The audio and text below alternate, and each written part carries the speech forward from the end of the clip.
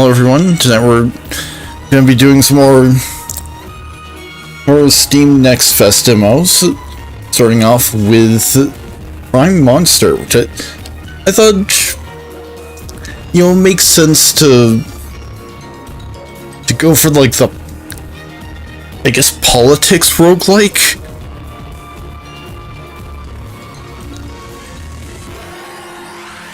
Card battler, turn-based tactics, roguelite, a card game.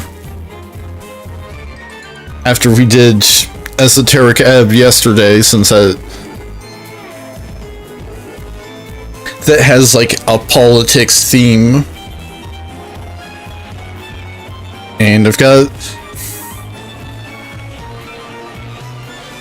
as has been fairly common with some of the recent Next Fest, a lot of what I ended up,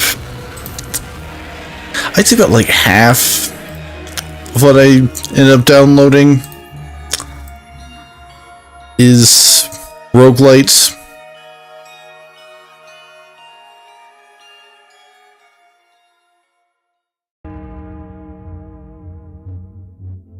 Yeah, 5 out of the 9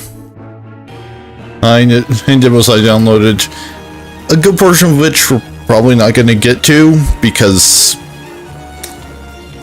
I've only got 5 hours. But just to get through all of them.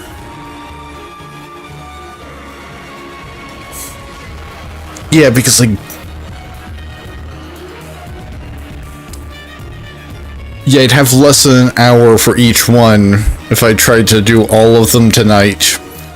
And not to have another instance of being up like past dawn on playing Next Fest demos.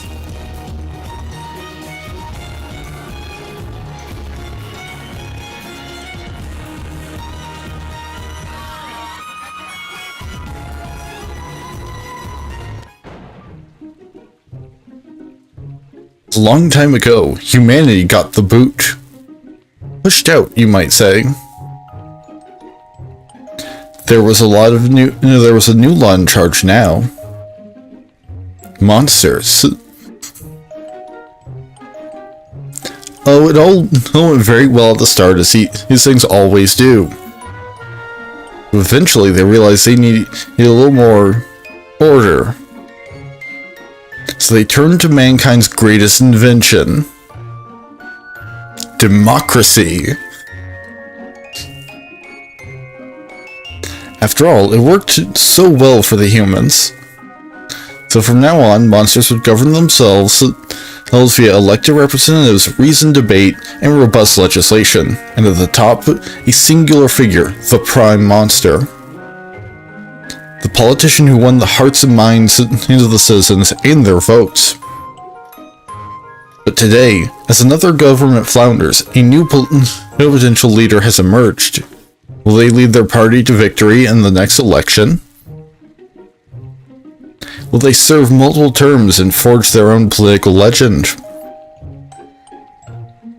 Or fail miserably and become a mere footnote in the history books? Politics is a monstrous business.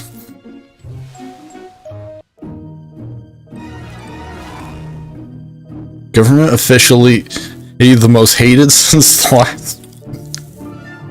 As the governing coalition once again descends into chaos, the Prime Monster is attempting to salvage their agenda with a flurry of new legislation. However, a new leader of the opposition threatens to bugger it all up royally, according to sources close to the PM.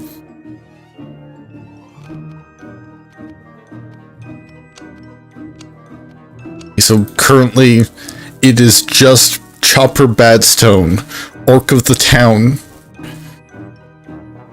Chopper Badstone has taken the reins of the unruly Orcs for You party, and is determined to lead them to power with his unique style of aggressive persuasion.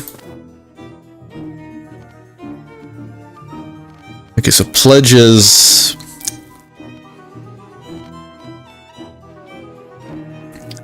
I guess they're like either challenge modes or modifiers to your run.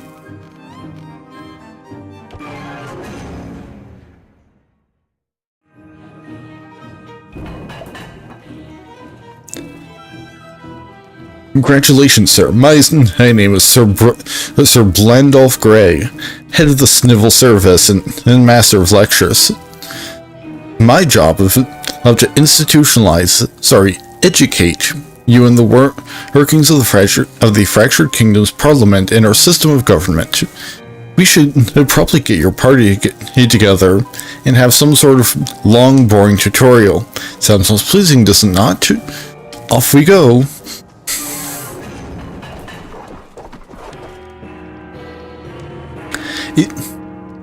Motion to have a boring tutorial. It'll be long, comprehensive, repetitive, and long.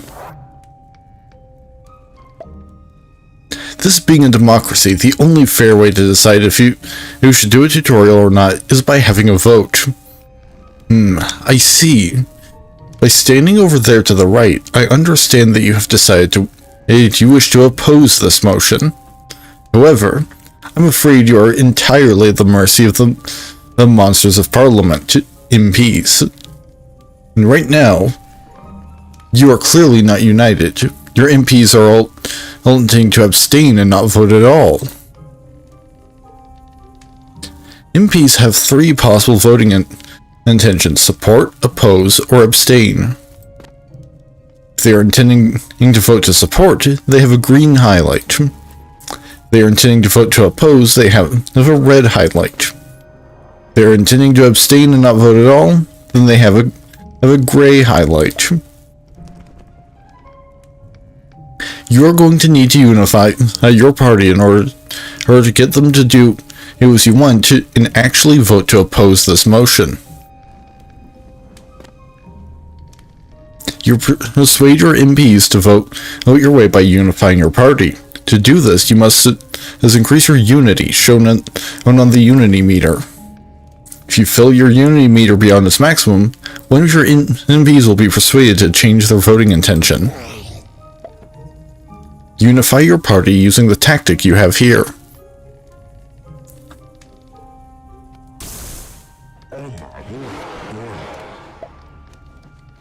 Tactics use political capital, shown here. You still got some political capital, so you can use that tactic again to finish the job.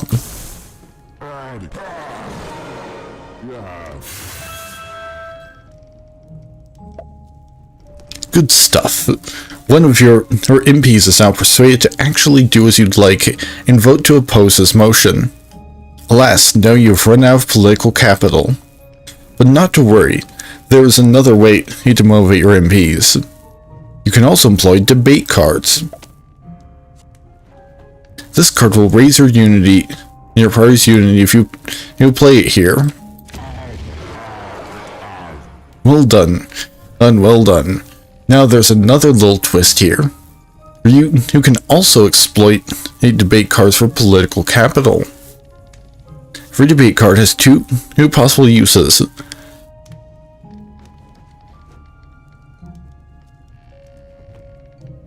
It can either be played for its effect or exploited for political capital. Different cards have different effects and are worth different amounts of political capital. You need political capital in order to use your tactics. The cost to use the tactics shown in the bottom right of the tactic icon. For each card you are dealt, you must decide if you want to play it for its effect or exploit it to gain more political capital. So if you're running low on political capital and can't use your tactics, exploit some debate cards. Exploit that card and then use the political capital to gain you gain from it to unify your party again.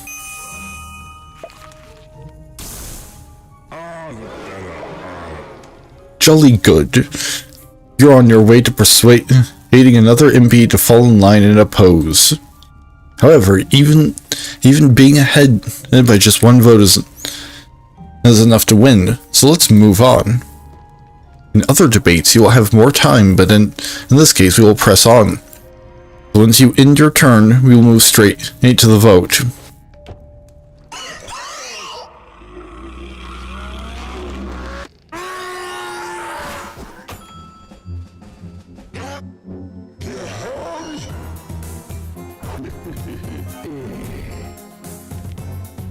Learn. Great work. You defeat this egregious attempt to get you to learn something. Now let's get down to the real business. The business of bringing down this government, which of course I can't endorse in any way, as an entirely neutral public servant. Let's have a peek at what awful laws they are planning. Oh yes, bridges. The trolls are very keen on this one. If you're going to be debating trolls, then you might need to use some slightly more aggressive tactics. So now I have access to crude attack. When in doubt, just say something crass about your opponent. The debate is starting, so let's get back to it.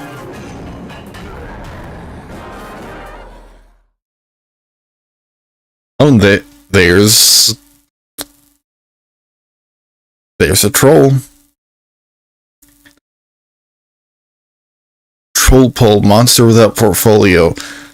The Trolletariat. If there's hope, it lies in the trolls.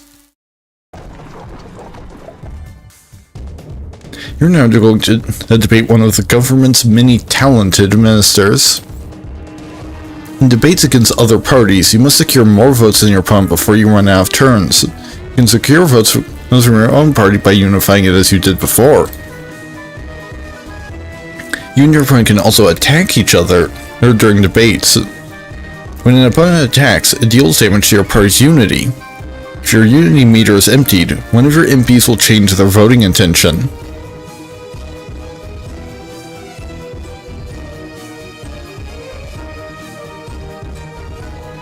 You can use your MPs to absorb incoming damage, making them to defend you. The most damaging attack an opponent can make is a personal attack. These attacks not only damage your party's unity, but also damage your authority. Make sure you have MPs defending you against these. Use debate cards and tactics to secure the most votes within the turn limit. Unify your party to increase your own score. Attack your opponent to reduce their score. If you attack them enough, you can even persuade their MPs to vote your way.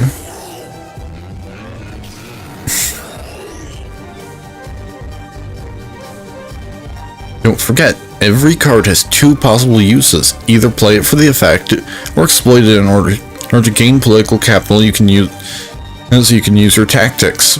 Don't forget. Yep. Already read that.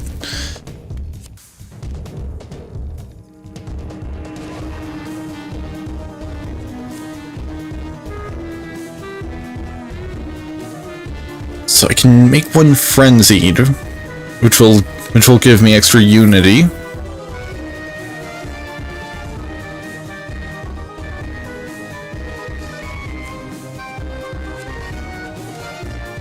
Currently I have no political capital because, well, I can't use any of my tactics.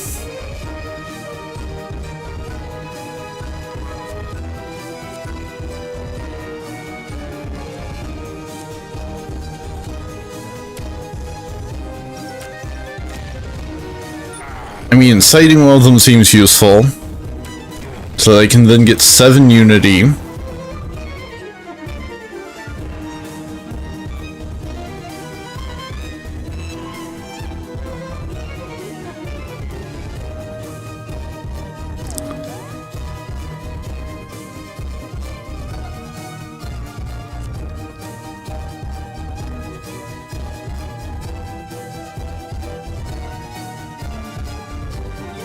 I think I'll defend.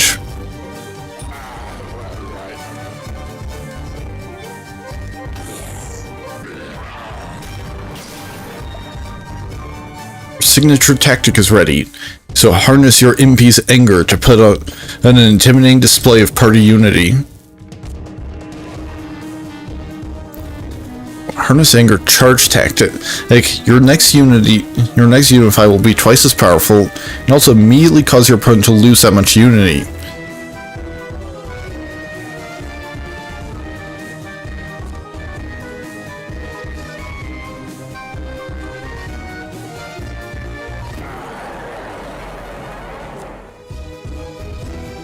Oh, okay, so when it says your next unify, it means just anything that gives you more, or unity. So you can rabble rouse for 14.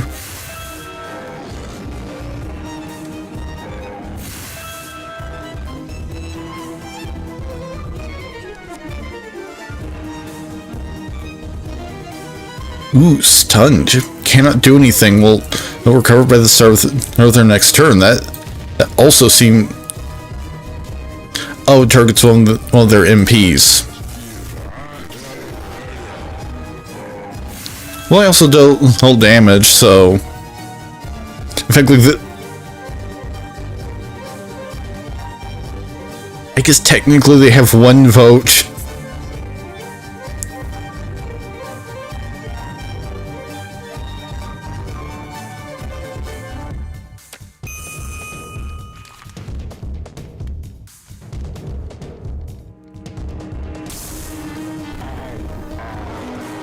And I'll just get a bit more her unity and just soak the damage.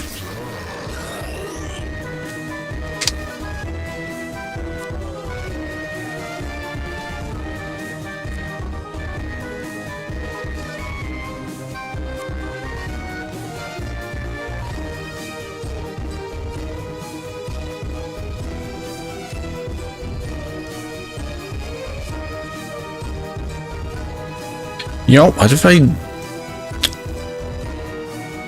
I just win by making it where they get no votes?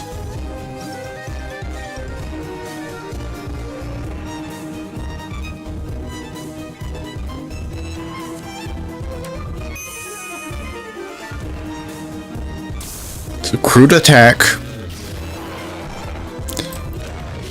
5 damage. And another 5 damage.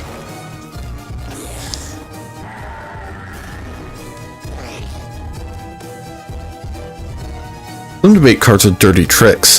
This means they are against the rules of Parliament and will upset the Shrieker if you dare to play them. If you play a dirty trick, then immediately after the effect is resolved, the Shrieker will start investigating your party, and the Shrieker's eye will begin to roll. If the result of this roll is an eye symbol, then you lose 1 MP, and for the rest of the debate as punishment.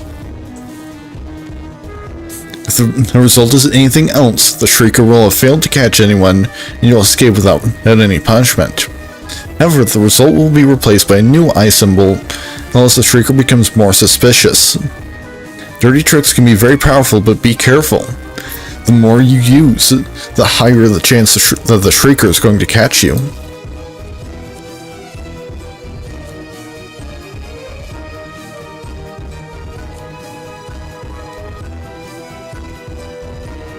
Also, I can... Yeah, it makes sense that it ends up just like clobbering any opposing MPs over the head. It is gonna be against the rules.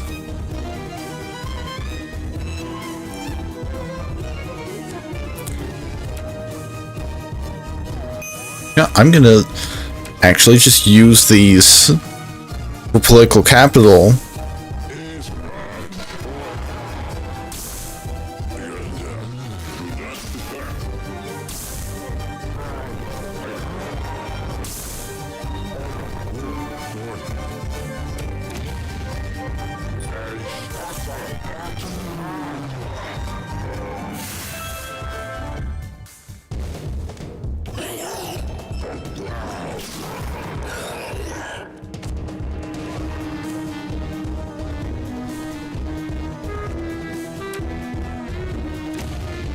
Get another frenzy going. Harness anger again. Fire up.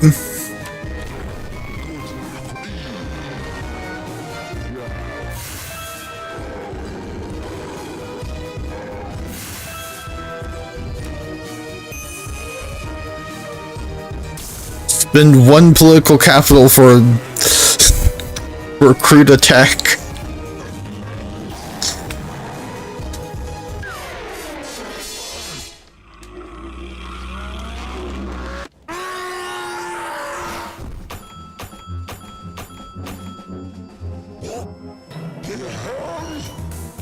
Yes, I'm the only one. So I win by being the only one to have anyone voting on my side.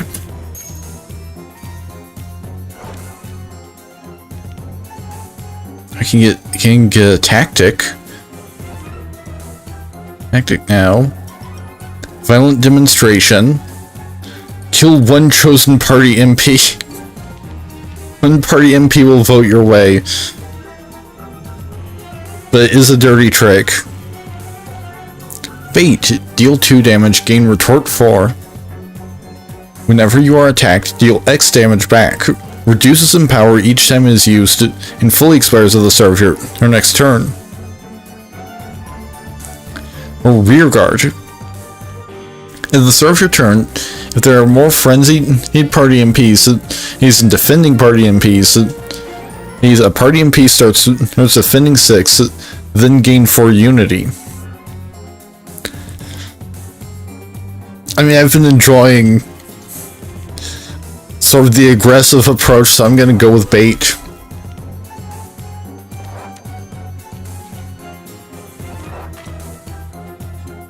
Choose a card to upgrade. And upgrade Demand It and Defense, Fire Up, or Rabble Rouse. I'll upgrade Rabble Rouse.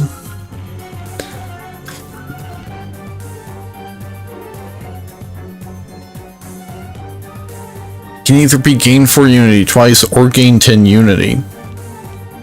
I mean, you get less unity from this, but it will synergize with anything that says whenever you gain unity.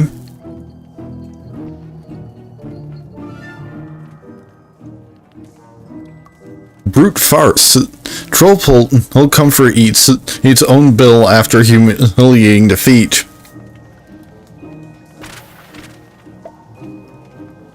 Well, seeing as how I am, of course, impeccably impartial, I couldn't possibly venture my own thoughts about that performance. But a healthy opposition is a vital part of our sweaty, pulsating body politic. And I am pleased to see you will at least try to hold the current administration to account. The importance of a good opposition is, alas, not reflected in the parliamentary budget, I'm afraid, as your office clearly shows. I shall leave you to become acquainted with your new surroundings and responsibilities. Should you ever need me, I will be mostly unavailable. Someone has to stop our elected representatives actually putting their terrible ideas into practice after all.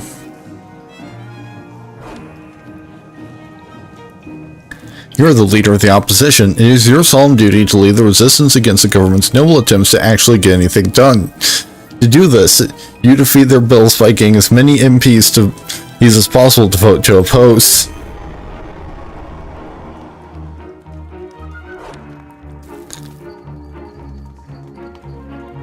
Yeah, I'm gonna upgrade a tactic. Upgrade my crude attack. Now it deals 7 damage. Gain 10 authority. Manifesto Bill. The next bill is Prime Monster Douglas Bones' flagship Manifesto Bill. Defeat it and you'll shatter the government and just before the election.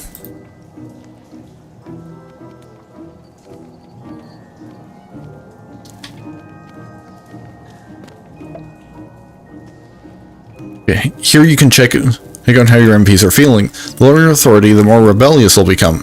But the good news is you can also resign.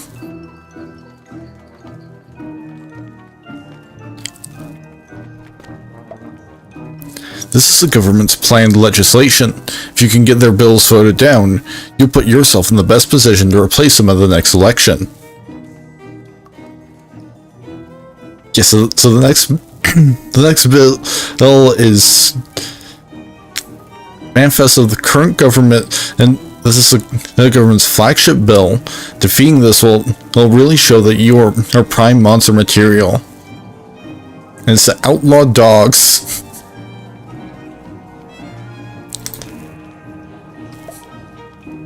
Now this is where you can put your party's cash to good or illegal use. You can buy items to push a vote over the line, or even hire someone who is and was applied to be part of your top team.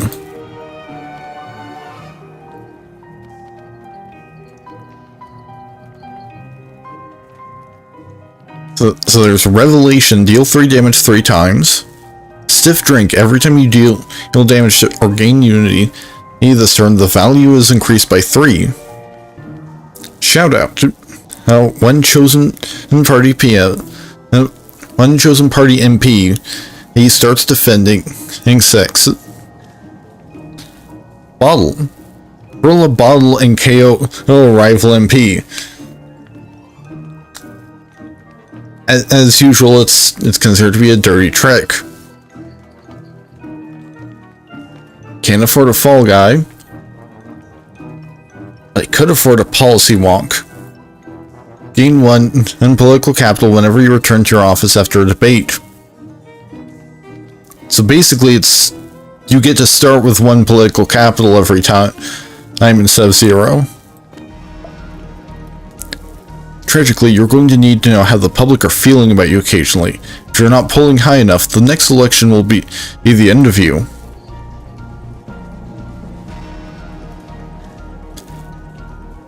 Okay, so current poll rating, middle of the green. Tired of seeing the same ads? So are we. Ambiguous as adverts.co. Writers needed. Must be able to turn out copy. Talent optional. If you're able to hold on to your job, you'll probably learn a thing or two as you go. And if you want to change tactics, just pop up here and re-strategize.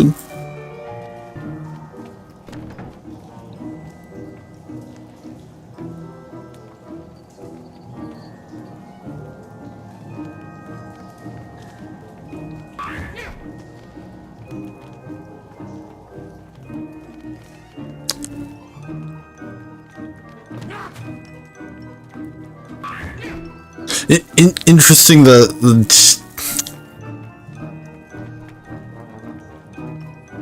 interesting that going shopping involves getting flashed by a scarecrow.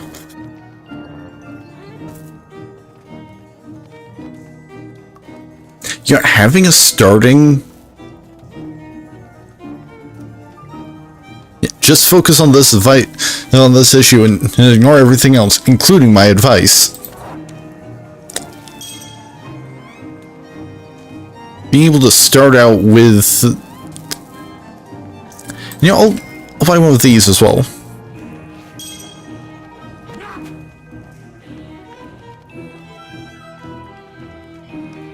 It's being able to start out later with 1 political capital every time. Various administrative matters tend to pile up as a parliamentary term progresses. You will need to show leadership by making a decision on each of these before heading to the House. Interview request. The national broadcaster would like you to do a light-hearted, punchy 3-hour interview with you so the public can get to know you better. It's a 50-50 on whether it will improve or worsen my poll rating. If I can decline to just gain 1 political capital, I'm gonna go for that. Ignore the critics. I say it takes courage to avoid all scrutiny. Unwelcome endorsement. The least popular politician in the world has given his enthusiastic backing to one of your policies. He could be useful, so tread carefully.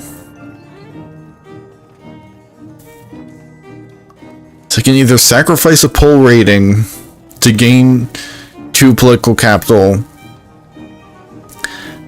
or sacrifice 1 political capital to gain 1 poll rating. I'm gonna get the extra political capital.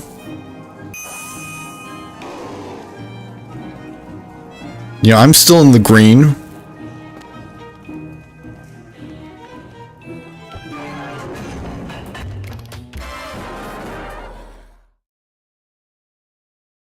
Yes, Sir Douglas Bone, Prime Monster, the preservationist party of the skeletal classes, backbone of the nation.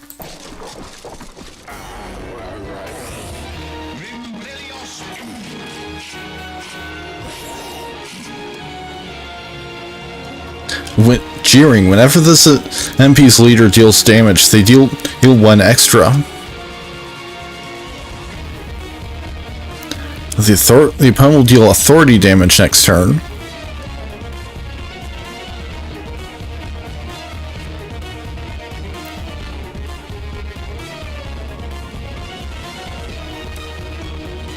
I think I will stun that guy to... I need to get rid of the jeering. 5 damage.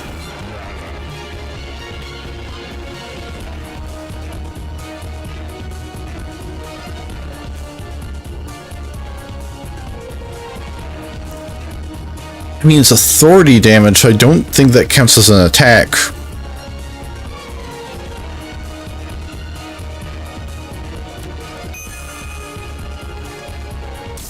So I guess I'm just gonna go for the crude attack.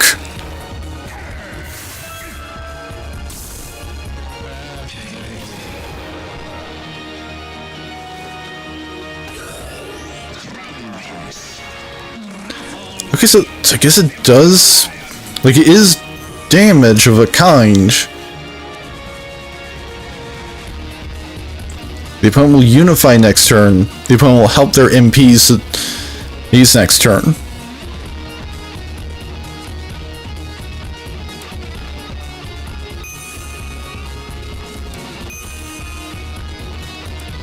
I'm just gonna keep dealing damage.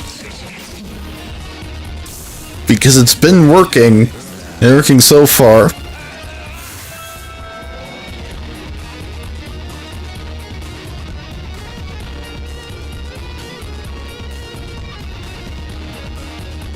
think I can do better in terms of the unit of getting... I think I can do better than tribalism in terms of gaining unity. Disrupting.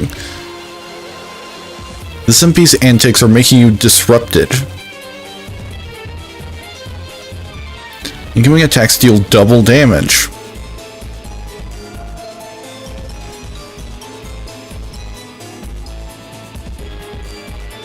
I mean, I could just knock the guy out.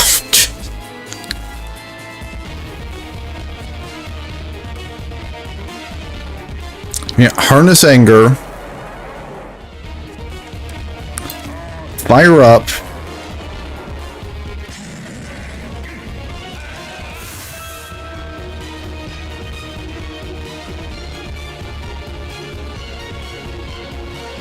I mean, I'm not facing an incoming attack right now, so it's probably fine.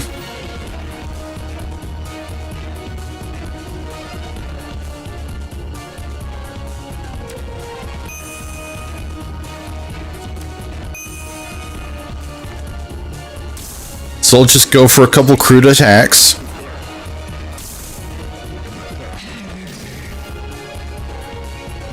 And you know what? Revelation.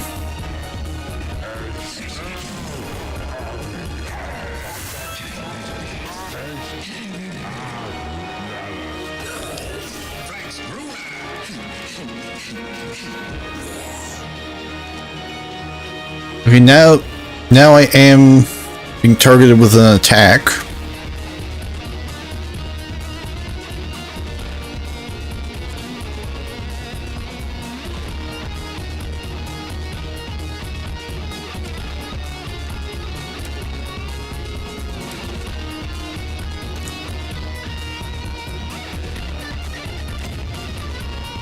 So if this guy defend.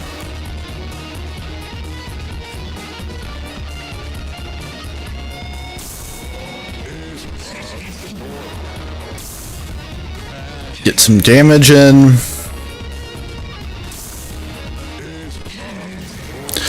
Oh, okay, so I could have always been baiting. Because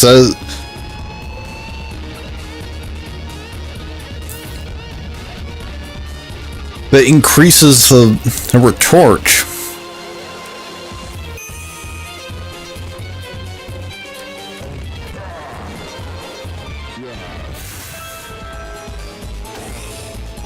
but also does immediately deal damage. Okay, so retort does trigger on attacks on your authority. Because I think authority attacks just means that it hits your authority as well.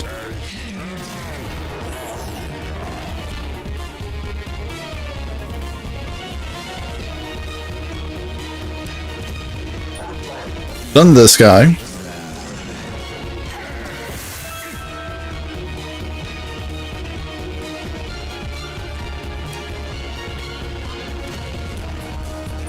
Man some defense.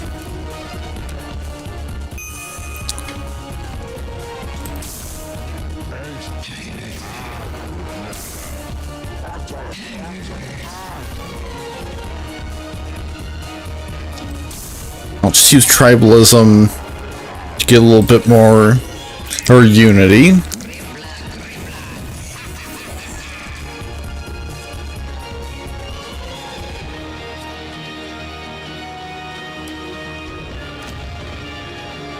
Right, this guy frenzied. Harness anger.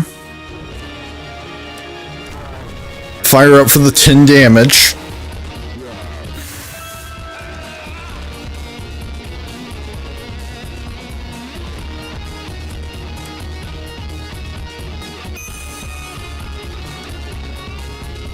I actually get more damage if I use that for political capital. I now have one of the opposing MPs on my side.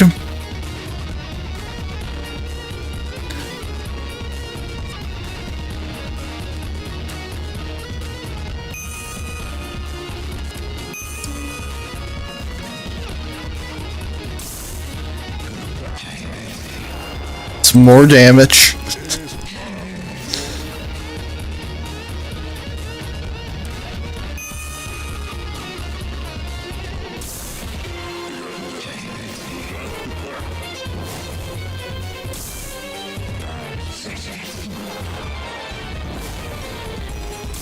And since I've still got the one bit of political capital,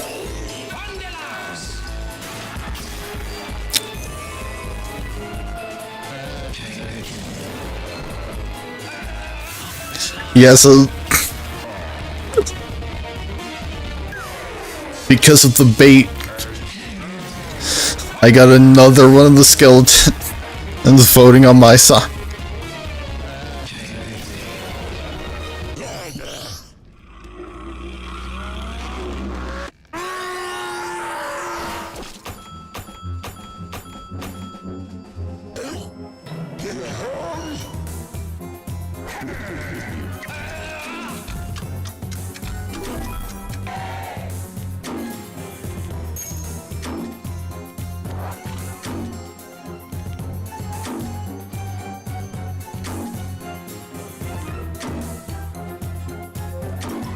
I think I'll upgrade demand defense.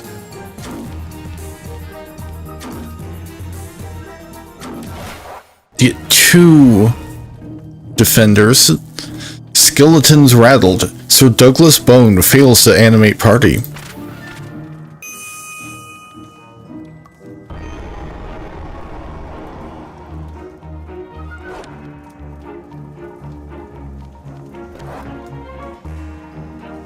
And retort actually did some good stuff, so now it's bait 8 plus, heal 5 damage, gain retort 6.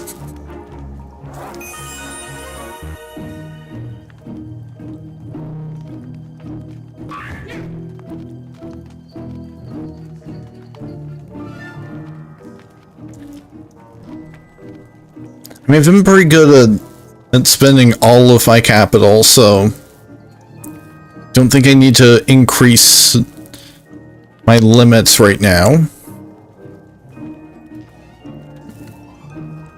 Point of order, deal 8 cut-through damage and draw a card.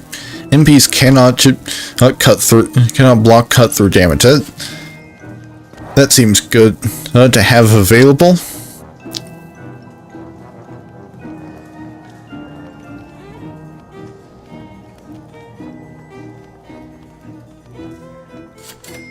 I can also just buy a favor. Which, if nothing else, I can spend that 2 to get, to re-roll the shop here.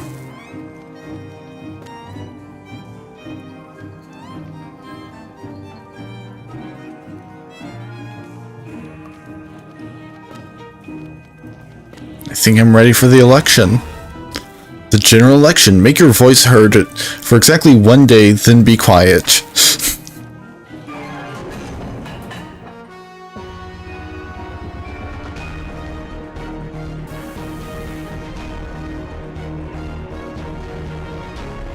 Election night with the abominable snowman.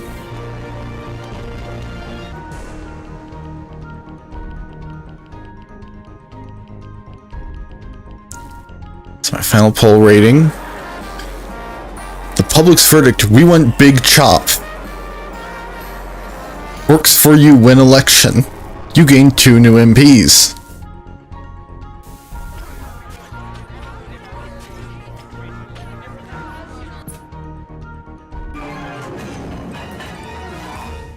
Orcs on the march. Chopper crushes all. Heads to number 13.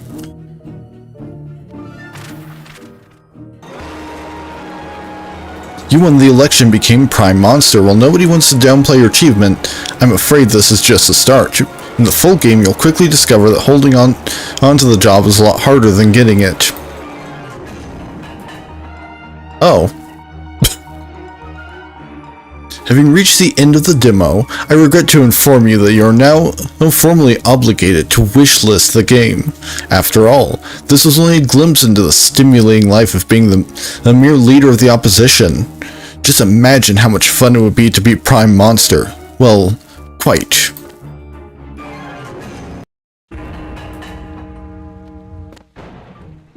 So is there anything else I can do in the demo?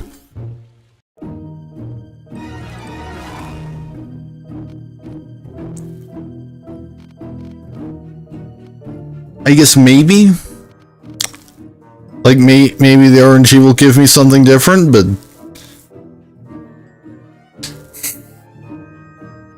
But kind of a short demo, I would say.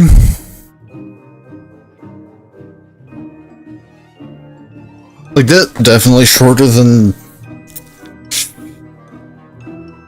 Esoteric Ebb, seeing as how I didn't even finish that one, and I was playing for over 3 hours.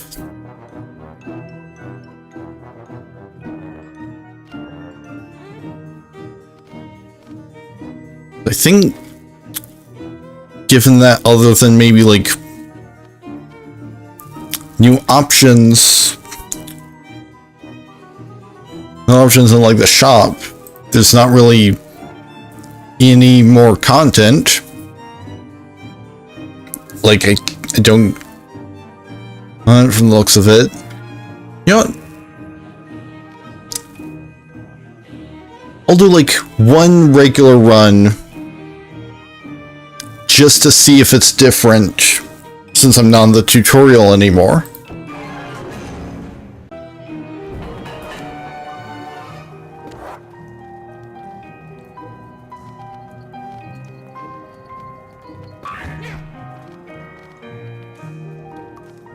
Yeah, because it's got access to stuff like leverage, endorsement.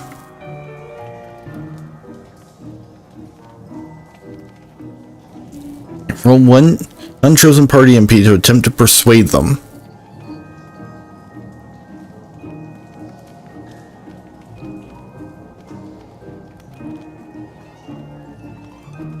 Oh, and apparently I even get to keep my favor.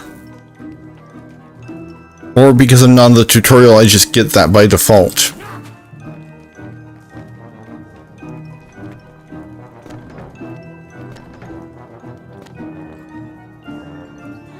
Council. One of your more troubled councils is begging you to visit to give them a boost in the local press.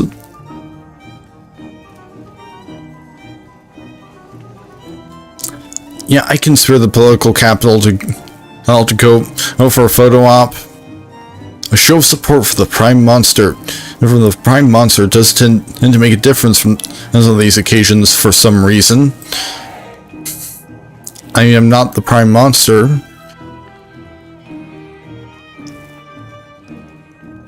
The national broadcaster would like to...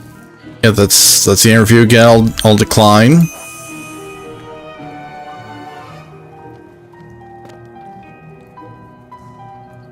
Yeah, Proceeds of Grime Act. Blobs deserve to get their sticky fingers on more of their hard embezzled cash.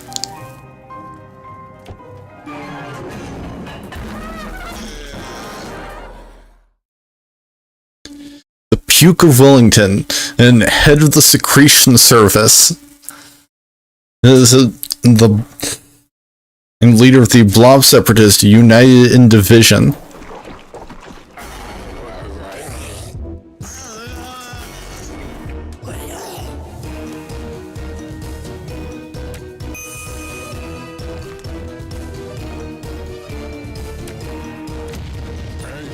Stun 1.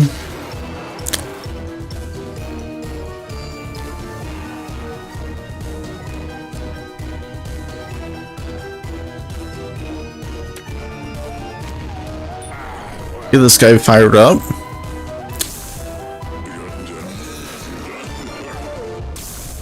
Just go for some attacks. X and then unify.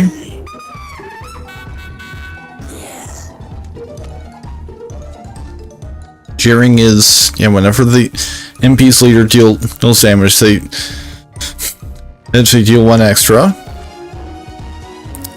Sadly, I don't have my retort thing anymore. Call out this guy. Insult for 5 damage.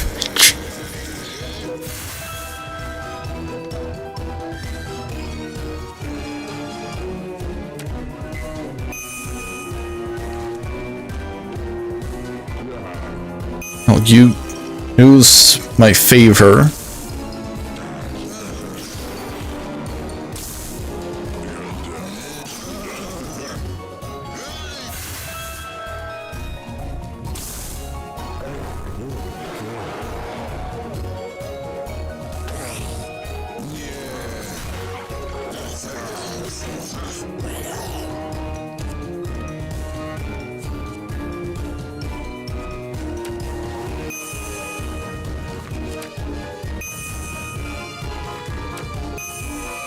Yeah, just pull those into a couple crude attacks.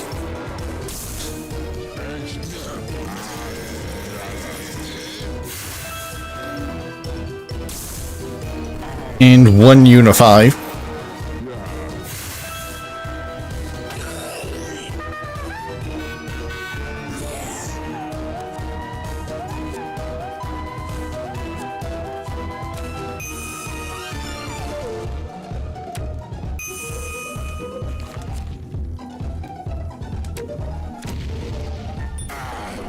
That to start unifying.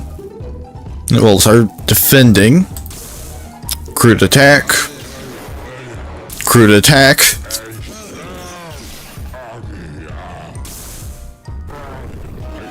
Get some extra unity.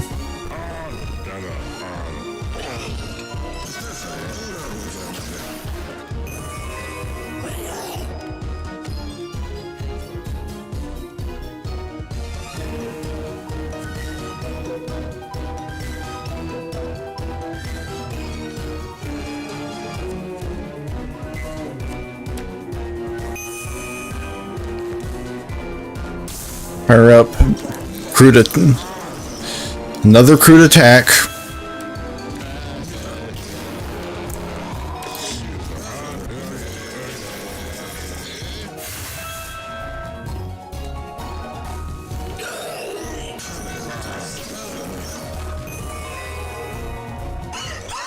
Yes, I won by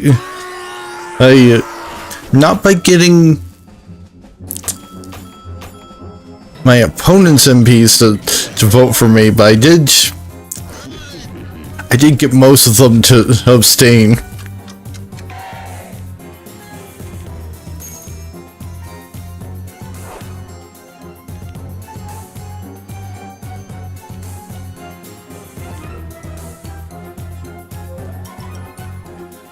Pylon, deal 4 damage. If a point is scored, all frenzied party MPs will deal an additional 1 damage each. I mean, that seems good. Since I'm going for the damage approach. An upgrade insult to have it make one party MP a frenzied. Puke sick with regret. You can't keep puke down, vowed it Chassin and Blob.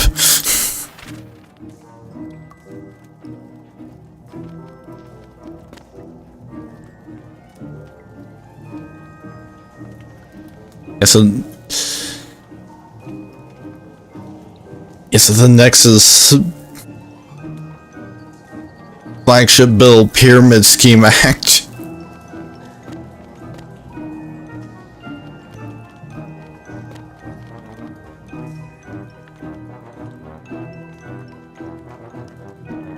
Right, so Dove. All debate cards that increase unity are +1. Back here can hold 4 items. Secret source. Triggers of the start of every debate. -5 unity.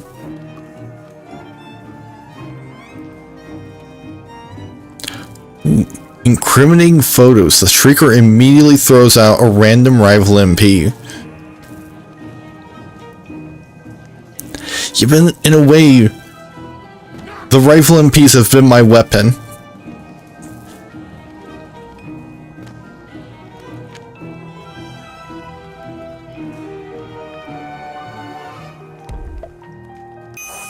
You have to accept that endorsement because I don't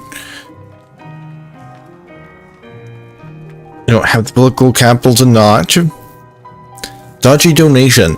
A rather infamous character is offering your party a sizable donation. In his defense, what he did was definitely on the nicer end of the war crime spectrum. I will refuse it.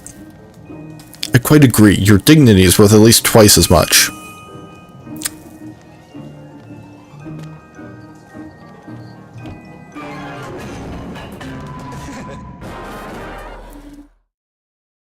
Ramesses MacDonald of the Mummies for Justice Party, binding us together.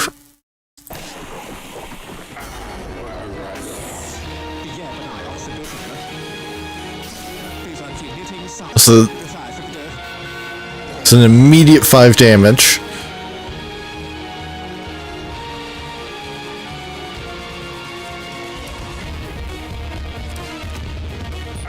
Alright, so get one of my guys frenzied. Immediately harness anger. 14, which becomes 14 loss of unity on their side as well.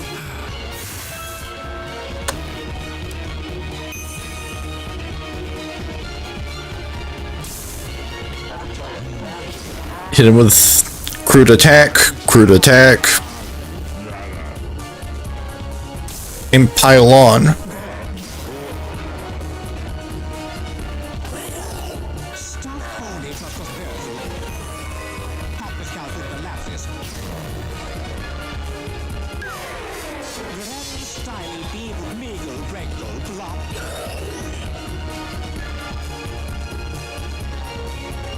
Cheering whenever this party's leader gains unity, they gain 1 extra.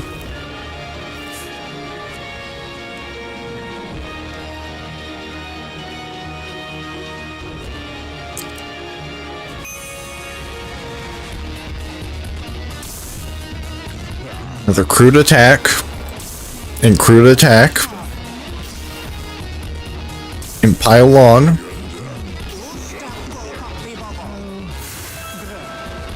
Okay, so... Okay, so there was the damage.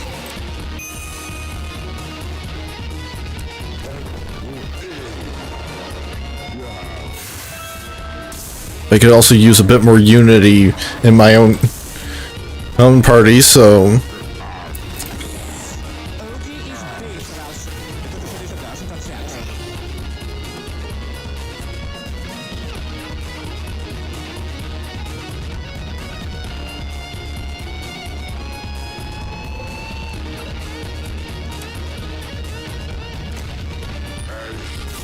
I'll stun that guy. 5 damage. And make one of my guys frenzied.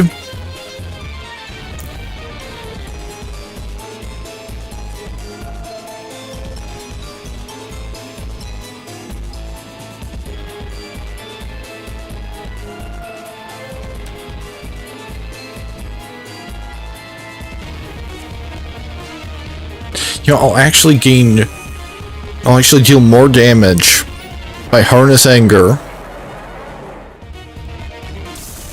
and then Tribalism.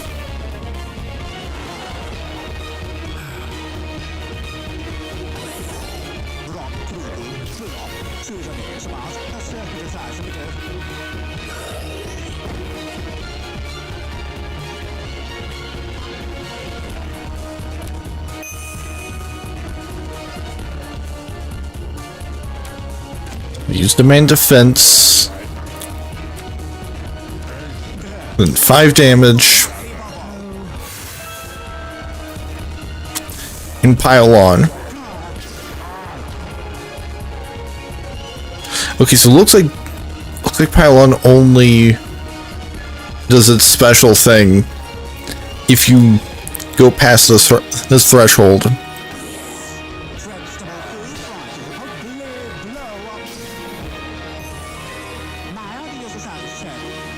So I might as well not even be using Pylon unless I'm near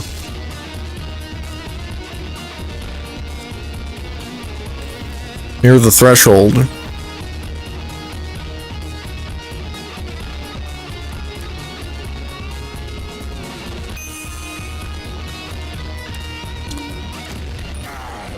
Just get some defense up.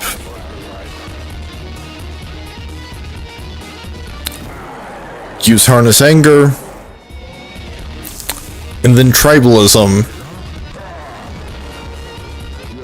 to gain 10 unity and deal 10 unity damage back.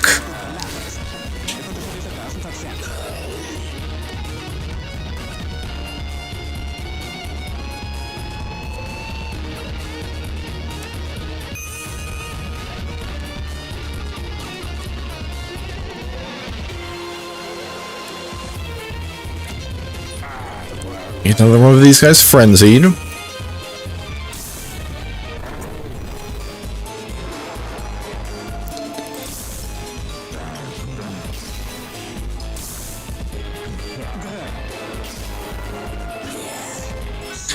But basically, like, this is, you know, if it gets you over the threshold, then you get further past the threshold based on the number of frenzied guys you have.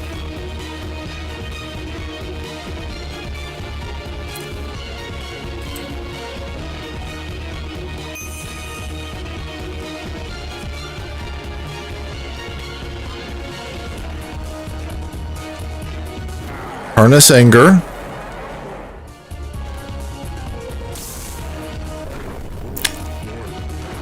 Gain 12 and deal 12.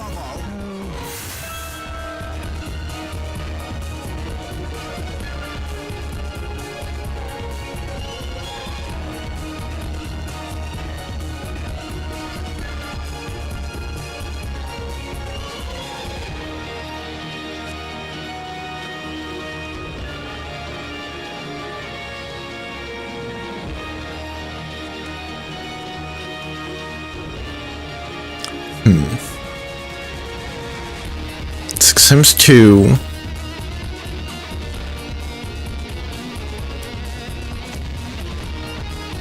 Yeah, I will go for the stun.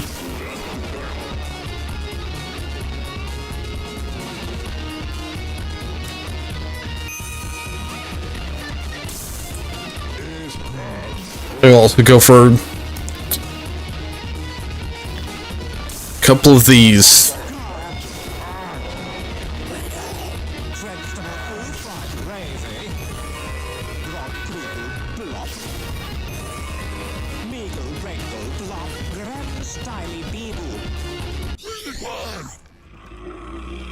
Yes, it wasn't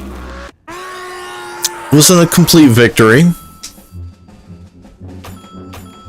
I mean, 4-1.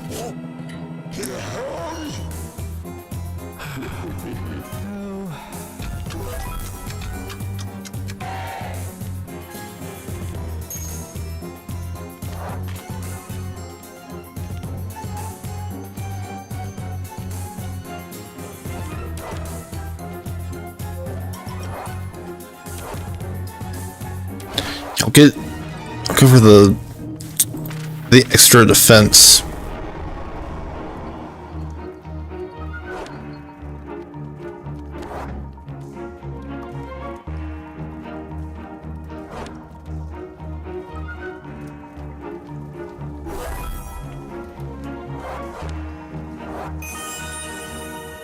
Now I can,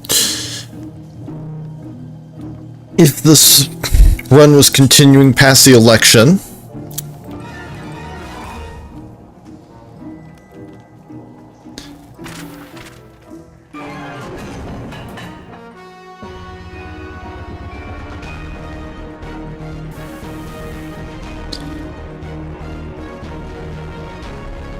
and naturally and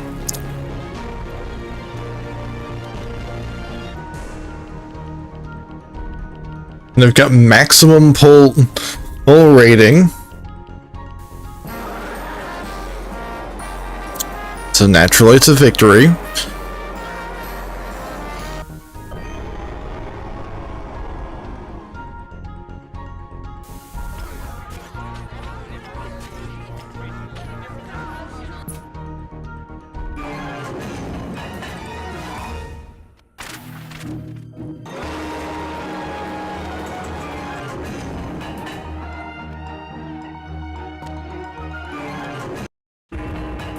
Yes, I think that's pretty much it for this demo. I will be right back and switch over to a different one.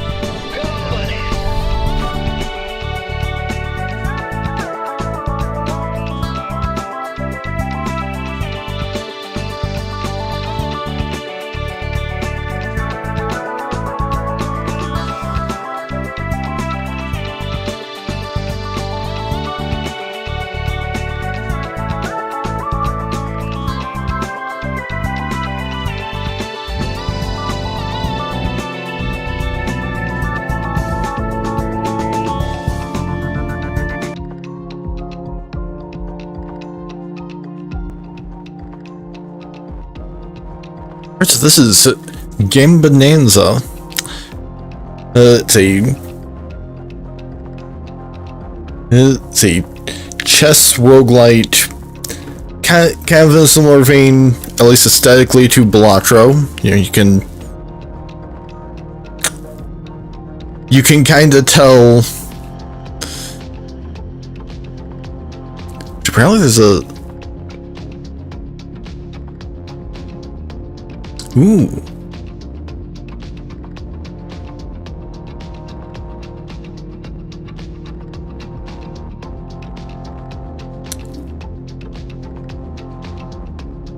I'll have to see about doing that after. You know, if I win a run on here tonight, or really, like, if I really wanted to, I could keep playing after the stream and aim for more tries to get my code. Like, do you have to join their Discord server in order to do that?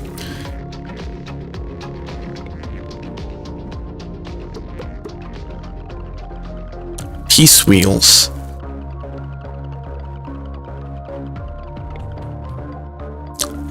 Guess I'm getting 3 pawns. Yep, I'm getting 3 pawns. Aloha, I'm Bluku, here to teach you how to play. In Gambonanza, the goal is to capture every enemy piece. You'll lose if you have no pieces left on your board. To complete the game, you have to win the 5th game of the 5th stage. Enough talking. Hit that big go button and let's dive in. Alright, let's try to win that first game. Pawns move 1 square forward and captures 1 square diagonally. Alright, quick question, can I do an en passant? Although, like,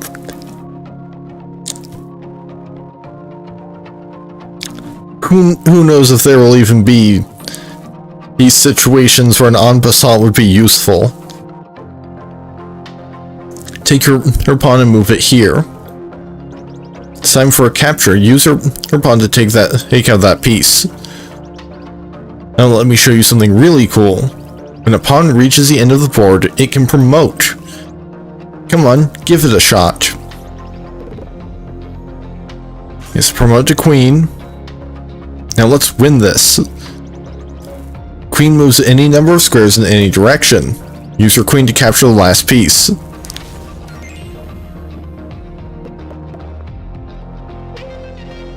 When in reward, captured pieces $1 each, bonus interest, $1 for every 10, max of 5. Get my $4.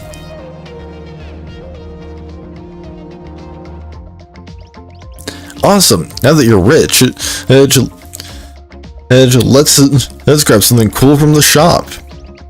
Let's buy this little beauty. When a pawn captures a piece, skip the enemy's turn. This is a gambit. Each gambit has a unique effect and there are tons to discover.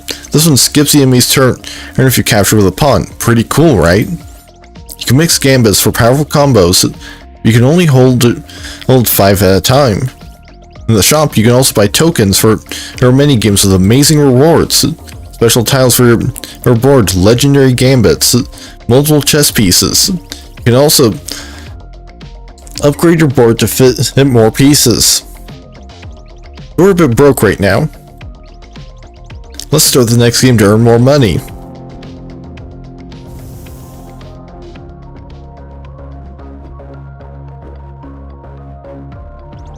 At the start of each game, you can set up your formation.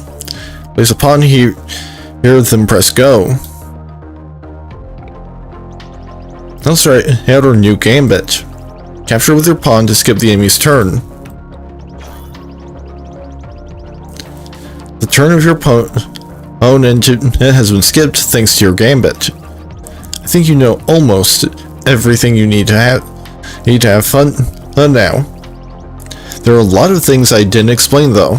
but I really want you to discover an experiment by yourself. If something feels off, just hover it and then get quick info. You can also use the info button on the bottom left of your screen. I hope you'll have fun playing my game.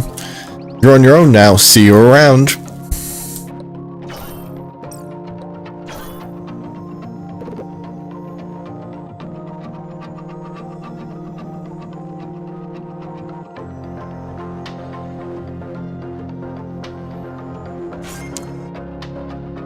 I'll go rook and capture another pawn, and then I just win. Get my $8. Thrones Gambit. On promotion, earn a king.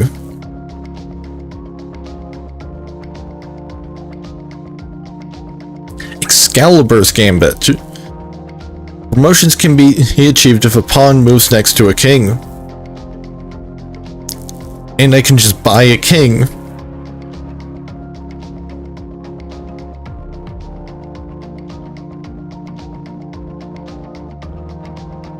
Tile token 1. Earn 1 modified tile among 2 choices.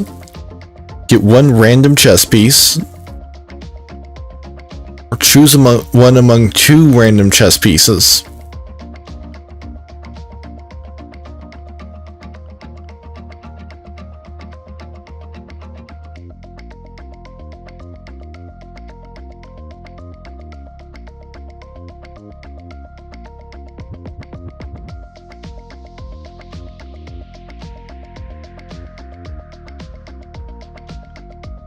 Yeah, I'm gonna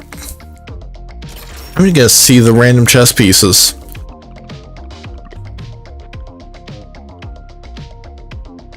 I can take another pawn or a rook.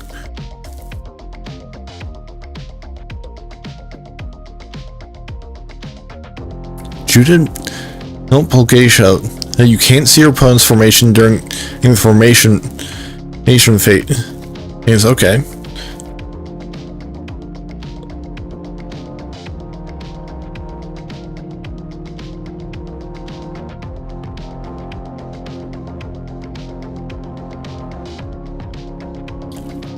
You know, I'll just take another random one.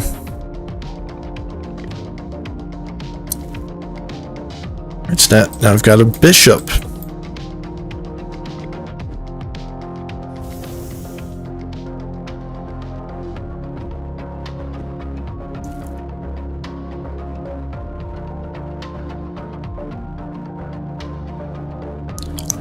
Oh, okay, so that's the incoming boss. Oh, and apparently there's a limit. I can only start out with 3 out of 3.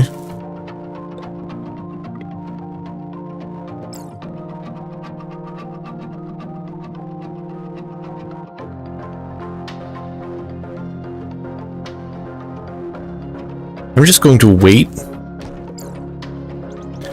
Hey, it's me again. Got a cool tip for you. If there's room on your board, you can place a piece from your stock during your turn. During this skips your turn, but it can really catch your opponent off guard. Use it whenever you need. Catch you later. Oh, waiting was actually a bad idea because yeah, I should have just moved that pawn forwards. Yep, bring in this bishop.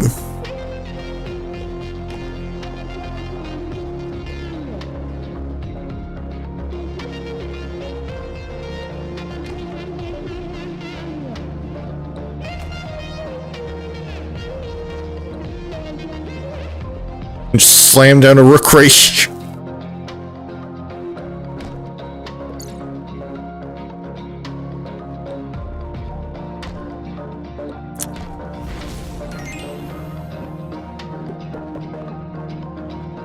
I get my $9. Yeah, because there's a permadeath mechanic for the pieces, I only have a bishop and a pawn left.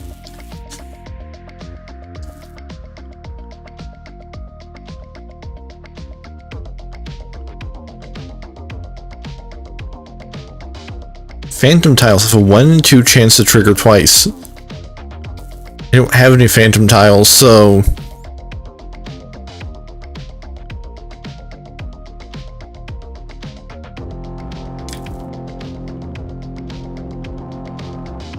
Guess I'm just gonna buy a bishop just to have something other than just a pawn on the board.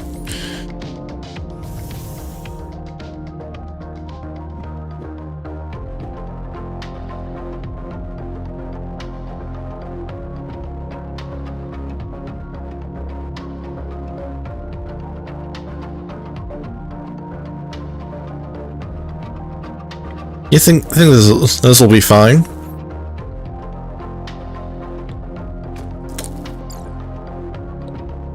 So bishops take out the pawns.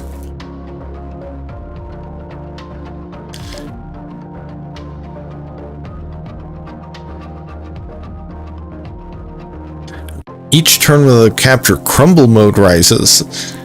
At its peak, the board starts to collapse.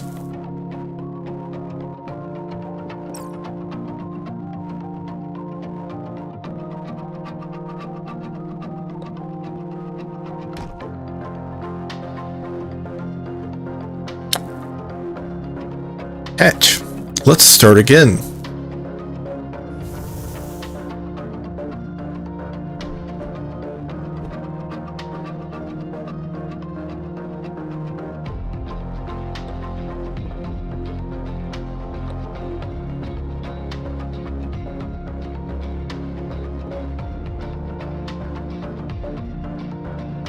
So that gets these bishops in position to take out the knights. They don't move them.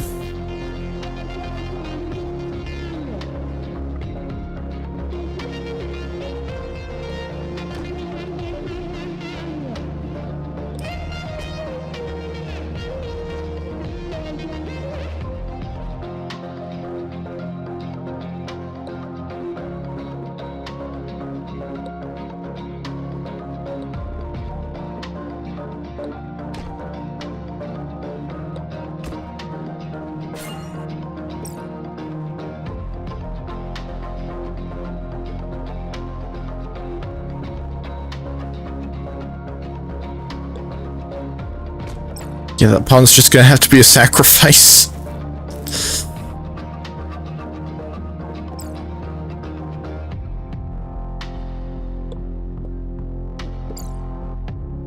Right, this is a bit of a problem.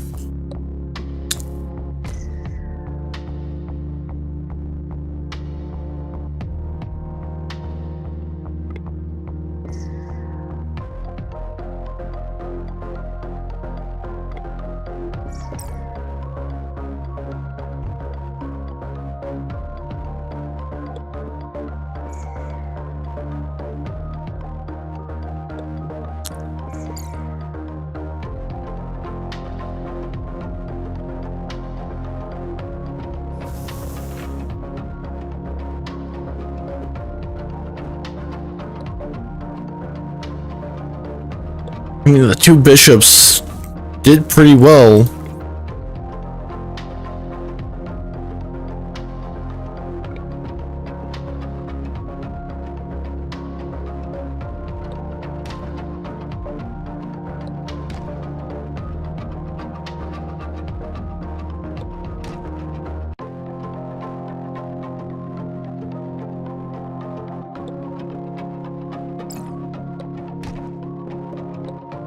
Yeah, see, this time, which a lot of it was just that simply they had a different opening move.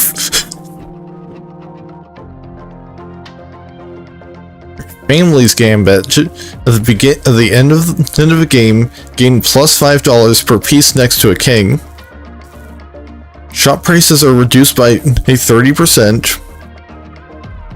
I can just buy a queen.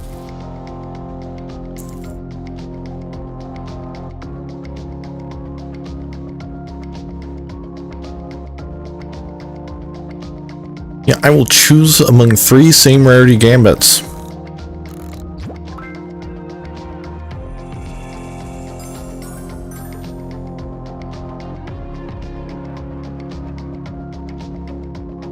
Rear Ups Gambit. After a promotion, earn $2 per night on the board. Firewatch's Gambit. Each of your hooks that starts the game with name with no pieces next to it grants $3. Earn $2 per vanishing phantom piece at the end of the game. From the Wia's Gambit.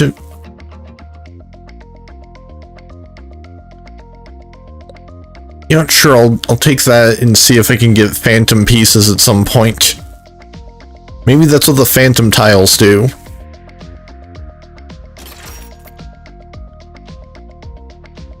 Yeah, moving a piece on the tile grants a phantom copy of it.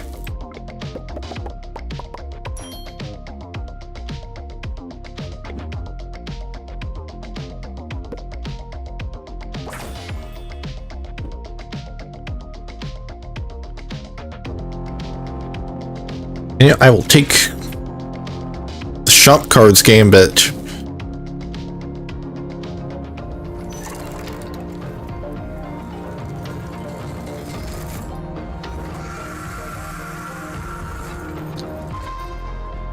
So this is the boss.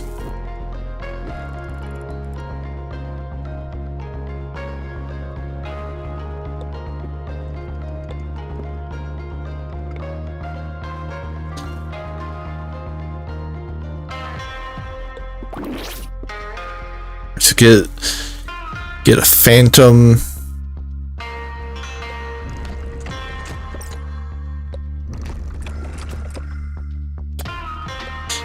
Yeah, the phantom pawn might not end up doing much.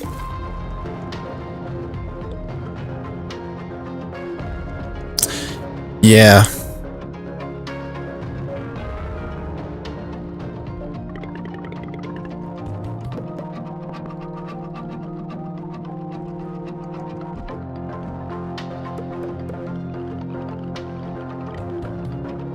Well, this time I started out with something other than just pawns, so...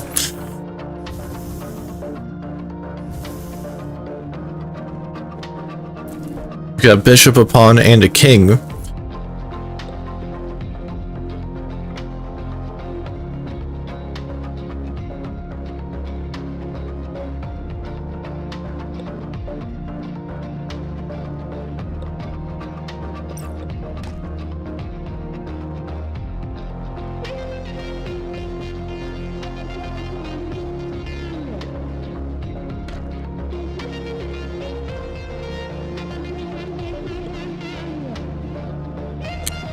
And just finish that off.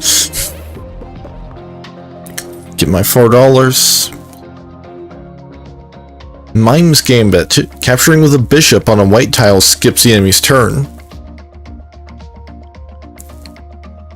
At the start of the game earned $2 per bishop. I'll take the Mime's Gambit. Move my bishop onto a white tile. And just get an extra pawn ready.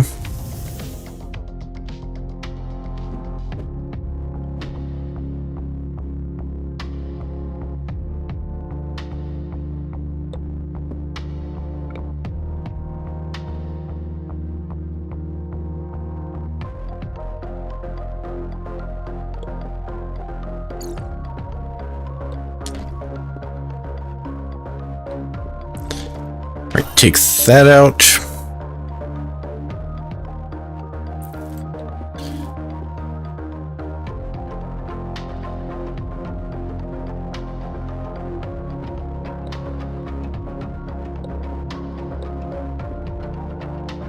Oh, I shouldn't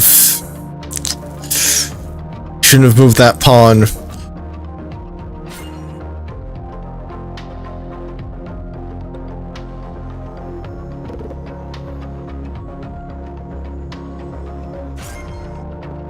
Just get a queen of my own.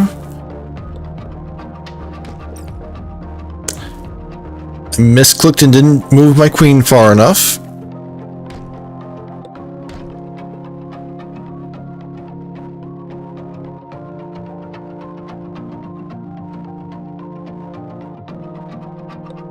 This is actually a... This is a loss because... because I'm dealing with double queens.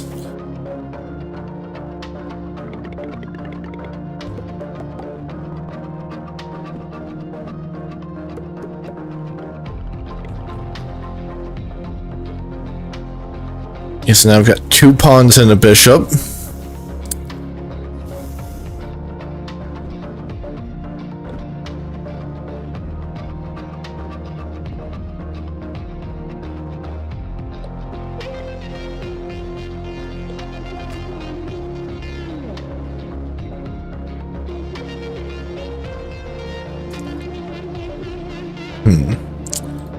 I'll just wait, and there we go. Get my $4. Chicken's Gambit. If a queen is threatened, earn a pawn. Your pawns can also move like knights. You can't afford a queen. Yeah, I'm just gonna gamble for a good gambit.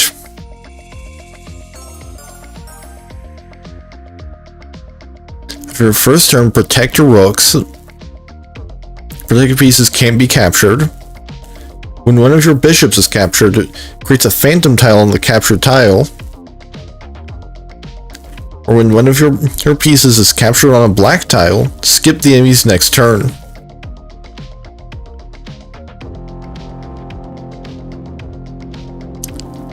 I mean, that seems good.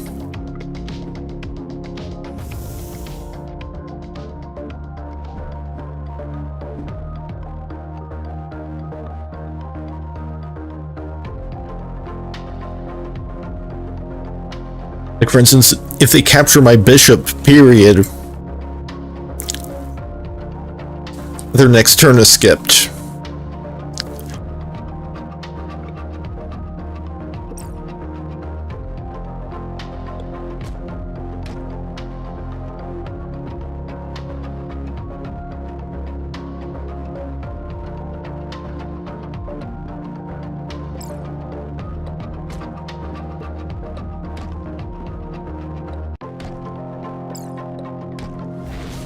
Right, only lost a single pawn. Get $8.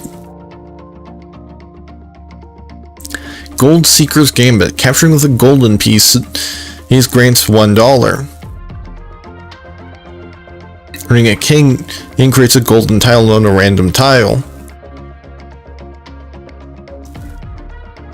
And, you know, knight moves in an L shape.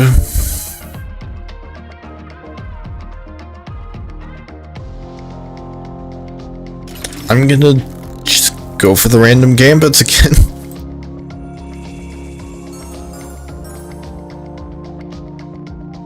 If I watch gambit after selling a gambit to earn a random chess piece.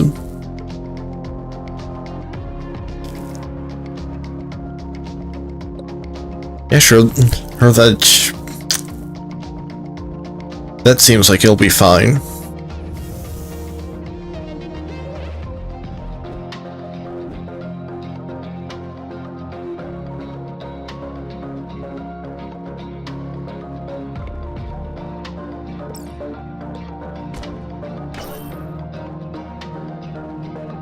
Yeah, that probably was not the greatest strategy. Yes, especially since...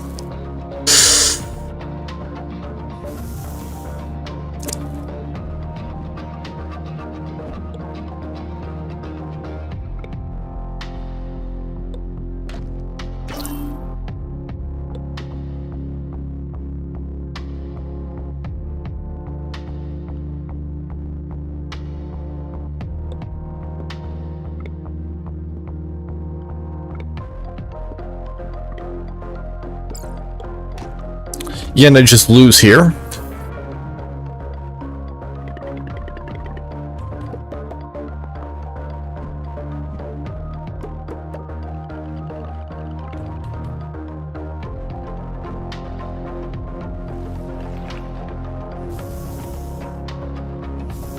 Then we've got a knight, a bishop, and a pawn.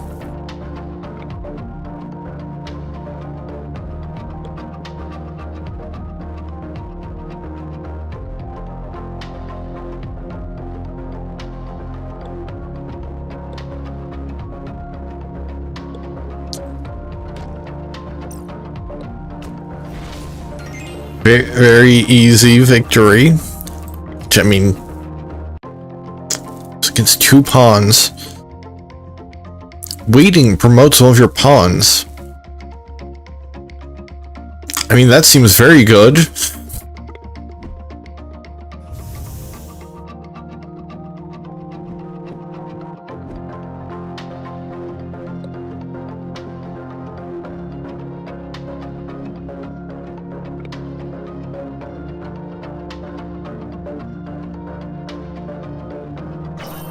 I'll wait.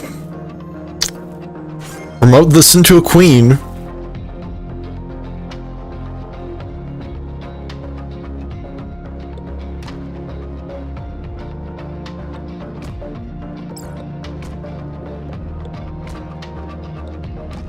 And I just kind of win.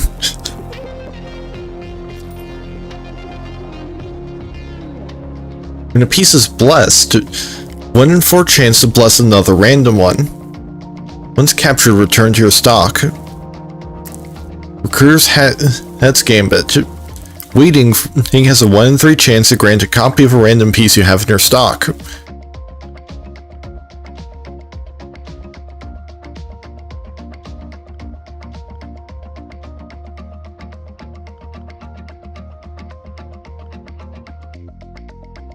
Yeah, I will buy the Recruiter's Hat Gambit. And get a random piece in the form of another bishop.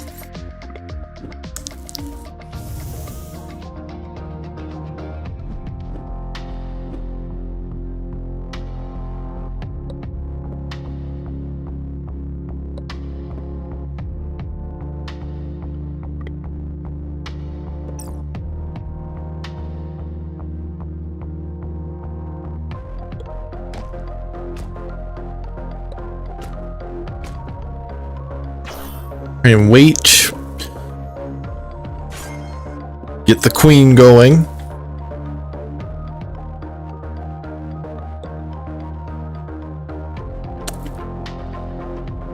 Place down a couple bishops.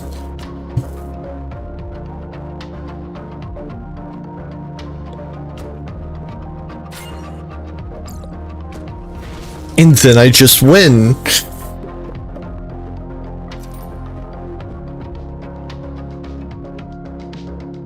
Landing a queen blesses every neighboring piece. Okay, placing a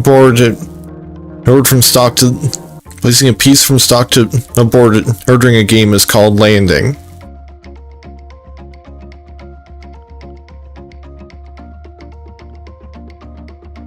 I'm gonna reroll these.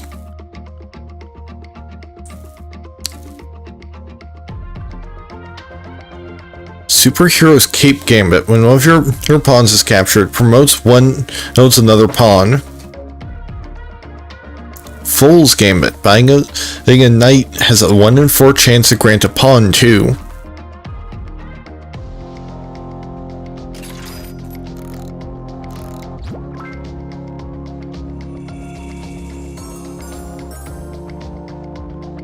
Survivor's Gambit. Winning with only one chess piece on the board grants $10. Golden pieces are not reset at the end of the game. Or losing a golden piece grants $5. I guess I'll go Survivor's Gambit.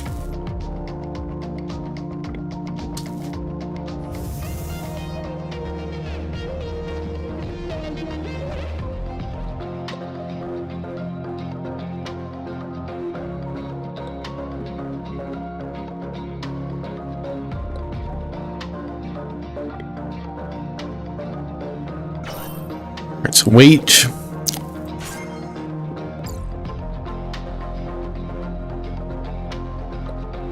Get my queen ready.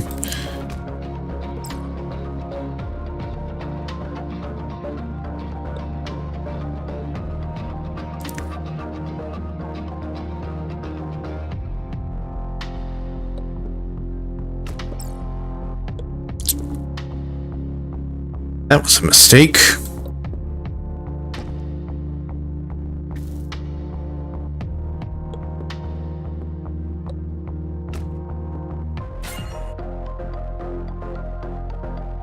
Yeah, that was a real big mistake.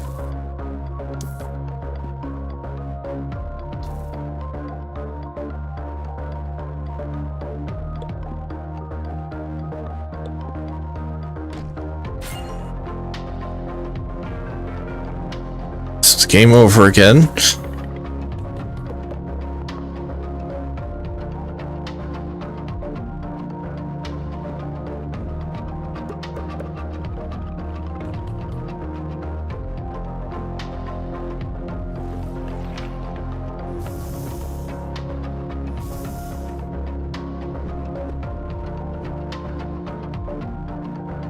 Let me just check.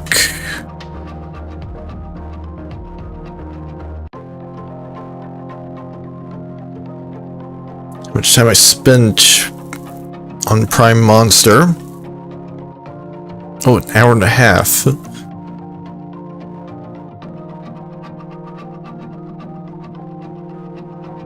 Yeah, actually, like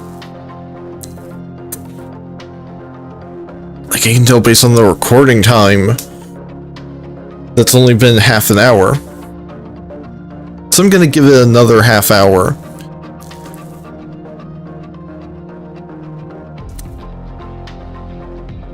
Unless I just really get sick of it or something.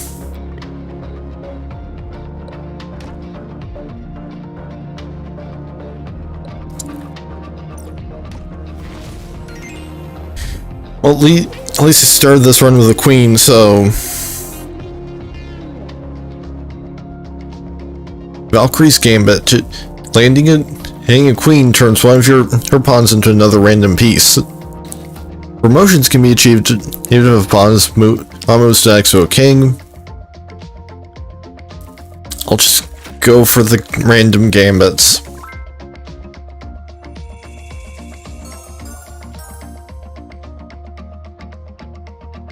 When a queen captures a piece, 1 in 4 her chance to get this piece. Yeah, that seems good. Yeah, I'm starting out with the queen.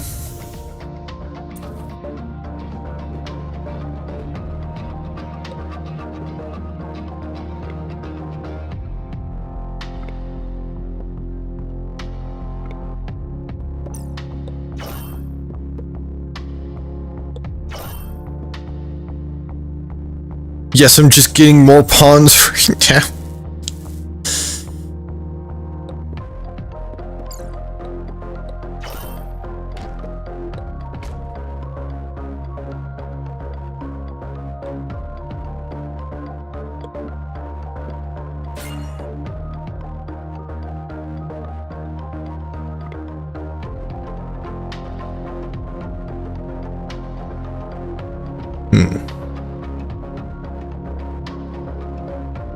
You know, I can...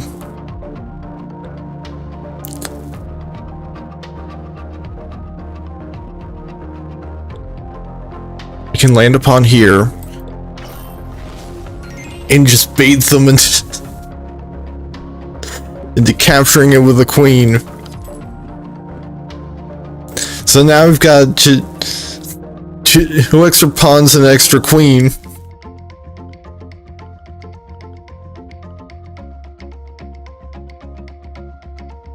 Scapegoat's Gambit. When one of your bishops is captured, receive a random piece. I mean, I don't have any bishops right now, but I could gain one at some point if I can capture one with a queen. I'm just gonna go for random gambits. We've got a choice of an epic gambit now. Laying on a black tile creates a blessed tile on a random black tile.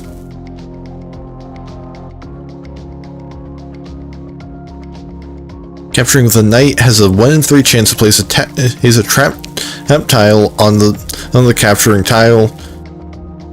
Skip enemy's turn after a promotion. I'm gonna go Warlock's Gambit.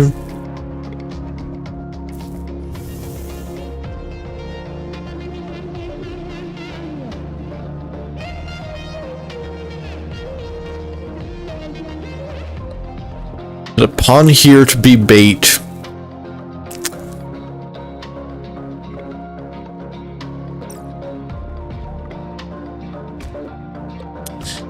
So I can immediately steal a rook. Well, try to.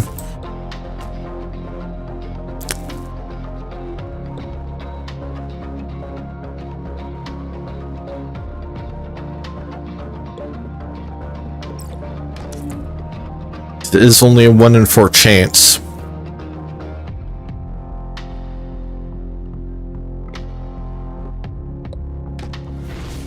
Yes, I didn't get anything that time from the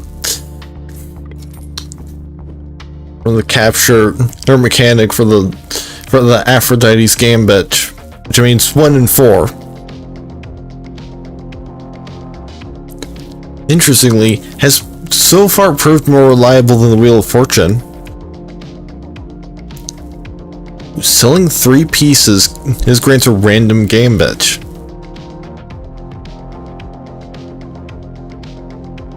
Yeah, I'll take that.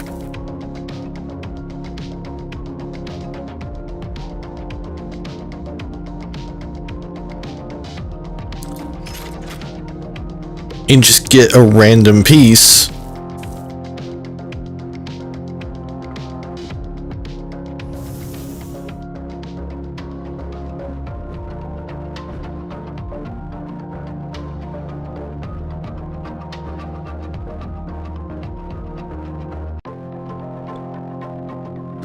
I'll just throw an extra pawn in there.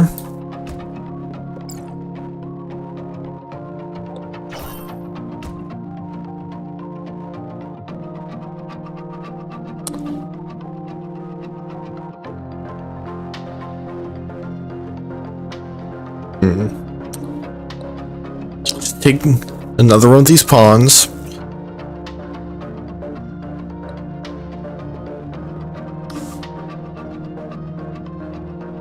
Land an extra queen.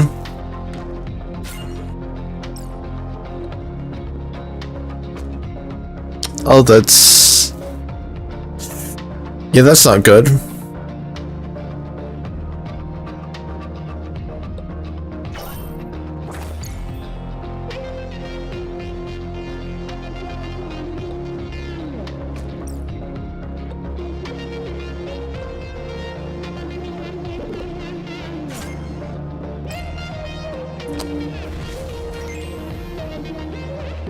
Yeah, I have lost my queen, so...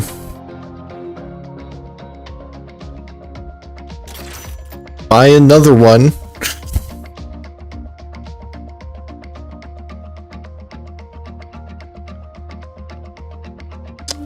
And that's all I can really afford. Or because buying one queen costs $10.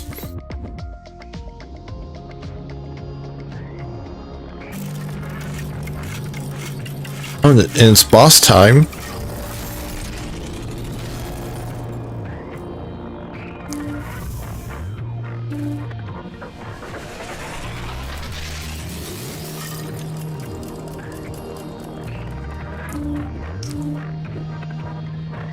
Also, this selects 2 of its pieces and applies stasis state to them. This piece can't be captured. Use wait 3 times to remove this state.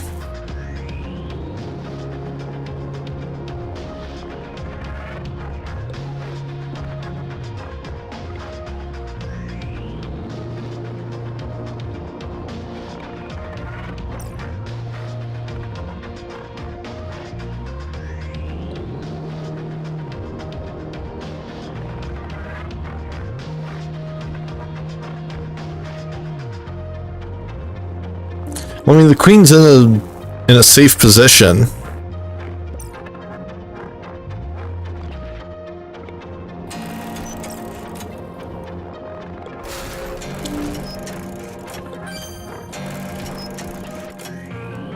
Oh, and if it's your last piece, you just lose, even if you have blessing. Very cool.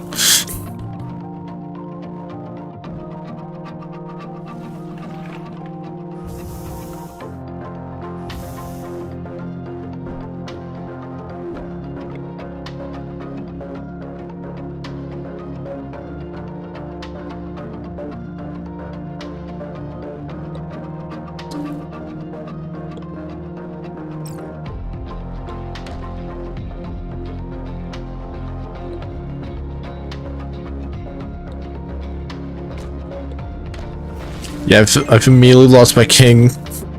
Fortunately, that's not an instant loss like an actual chess. I don't have any knights. Well, that's for buying knights anyway.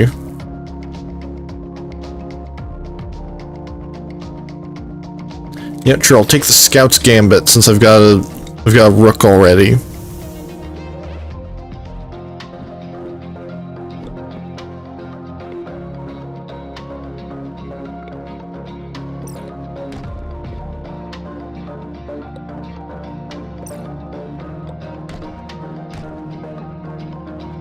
Wait. Then wait.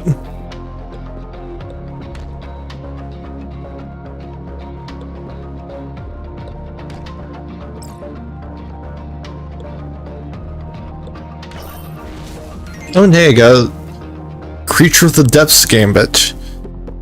Earn $2. Here's for when a piece falls from the board.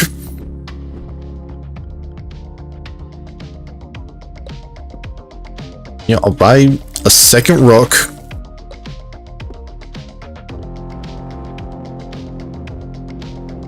Earning a rook creates a protective tile on a random tile.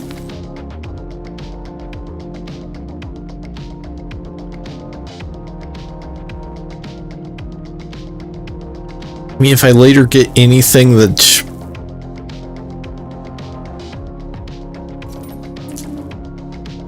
well, to like earn copies of my pieces, then...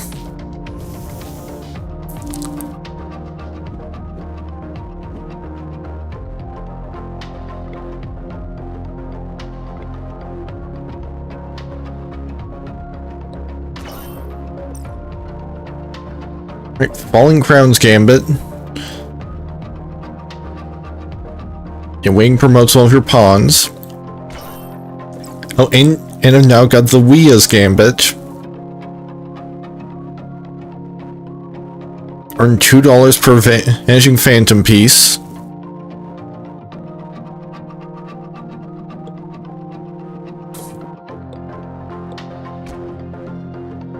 No free Gambit that time.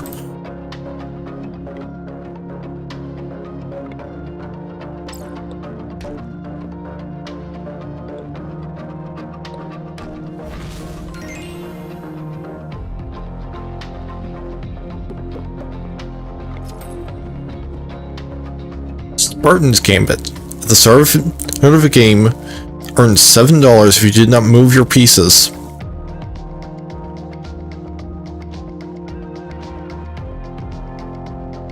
I mean, I have no pawns.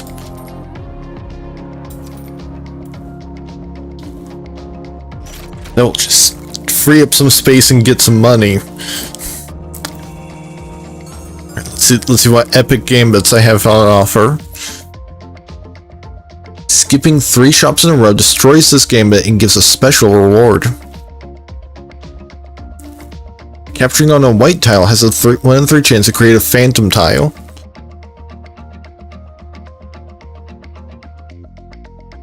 And it specifies earning a rook. It does not use the verbiage earning when talking about phantoms.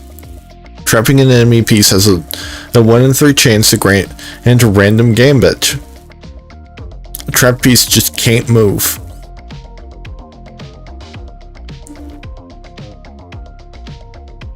Yeah, I'll take the Will-O-Wisp gambit and try for another one. Another epic gambit. You don't have any... When one of your rooks is captured, turn the captured tile into a protective tile. That seems good since I'm playing with 2 rooks and nothing else.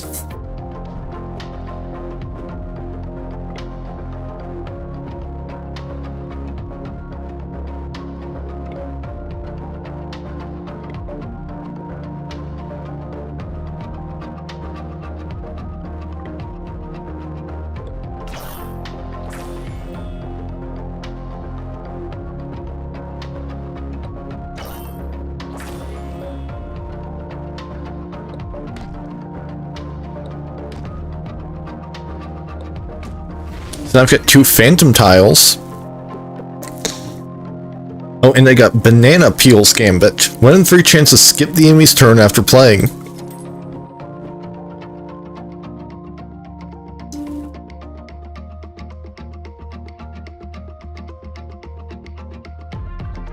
Jumps gambit. Your pieces can go through holes.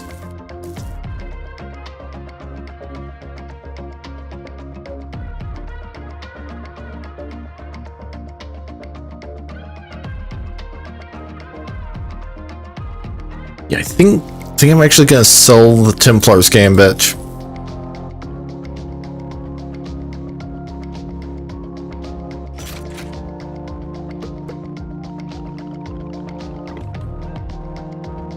Yeah, sure, I'll take an extra pawn.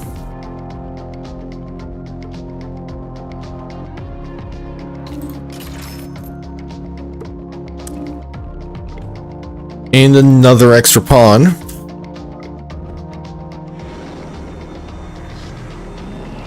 So now it's boss time.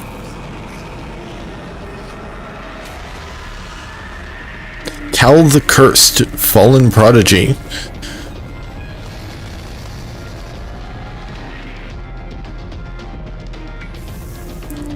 Moving a piece onto this tile turns it into a pawn.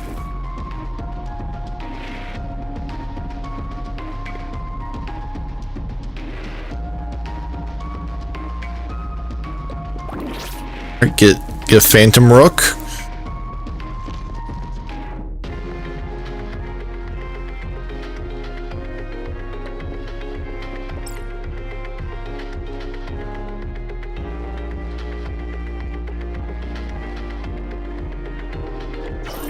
Move this rook back.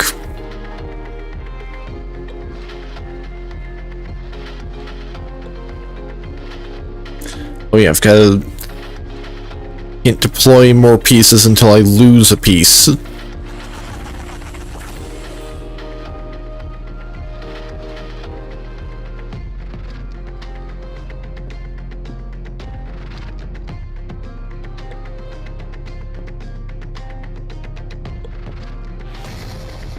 Cursing a pawn does nothing.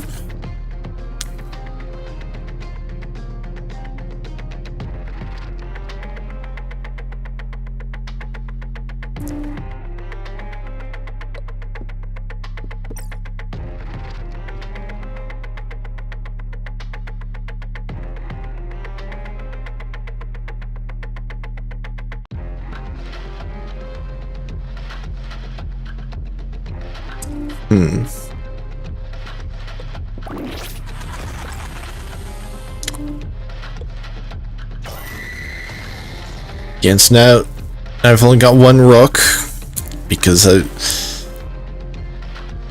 one has been cursed.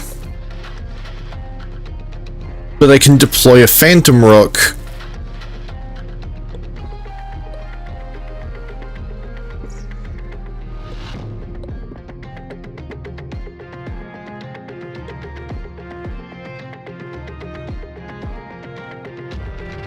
Oh, the knight is elite.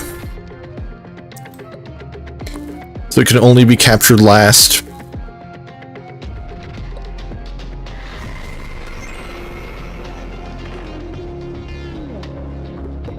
And I just won by random chance. Granted, my entire game plan has basically just been thrown out because as I no longer have any rooks.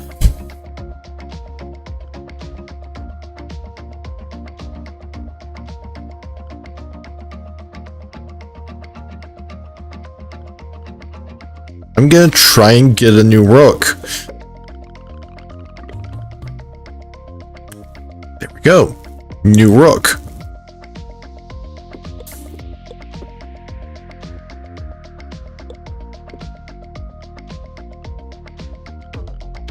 Might as well start with this pawn as well.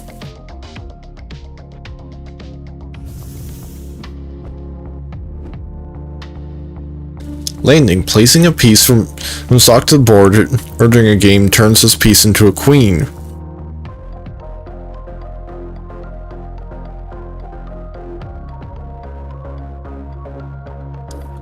Very nice choice to have it be the king, specifically.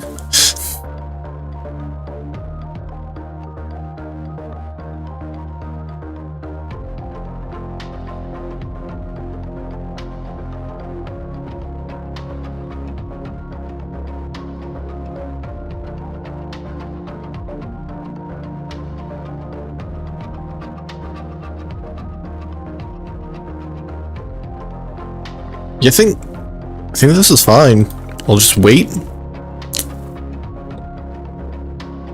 And then I'll wait.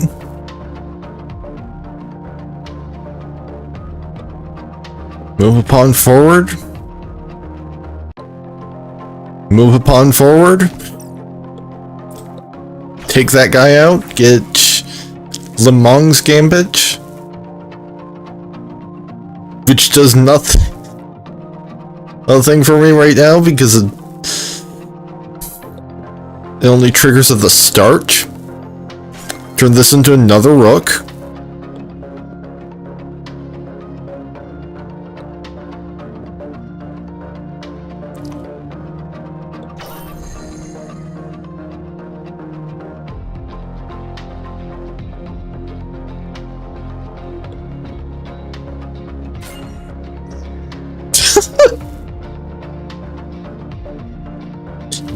Gets promoted to queen, instantly dies.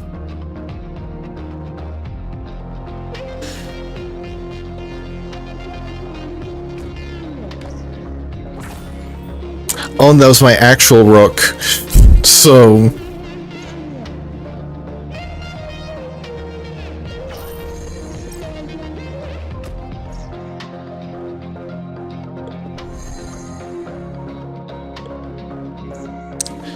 yeah, I guess this is happening.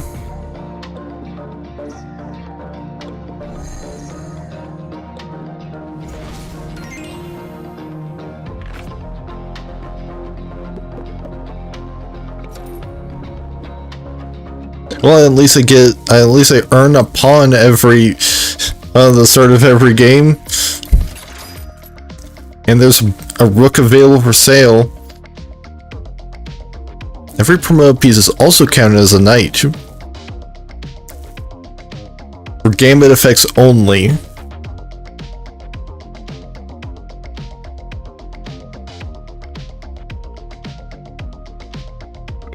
I'm just gonna stick with these gambits right now.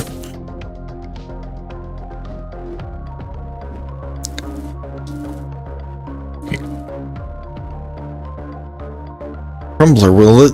This piece is on the board. Capturing a piece makes a random tile crumble.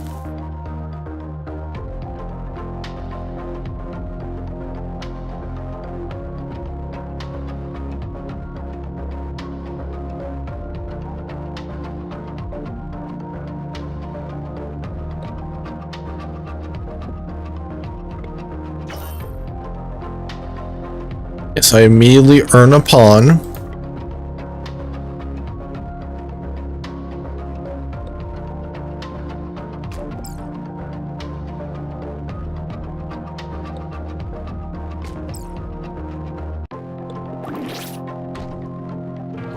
Yeah, and I just immediately lose because I lost the last piece I had on the board.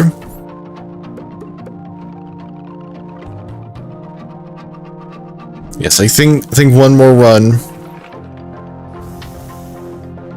So I've been playing this for almost an hour.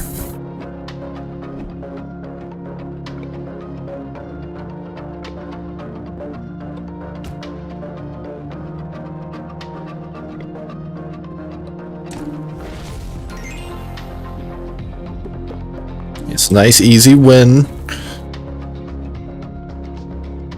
Queen is threatened to earn a pawn.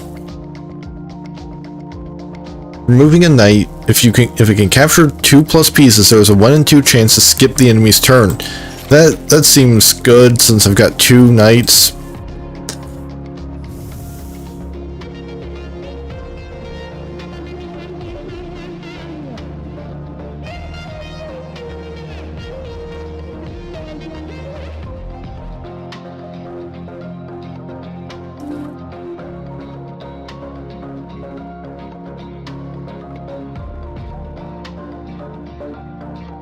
Yes, if I move this knight to here, then it'll be able to then its next move would have to be to back to here.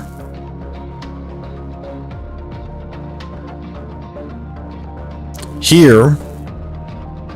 Here. Yes, that's...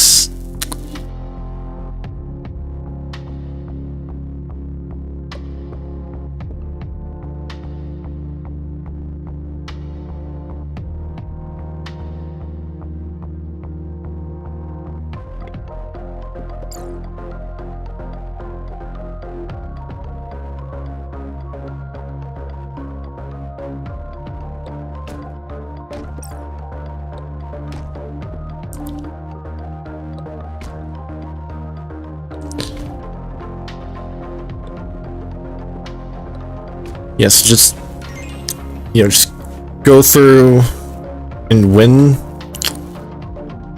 without really focusing on the Silver Forks Gambit. Trapper's Gambit. Trapping an enemy if he's going ends $2. I'll just go for a random Gambit.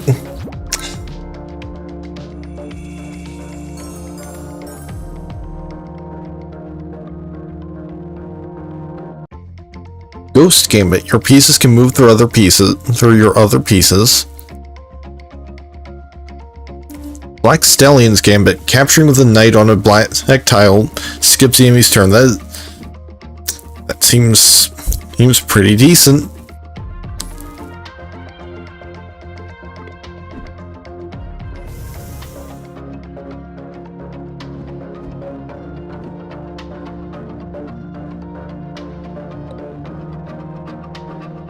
Especially if we can set them up like this, where they can just immediately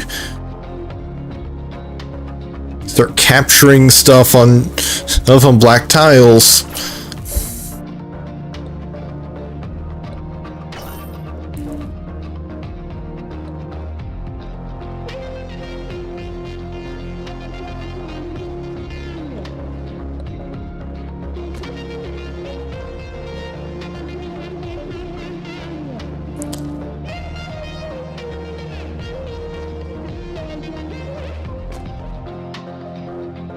I did just lose a knight.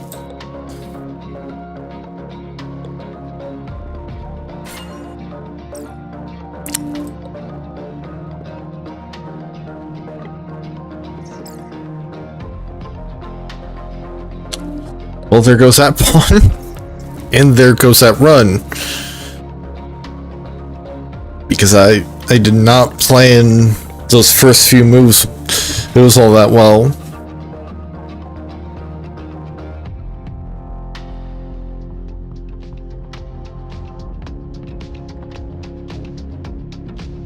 Alright, so I think I'm just gonna move on to the next demo. Yeah, I've been at this for almost an hour. Like just a few seconds short of an hour. So I will be right back with a different demo.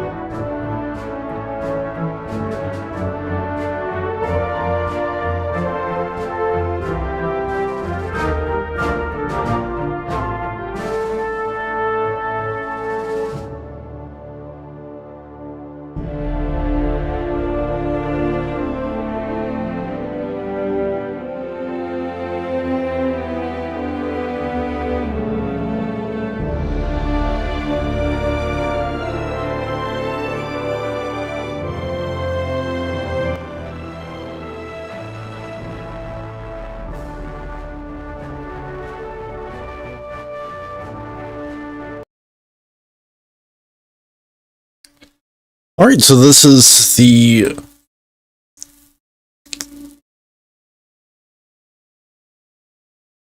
demo for CD-ROM,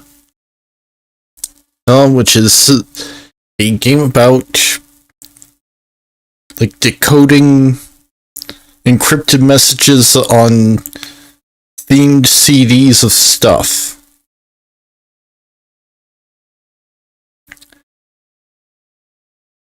Immediately,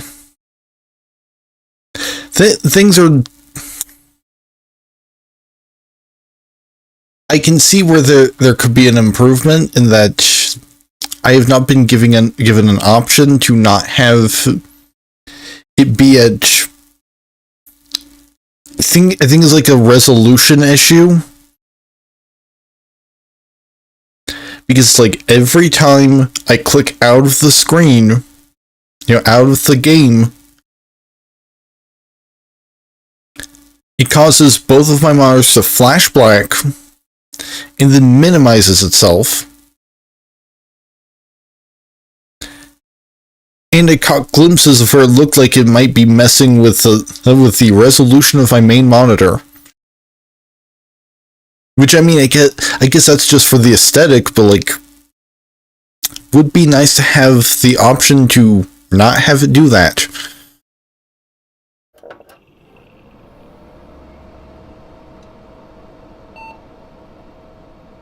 Like, fortunately,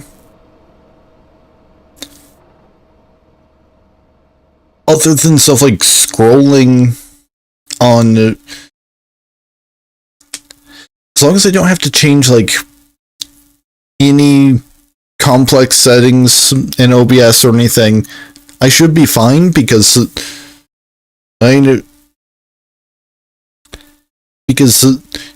pressing the buttons on my tablet doesn't require me to click out the game, because it's a completely different device. It just sends a signal.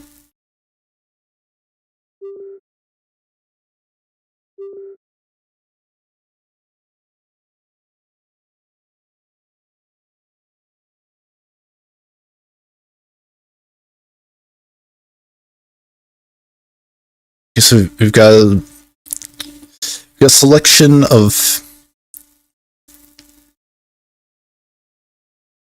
just default icons. I'm gonna go with the it's not billiards, it's roulette table. And sadly, there's no frog.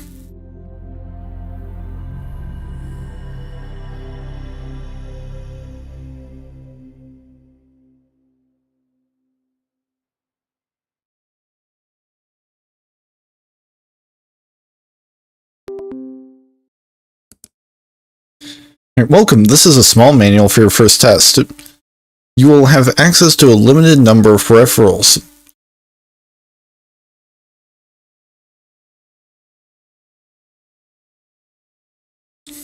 Also, click on it. The black screen at the top right is your memory screen. Click on it, hit and write what you would like to save.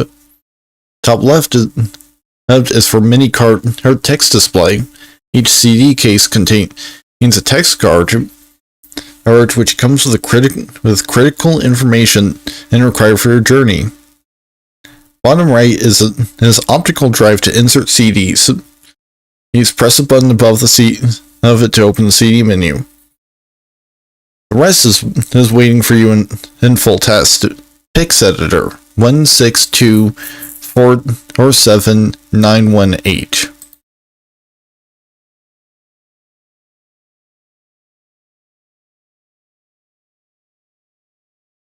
That seems important, so...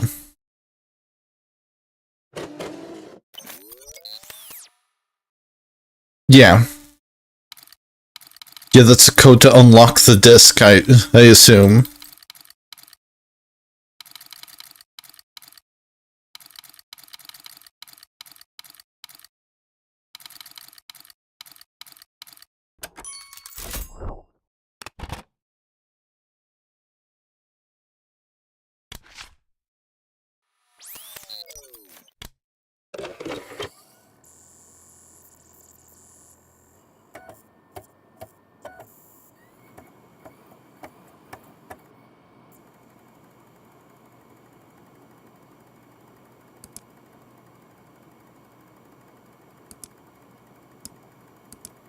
Okay, then there's a password powered by safe.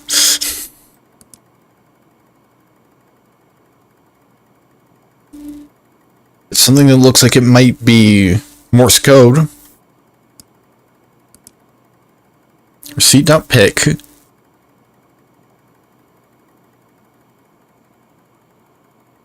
QZBL XV HKTY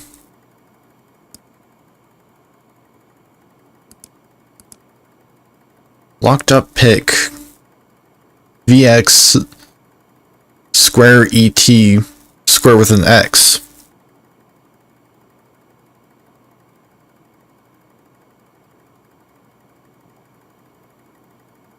If there's some VXET in the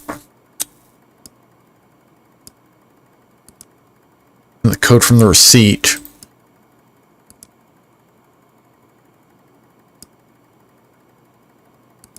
Message.pick. Welcome to CD-ROM. Each CD-ROM contains hints, messages, and passwords for your journey.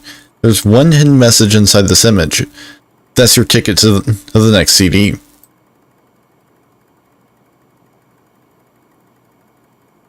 Okay, so I guess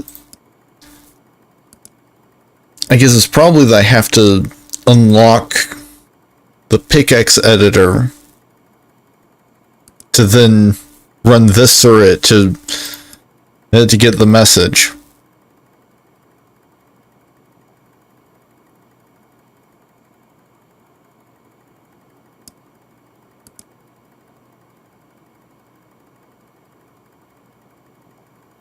QZBL. I think it's probably just simply that I'll have to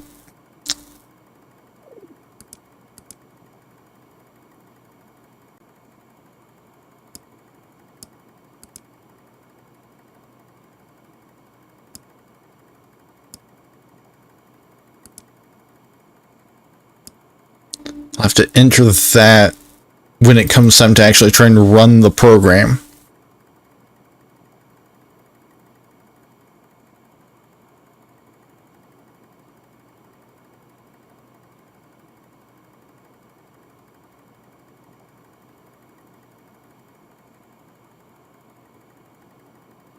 //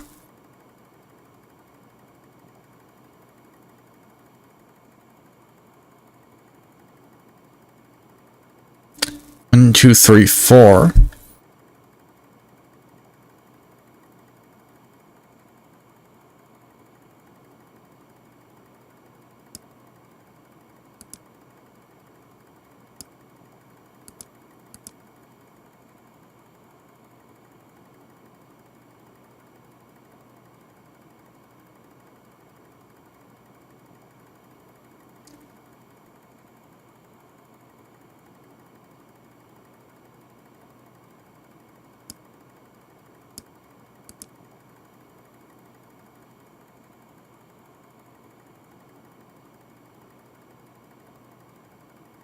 This is immediately one of those games that's just like, hey, here's a puzzle. We're providing little to no guidance. Good luck.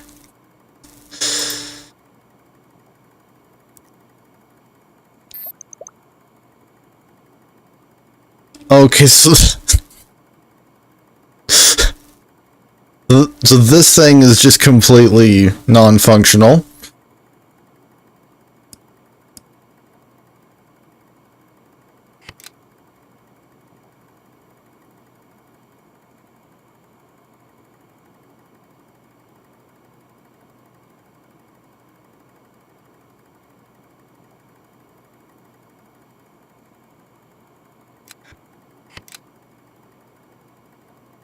Oh, I think this might be...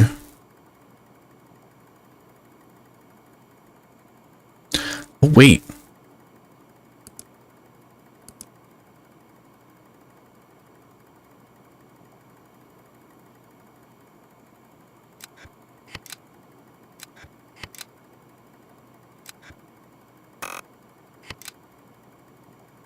I think these are used somehow this. And like I have to earn the other ones. Perhaps.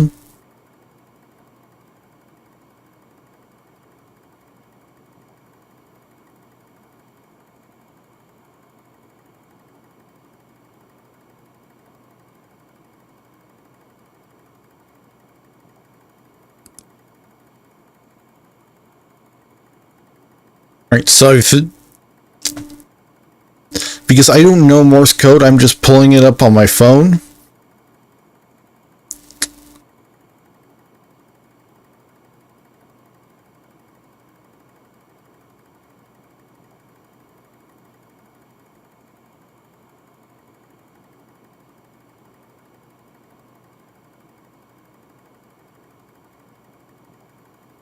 Okay, so I'm thinking this might not be Morse code. Wait, no. That's a J. Because dot dash dash dash is J. Dash dot dot dash is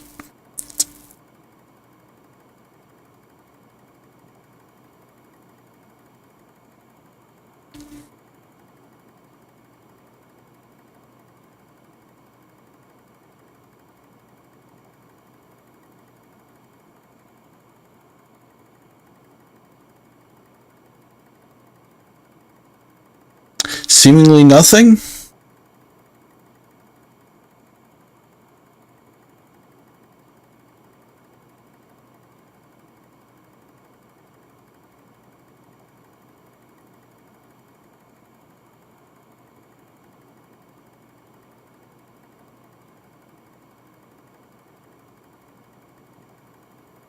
Is dash dot dot dash.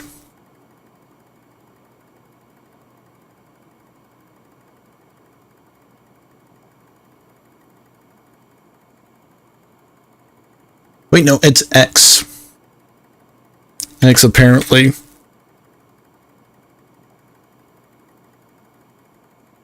Dot dot dash dot is F.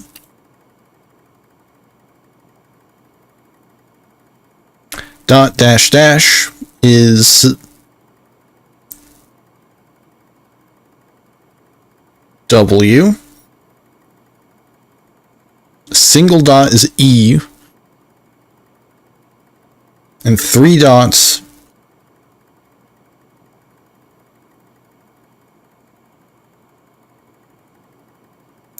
followed by nothing.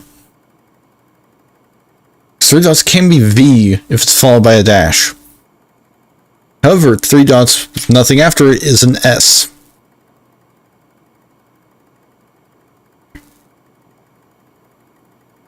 Dash dot dash is K.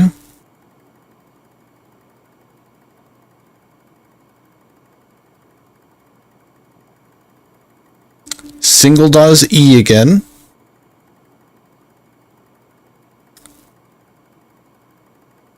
Dot dash is A.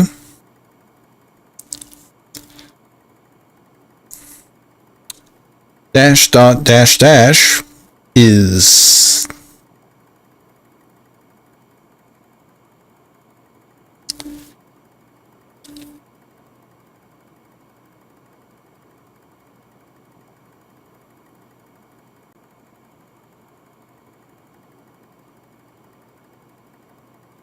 Y.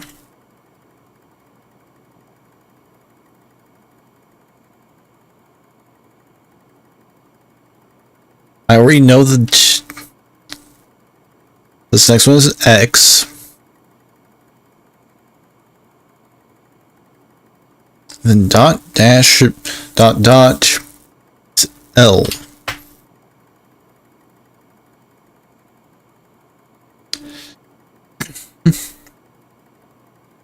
And then a dash followed by 3 dots.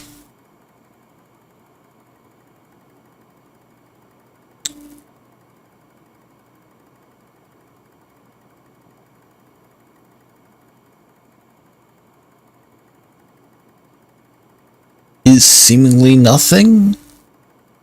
No, it's B.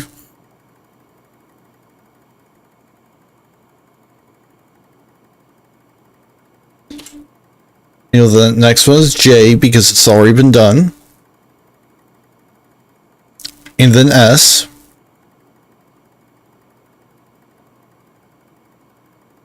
Dash dot dash dot has not appeared before.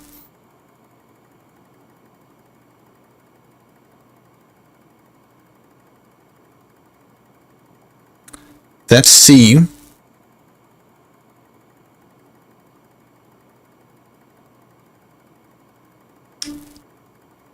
Then A, then E.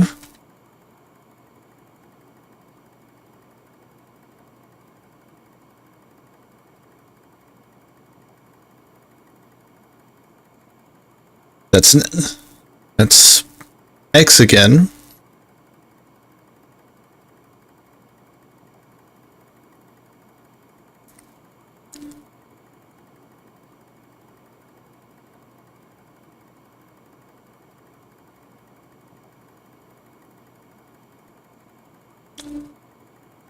Two dots and then and a dash.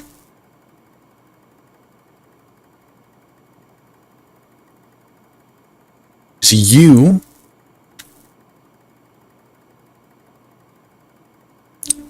Three of them is an S.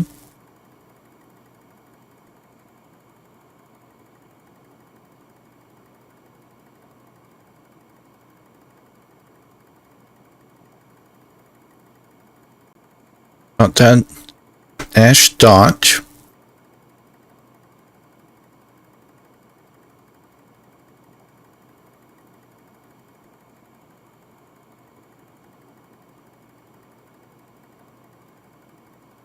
Interesting choice of no music.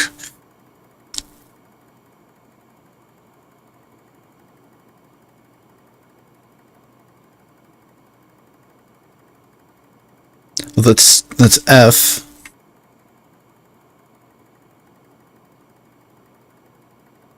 And then that's A. And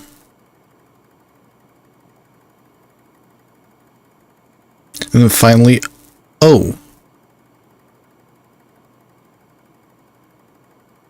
So now the big question is, what do I do with this information?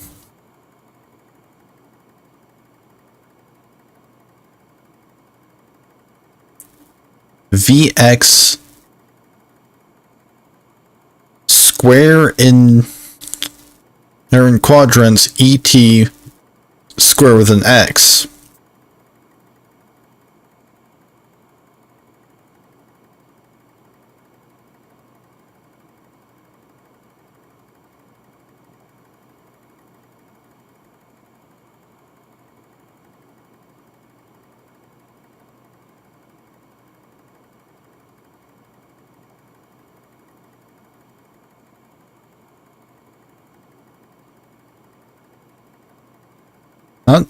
There's anything that's like in the middle of all of this.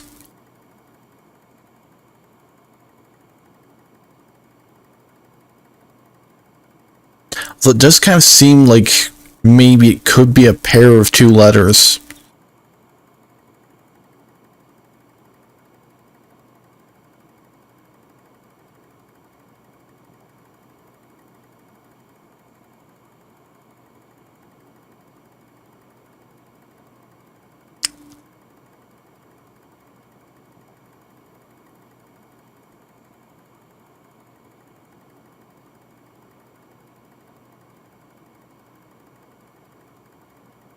And like,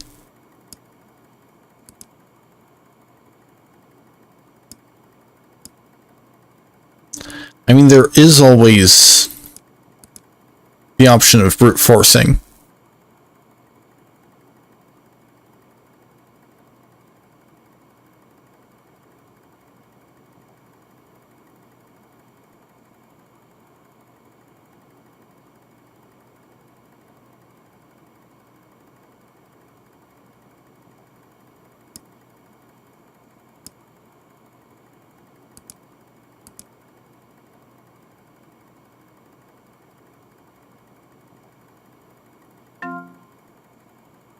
Well, it's not A on both of them.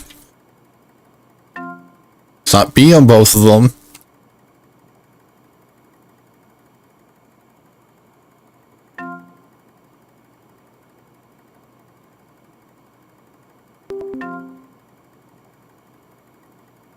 Yeah, this would take a while because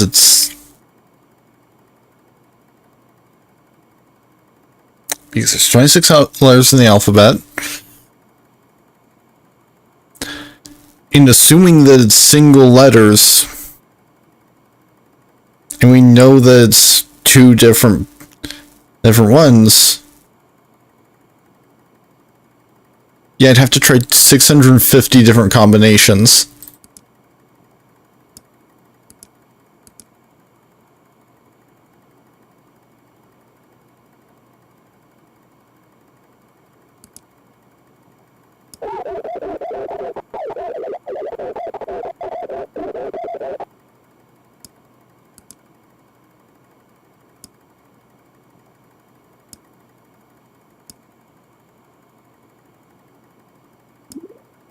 We can change my theme and wallpaper.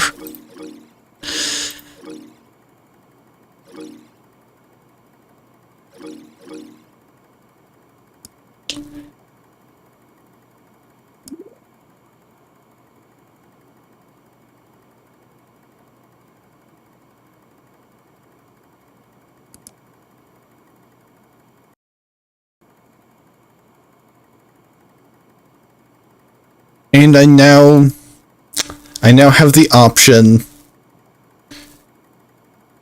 to properly, use OBS whenever I have a reason to.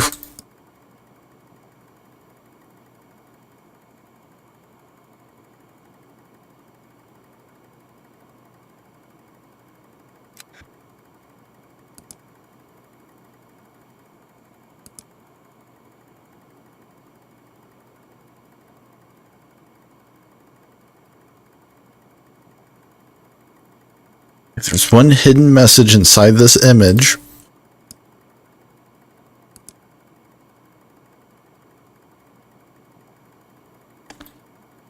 could this be... could this thing at the top be an indication as to how I'm supposed to use all of this?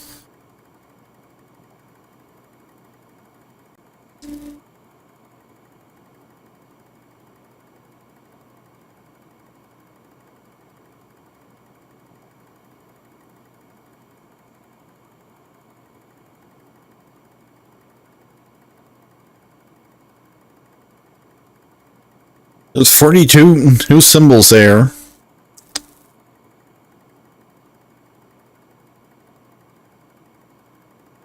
But there's only 20 letters, so probably not.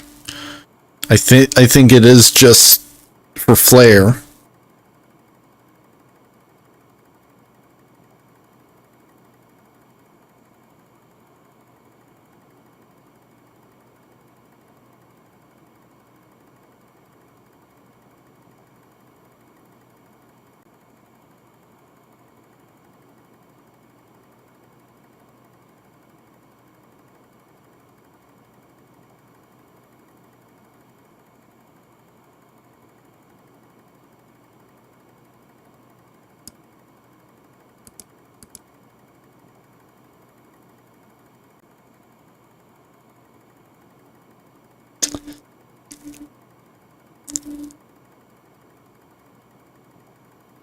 Yeah, I'm now actually looking like different ciphers, because again, like this is one of those kinds of games where there's just like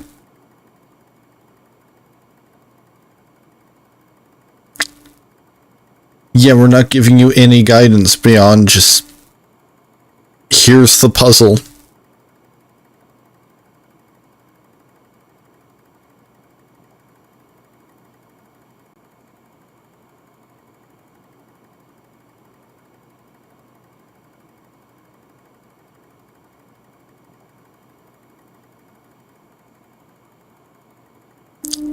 Doesn't look like it's a pigpen cipher because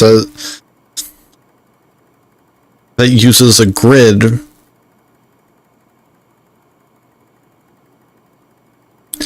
Unless this is indicating that's one of 4 letters in the pigpen cipher, and then this would be ST or V.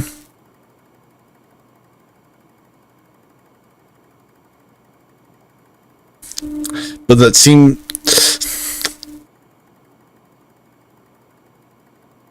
like it's probably not the case.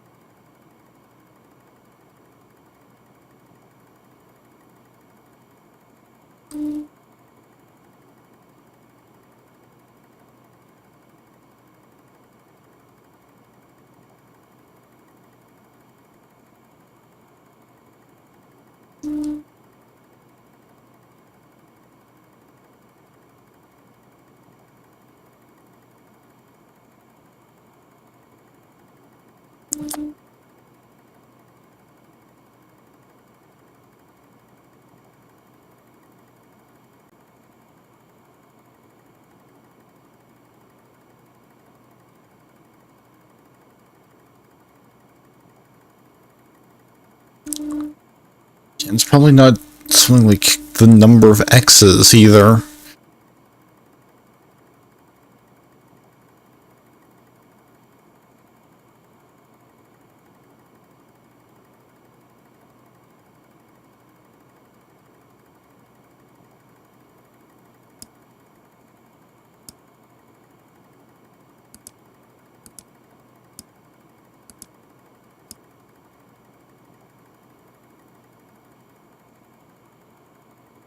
One underscore XC.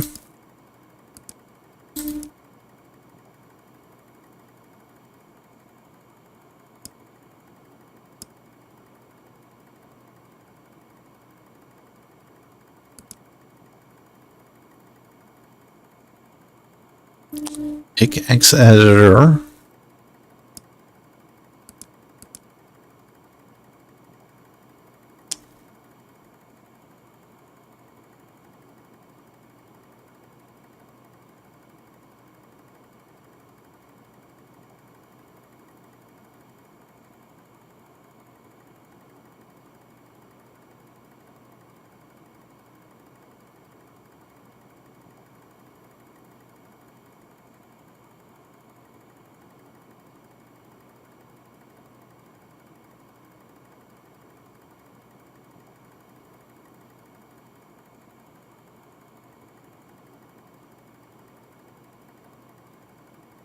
You know, I'm finding looking up the box with the X in it is just like the emoji.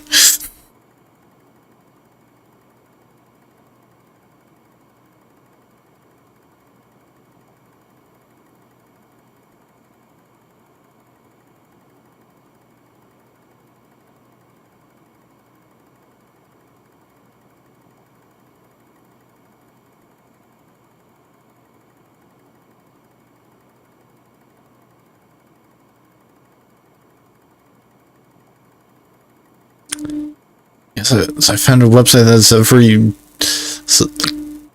a wide variety of symbol ciphers, but oh, hold on.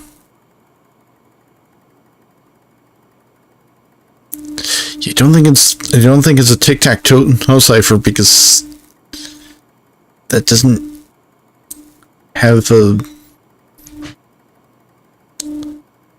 square that's just a grid in it, and I don't think.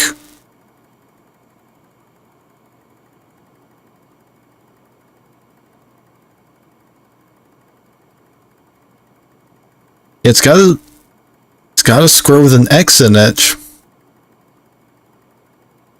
but not the grid.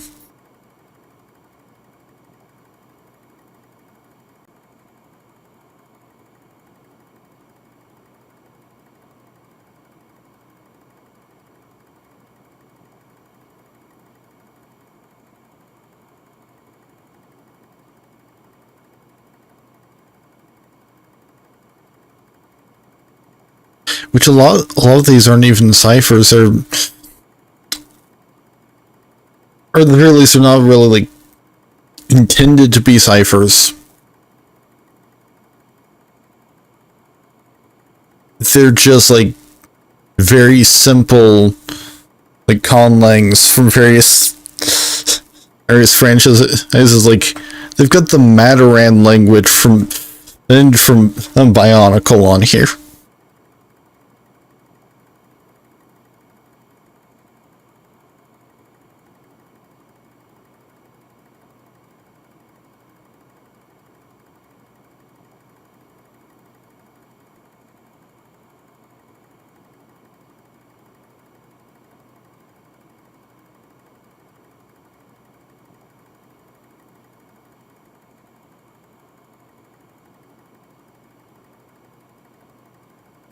Be a Unicode that's just ballot box with X, or X in a rectangle box.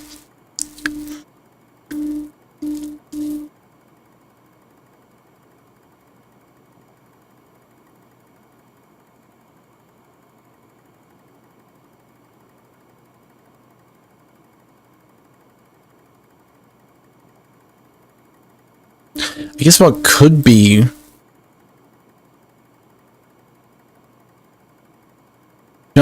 there's 6 letters for each one.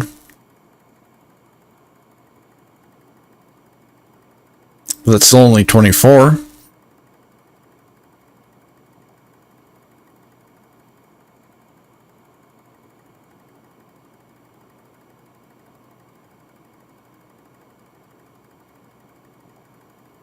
It's above an elevator.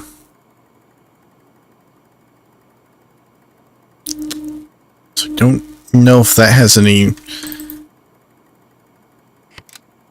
particular significance.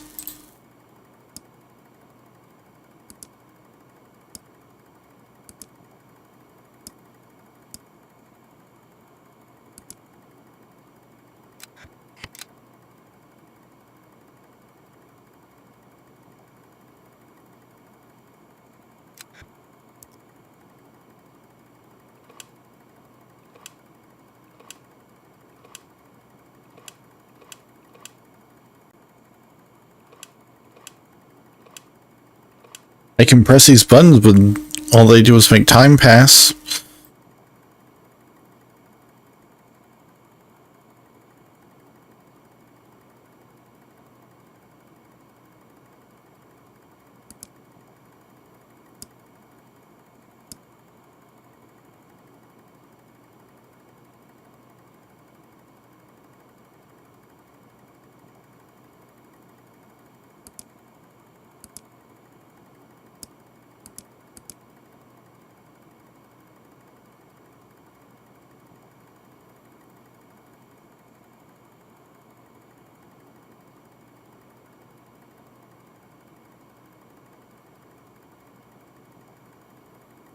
Could be like VX plus ET.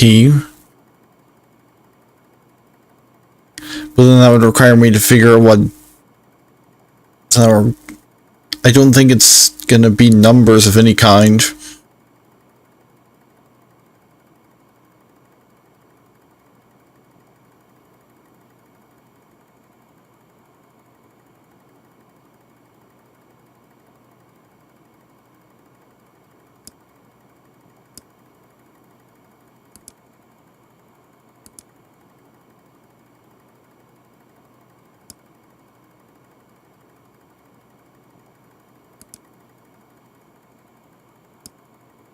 Because when I open this, it becomes readme.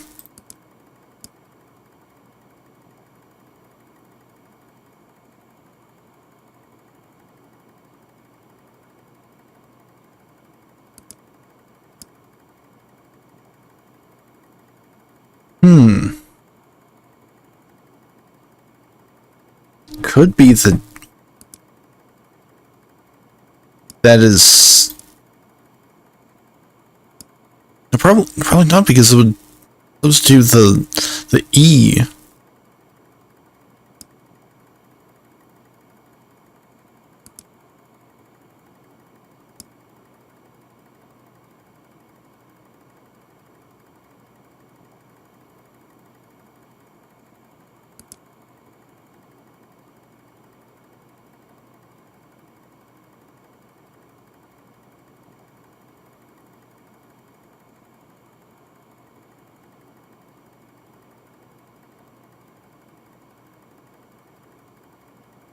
There's 4 of them specifically.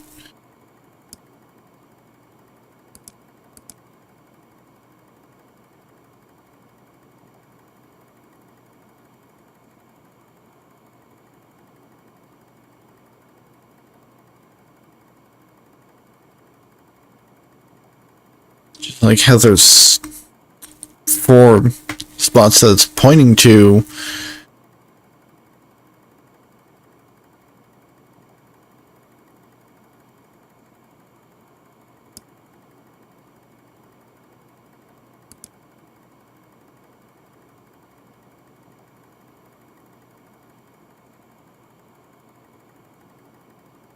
Kind of like cardinal directions.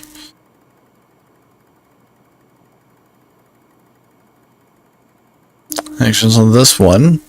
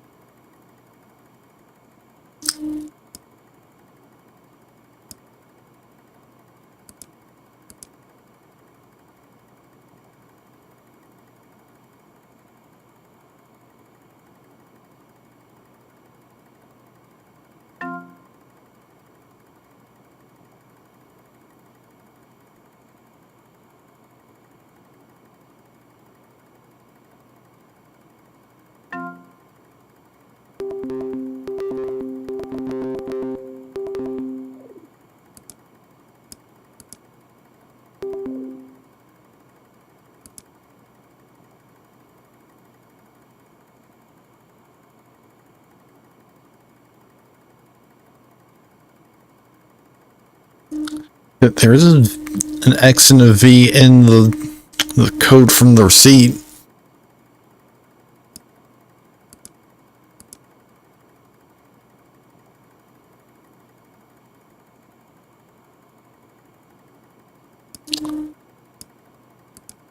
That's in the opposite order.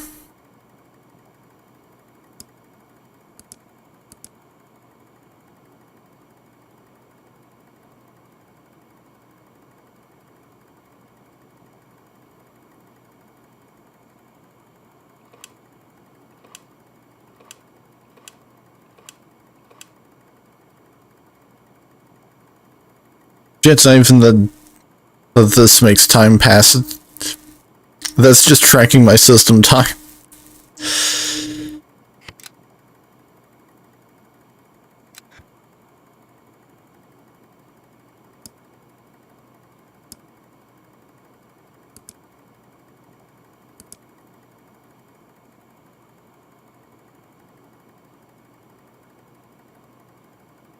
QZBL XV HKTY.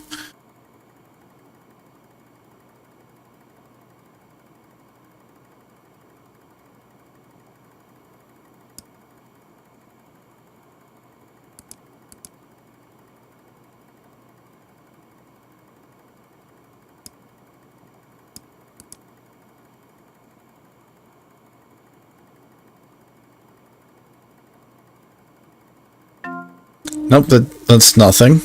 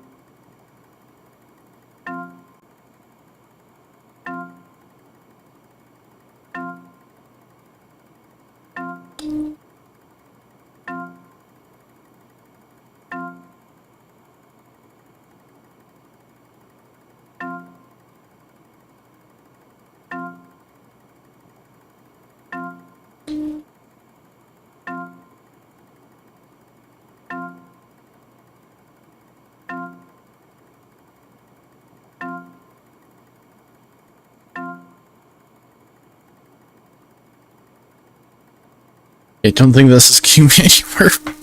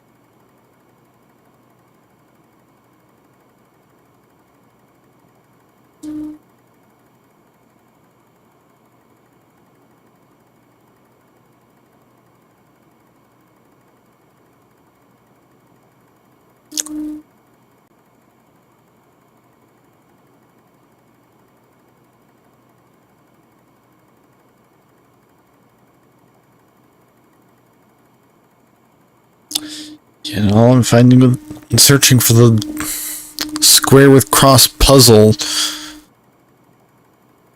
It's like, how do you draw this without lifting your pen? It's not that kind of puzzle.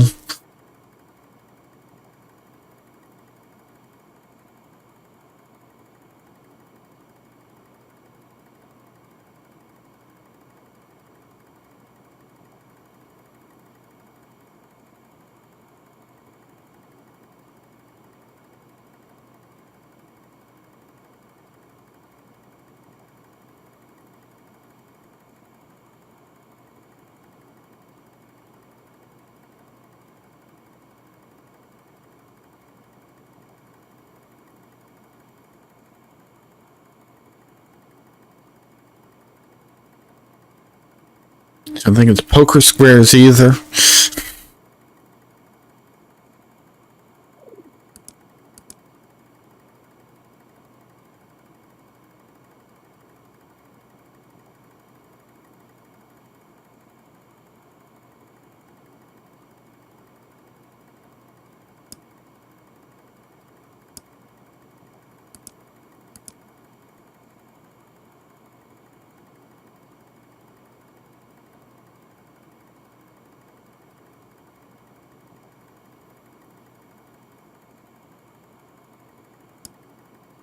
I guess one possibility is as just figure out the pattern. You know, go through the alphabet and there's a pattern.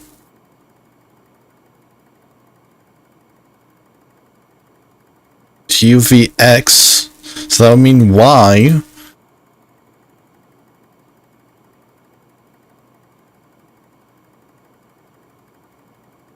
Then E. E, F, G, H, I, J, K, L, M, N, O, P, Q, R, S. That's a jump of 14 letters. So U, V, W, X, Y, Z, A, B, C, D, E, F, G, H. It's something to try.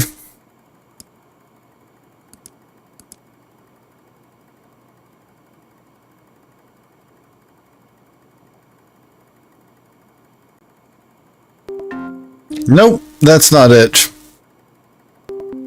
Either I did it wrong, or that's not even anywhere near the solution.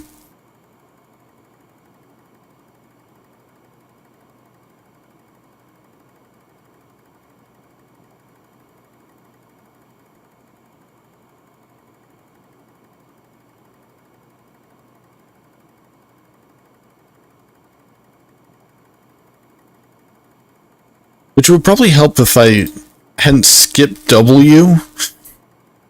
So it could be the solution, actually.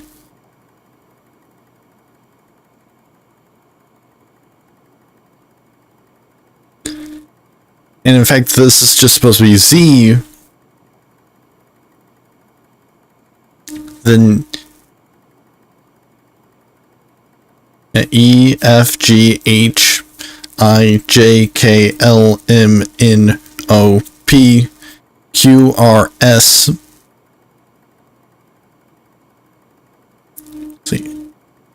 F, G, H, I, J, K, L, M, N, O, P, Q, R, S. 14 letters. T, U, V, T, U, V, W, X, Y, Z, A, B, C, D, E, F, G, H.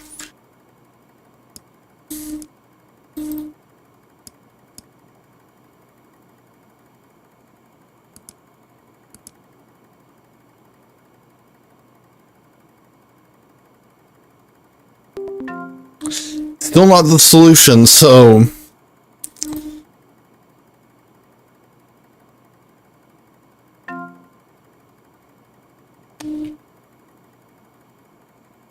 I think I'm probably off.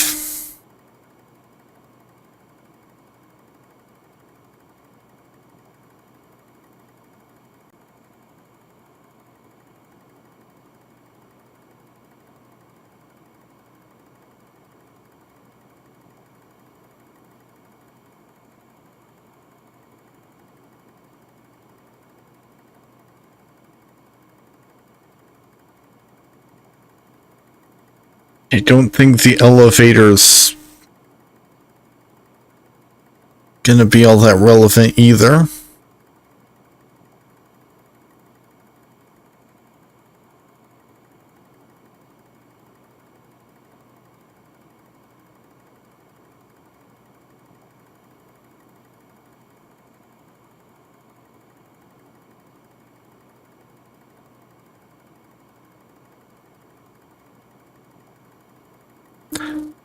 There is a possibility of, like... No, it's probably not something like you have to turn the letters into numbers and then do math of them. I don't think that's the solution.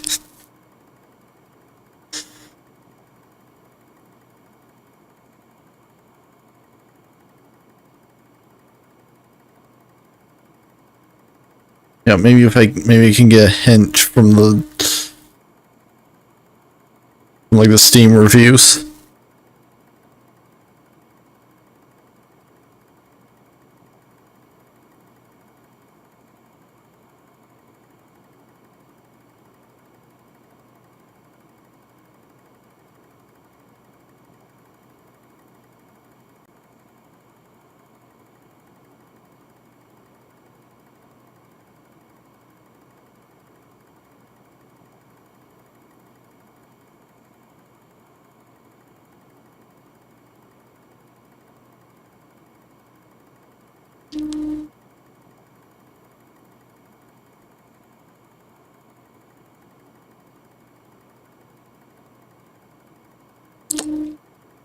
Yeah, everybody's saying it's simple.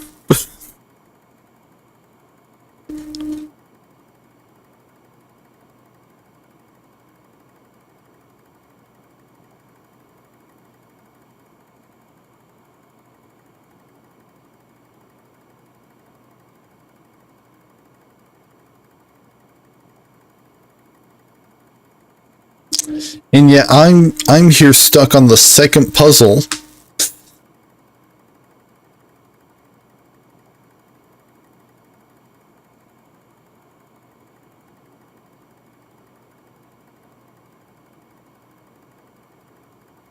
It could be that maybe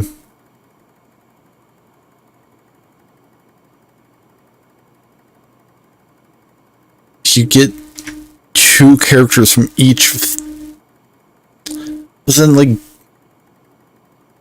doesn't make sense because they don't make a full grid to go with this.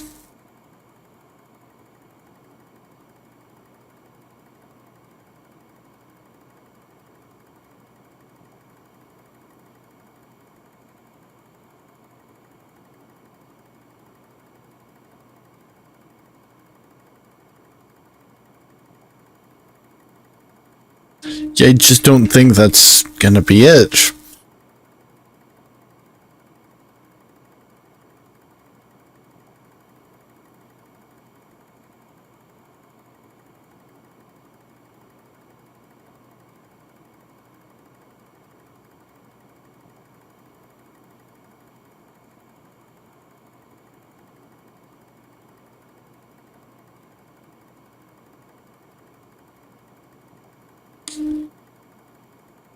Could it be cardinal directions here and then...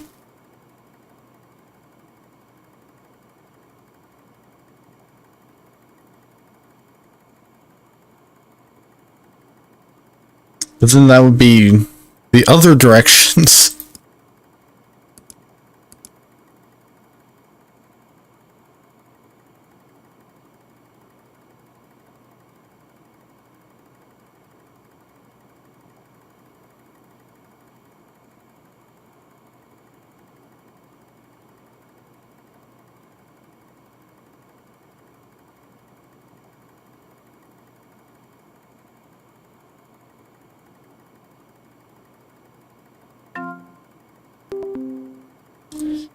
I figured that was going to be a long shot.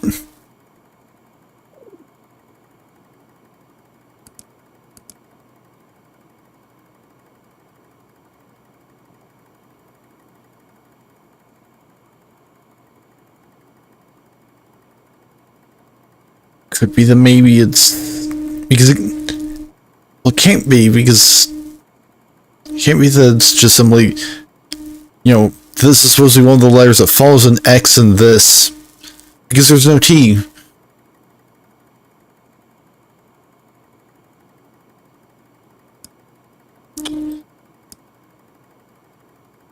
Unless, of course, the solutions for each half of that puzzle are completely different.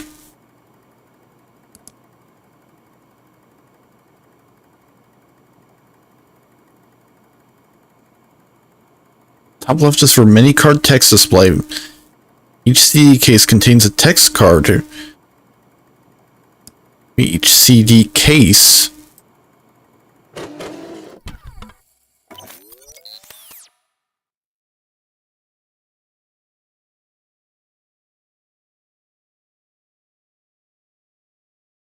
Oh, that's...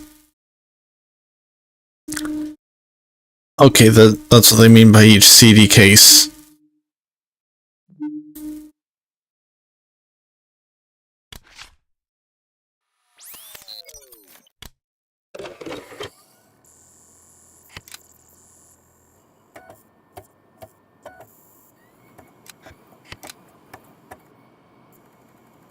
This is just, you know, presumably used for cracking the final puzzle in the game, which isn't even available, since this is the demo that contains only 2 CDs. Although one of the reviews talked about CD3, so...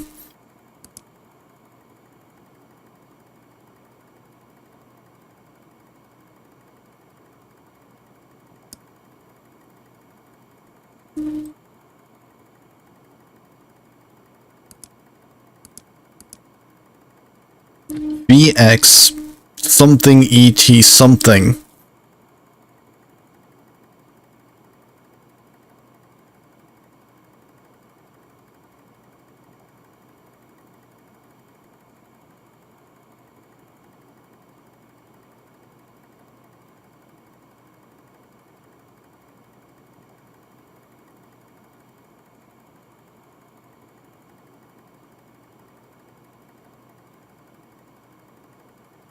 VX ET something. VX something ET something.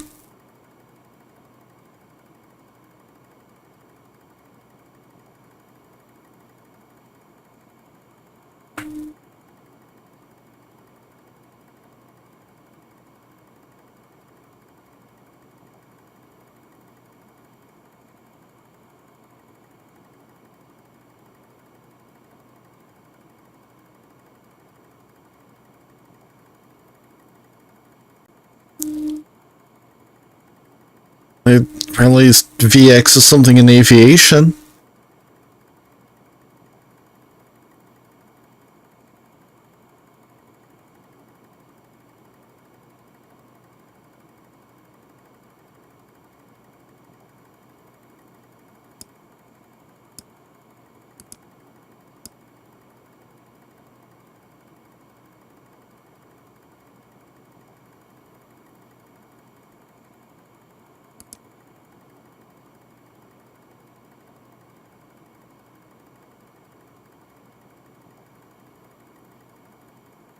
And again, like I think this bit up here is just for flair.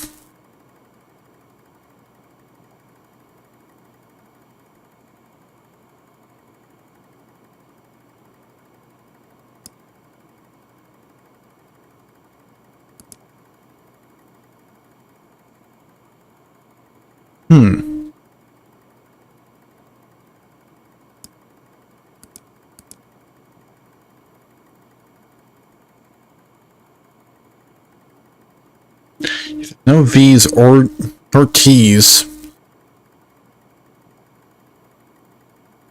There's 3 X's.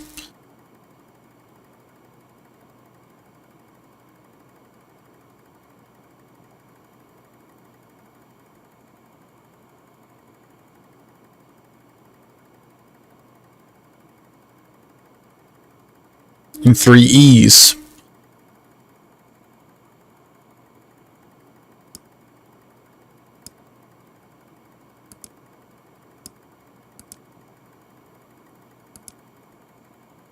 What if it's just 6? No.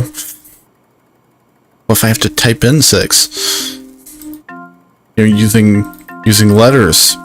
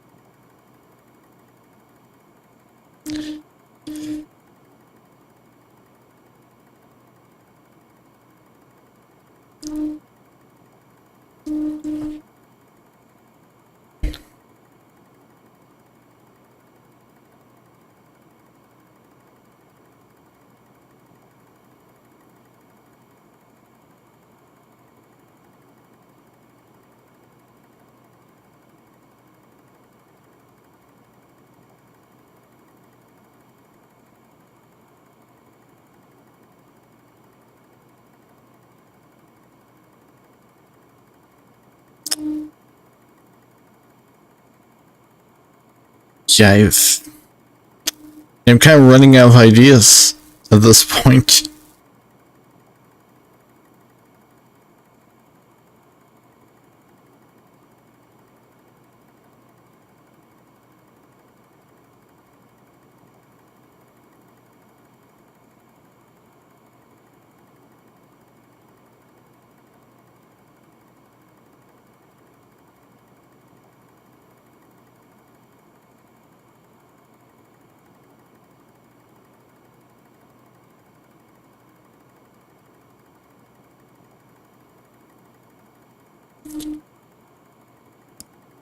Might be time to just try and brute force.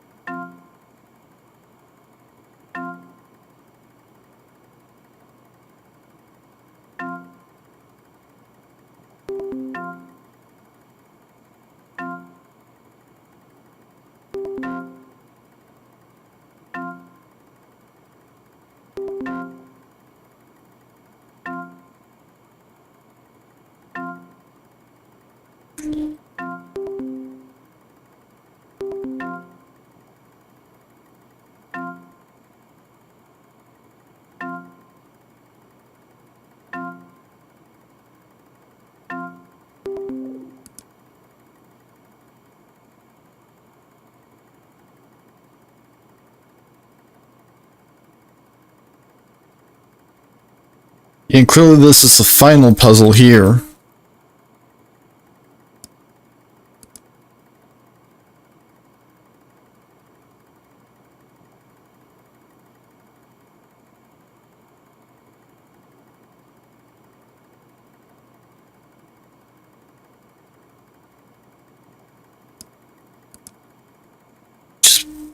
probably something unlocked by using these things again.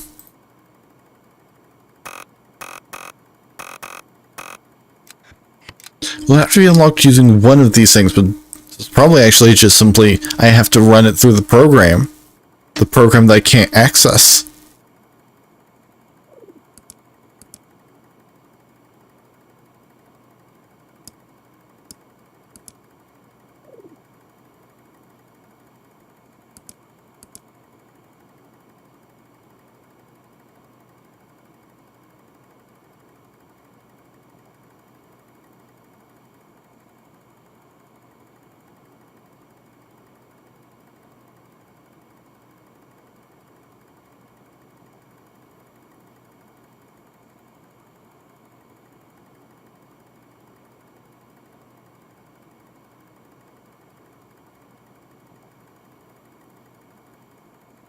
Did see something about a tally mark cipher.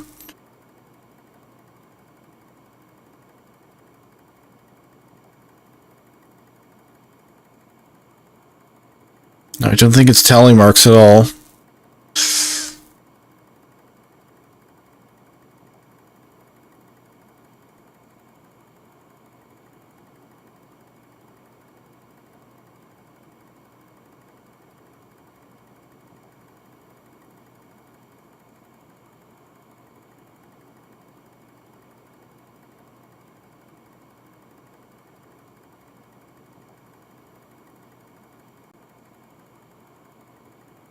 It's like, well, apparently in Brazil, France, South America, and Spain,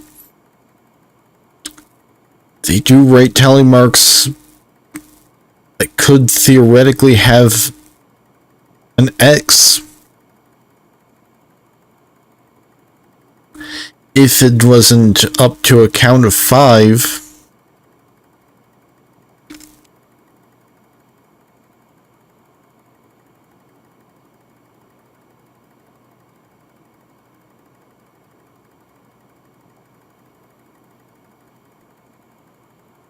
Yeah, like effectively, these are both sets of 6. Like you could write both of those symbols with 6 lines. Tally marks only ever go up to 5, and then you start a new set.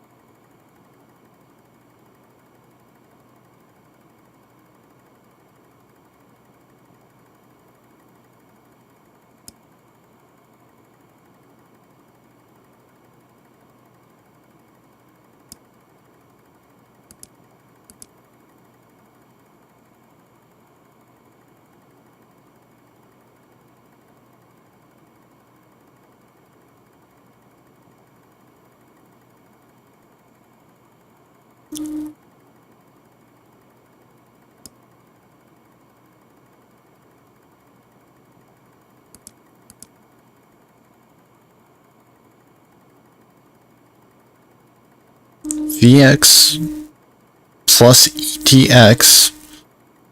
You don't think that's anything?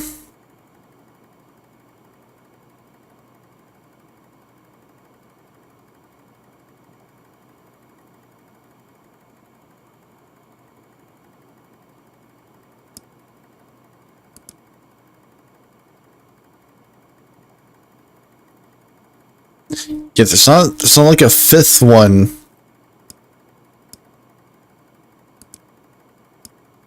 None in the README. It only goes up to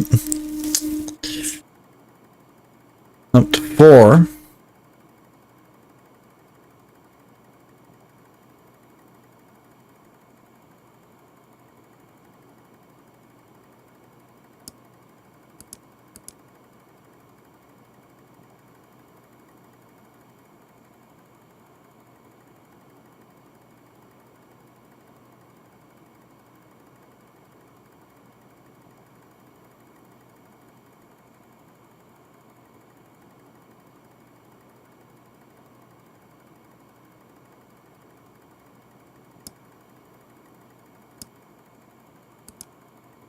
could be that there's...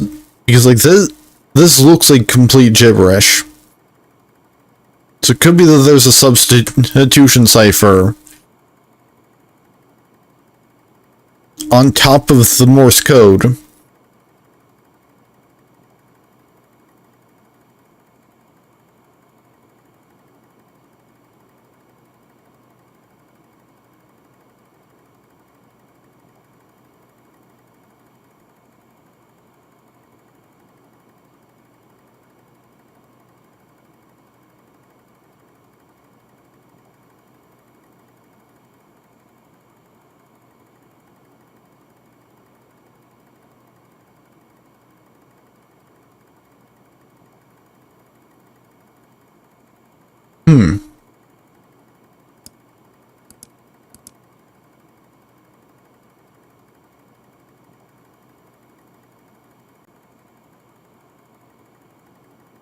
I seem to recall something.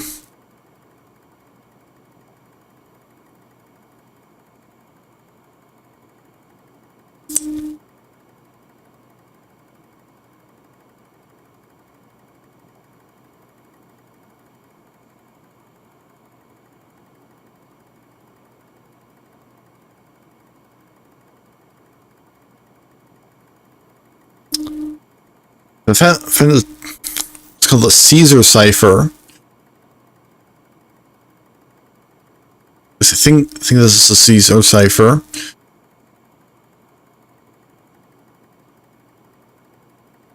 No, that's just a Caesar cipher wheel.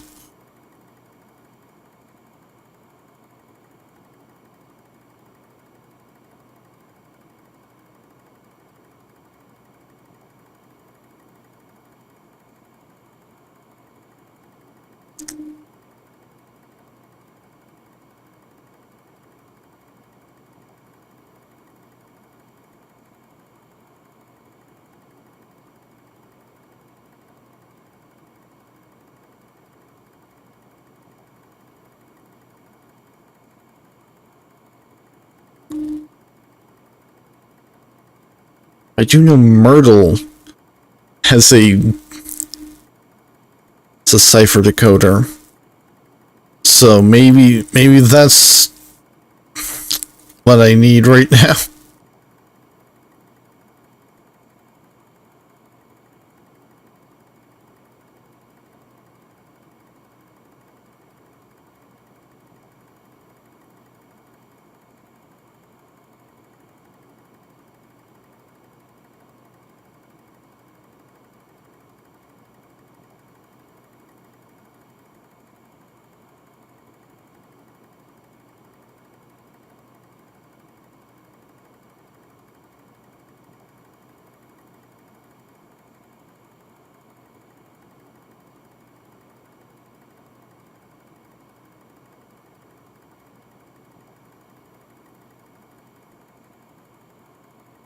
Okay, this is at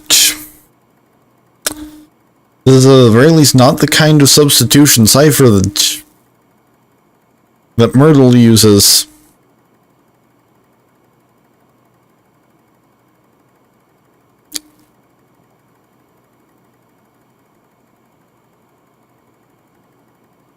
I've looked through every possibility on the Myrtle Detective Club decoder ring. None of them give me anything.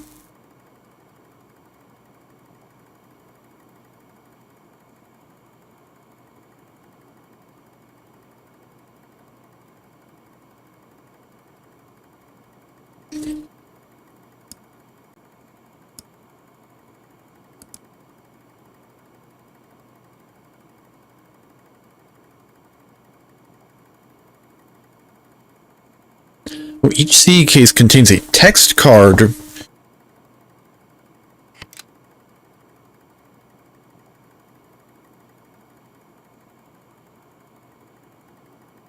Well, this is mini card text display.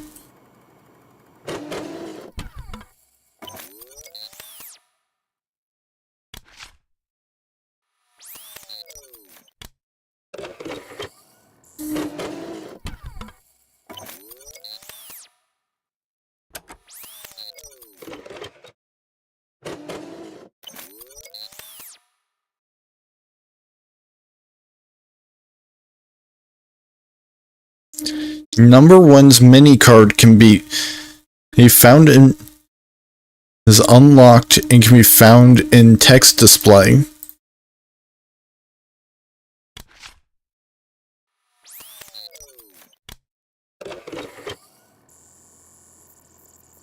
So this is the text of the mini card.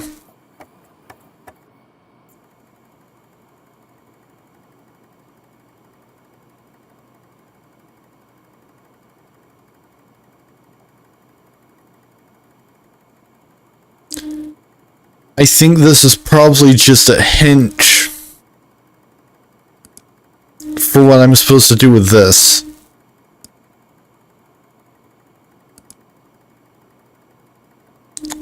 Like, this is probably going to be the settings for the program if I can unlock the program.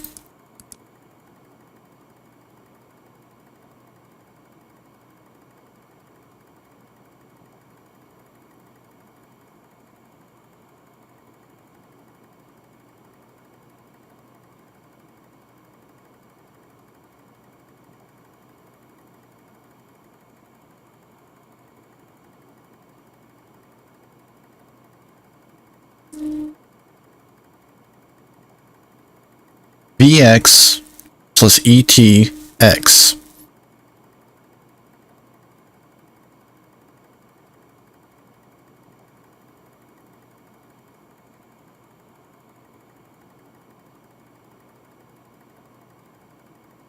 Is it the number of V's and X's minus the number of V's and T's?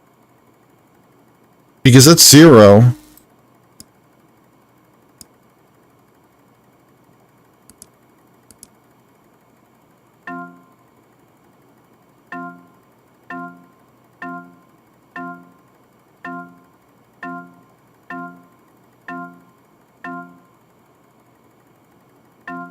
Well, it's not any single number in its numeric form.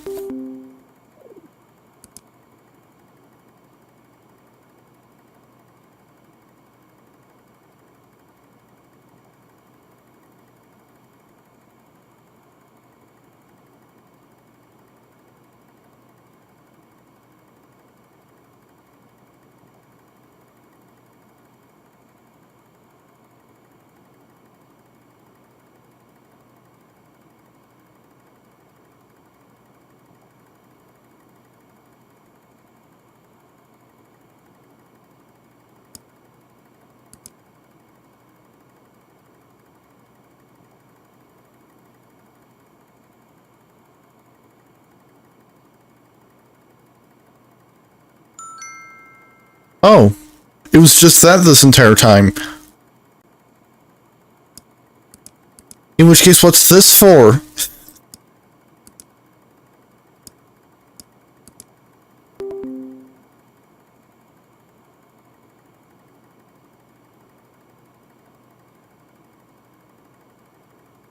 That must be for a different puzzle.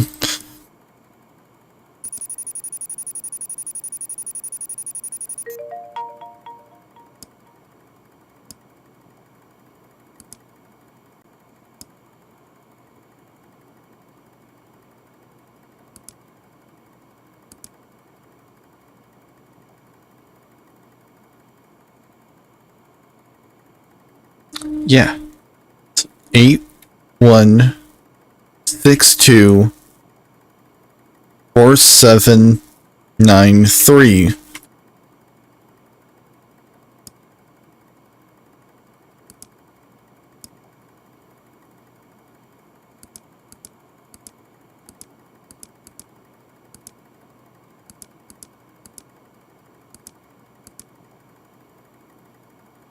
Yeah, messing around with this image doesn't do anything.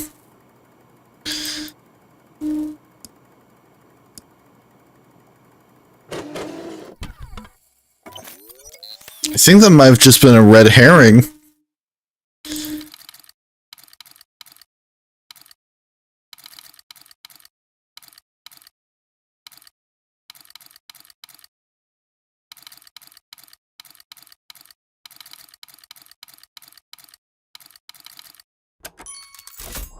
Yeah, either that's a red herring or it's maybe like used for the final puzzle or something.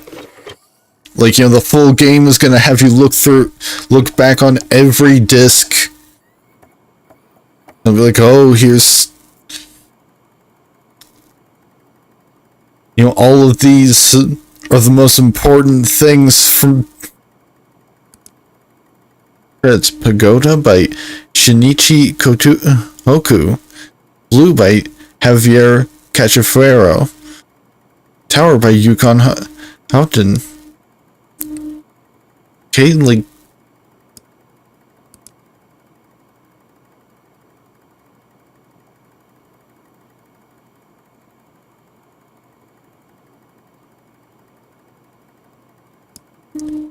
Okay, so most likely... I think it's probably... like, each one of these contains something. And I have to put them in this order.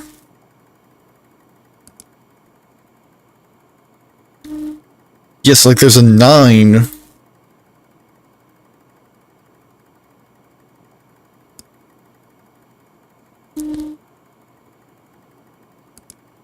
Cafe has a V, which could be a V or a 5.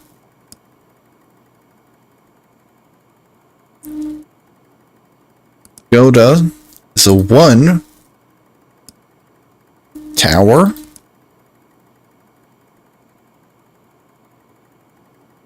That's Big Ben. That's Big Ben at 2 o'clock.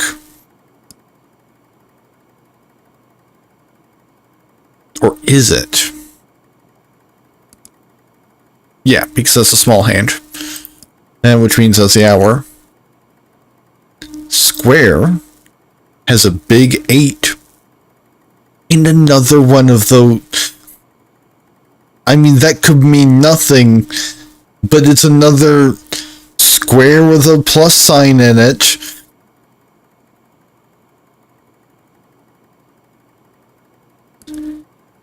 Blue has... was presumably a 2.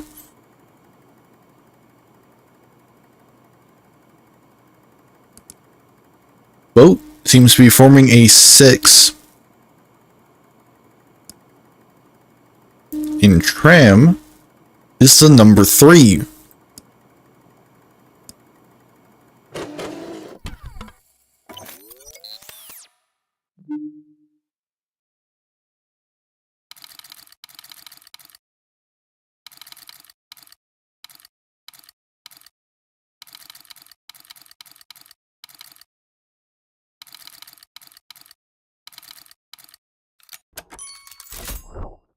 Apparently there's a third disc that I get to look at.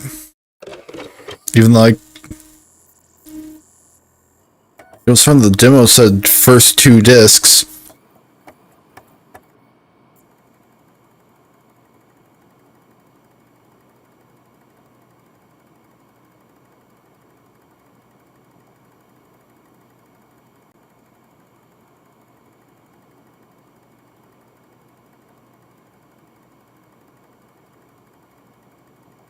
Oh, apparently there's been an update to the demo.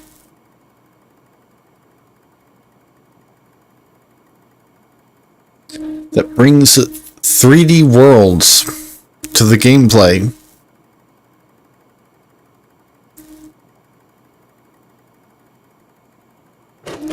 Which is probably this disc right here.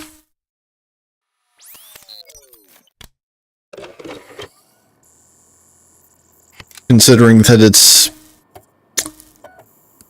the one not mentioned.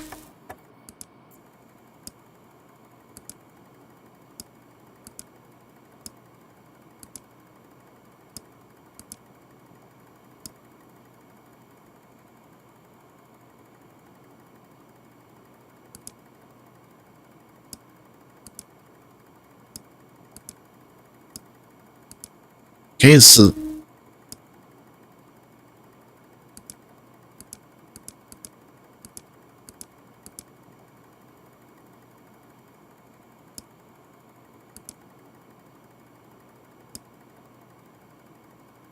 In numbers and colors, we got red, green, blue, yellow, and magenta.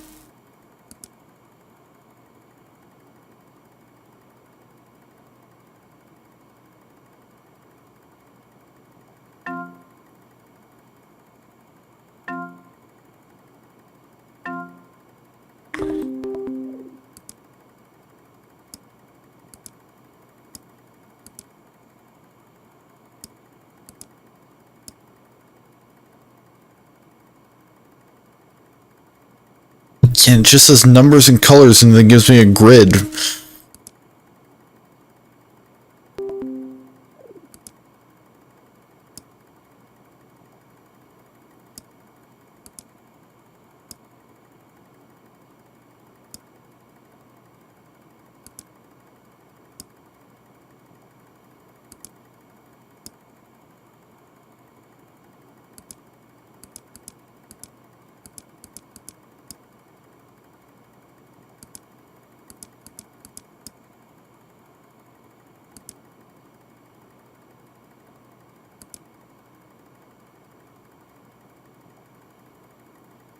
Yeah, I'm messing with the other. It doesn't seem to do anything.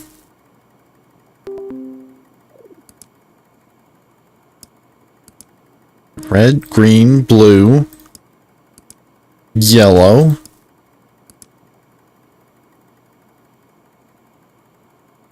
and magenta. Numbers and colors.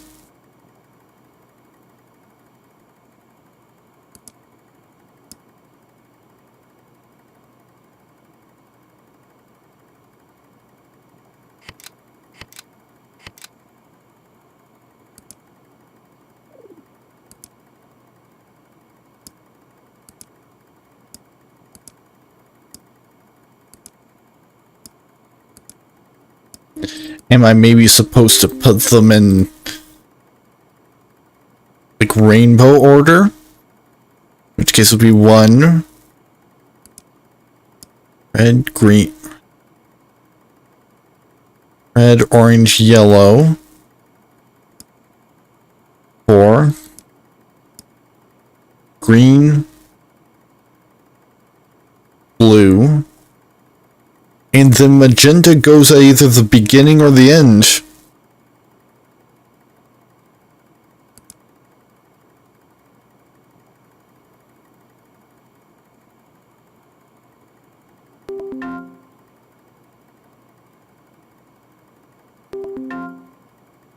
Nope, that's not it.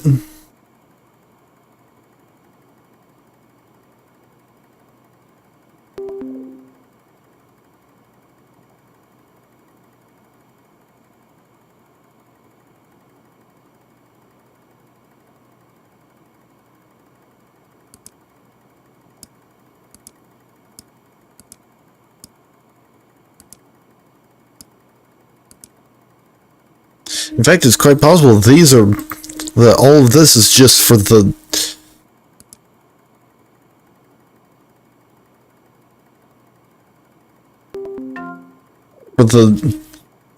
elevator.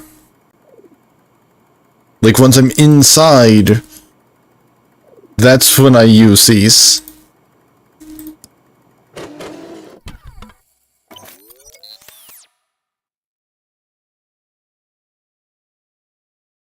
Yeah, there's nothing to be gleaned from looking at the disc itself.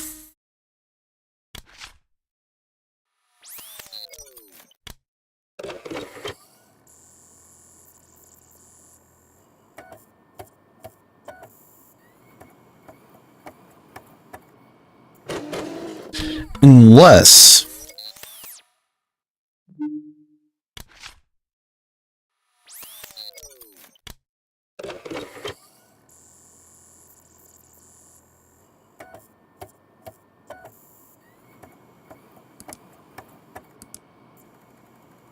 Because if you notice,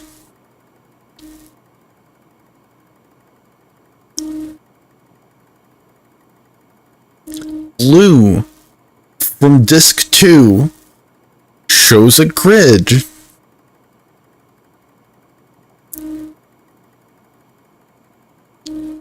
With a yellow, a green, a blue, a magenta, and a red.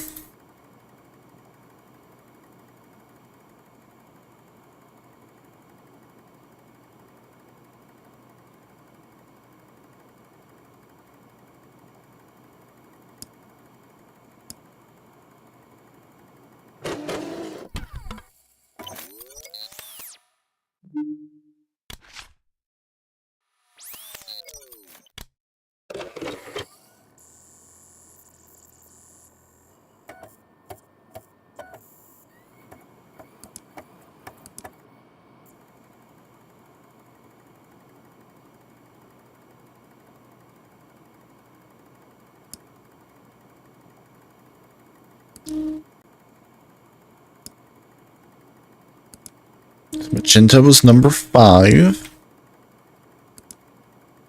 Yellow was number 4.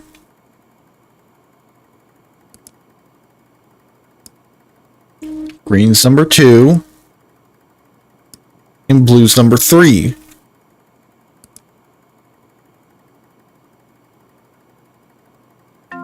Nope.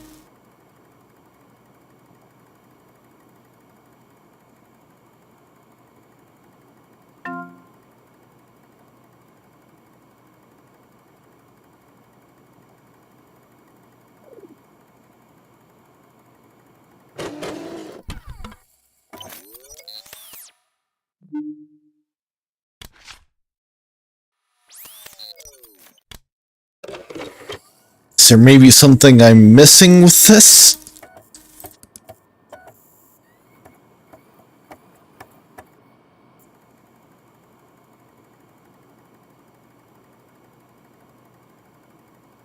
Like, is it just a V?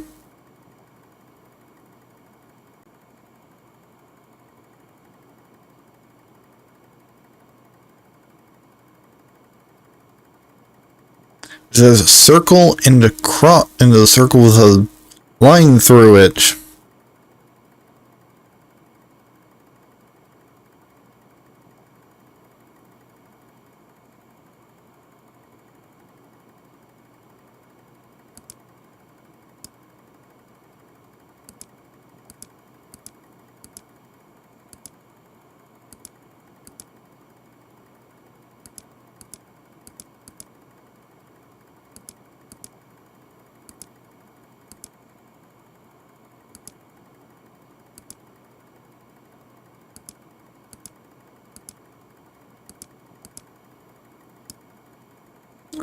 I don't think...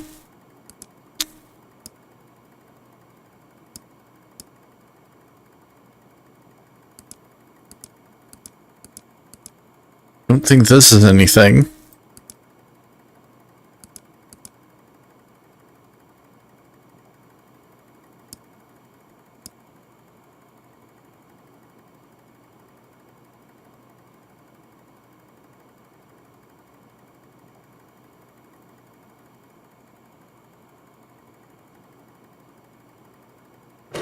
It says numbers and colors.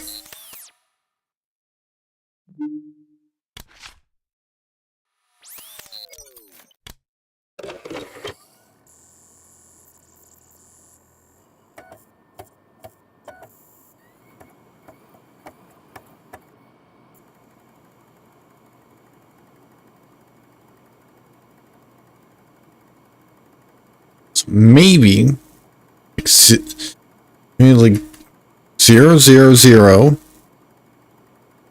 402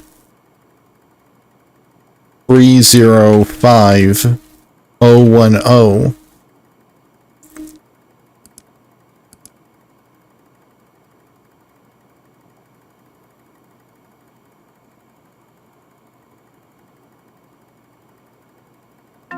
Nope.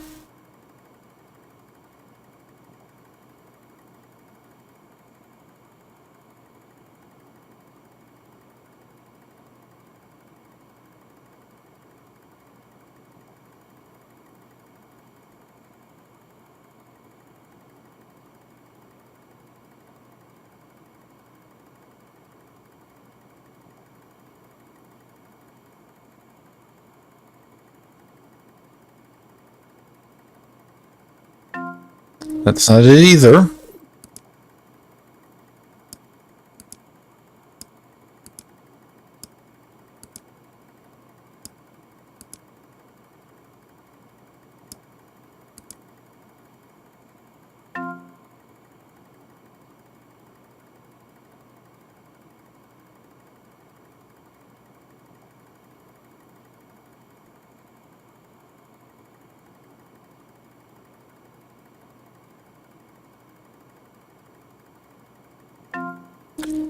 So that's not it.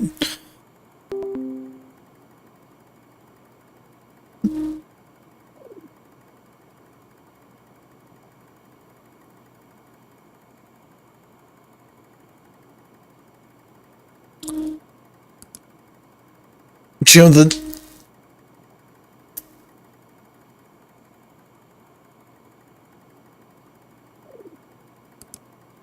once again, this could be pointing to a puzzle later.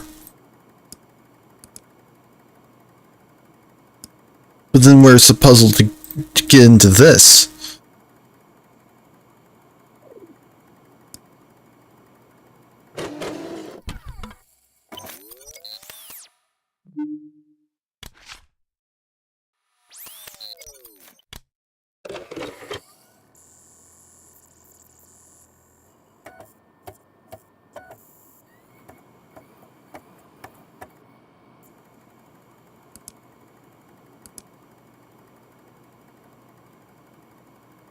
Could it be that, like, these?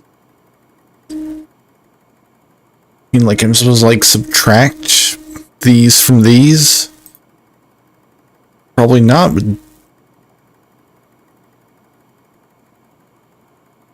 Yeah, especially considering that this one would make a negative number.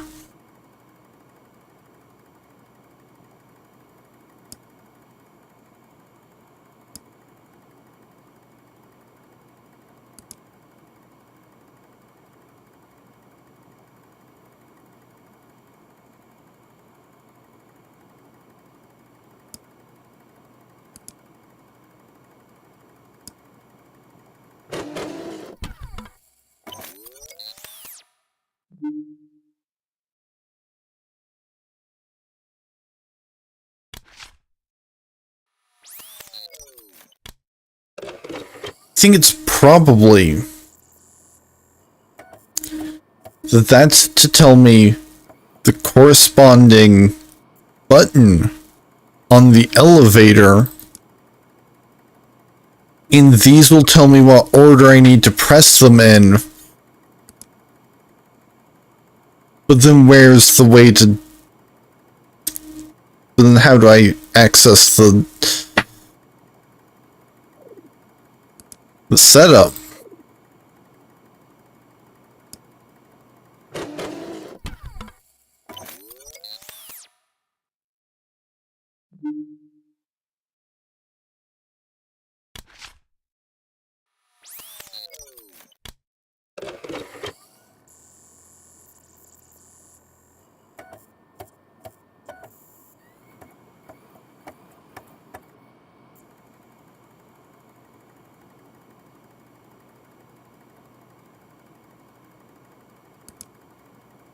Do I just use the same string of numbers again from opening the CD?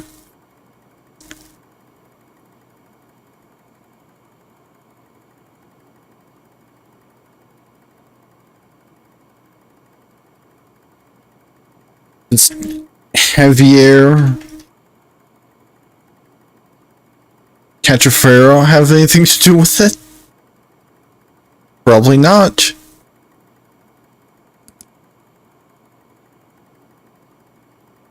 It's 9.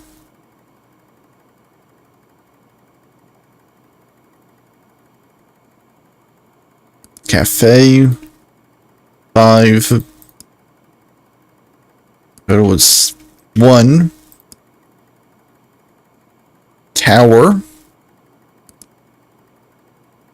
It's 2.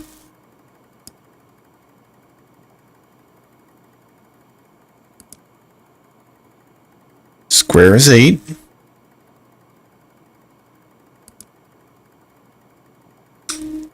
Blue is 6. Blue's 2.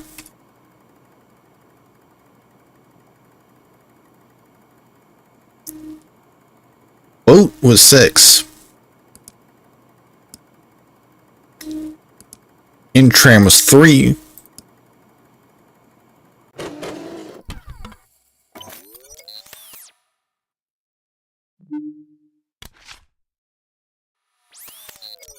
Another possibility is that this is where the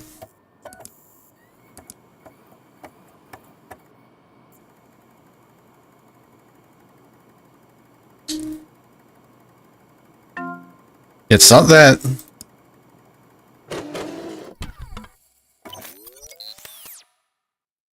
It's another possibility that this is where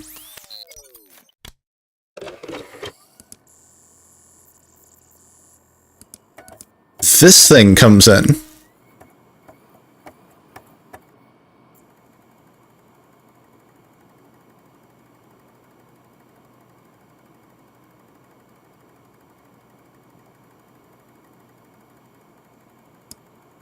Go VXET.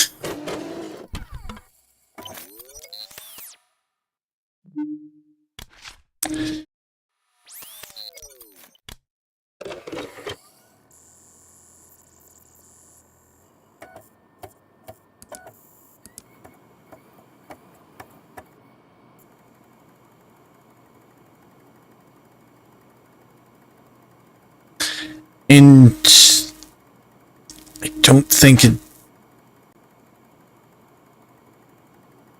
don't think this is going to help me any with figuring out that situation.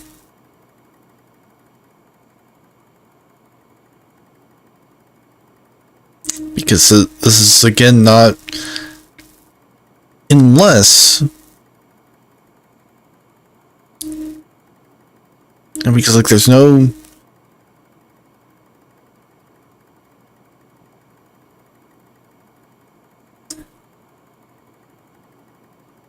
Like, the grid doesn't do anything unless these are for something.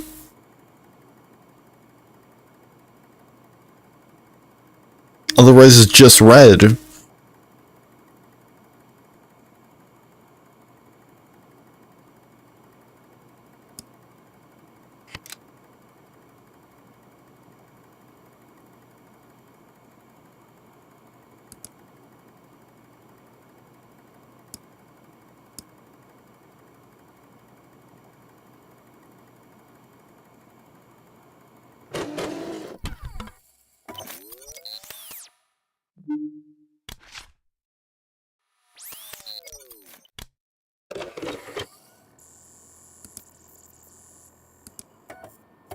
It'd be VXJ ETC.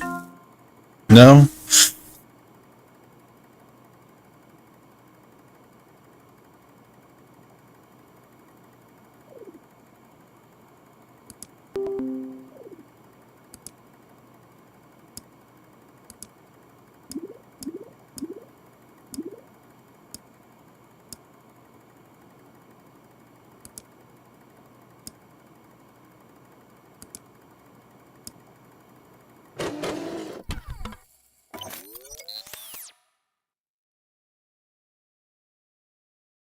Dimensional journeys.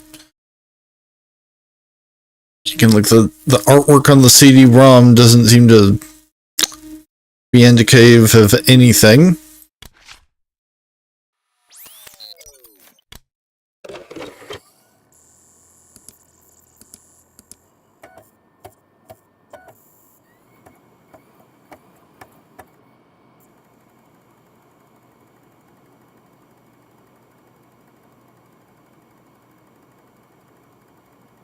But if this is the solution, if this is the puzzle for getting access to the elevator thing, that would make sense since it's a picture of an elevator.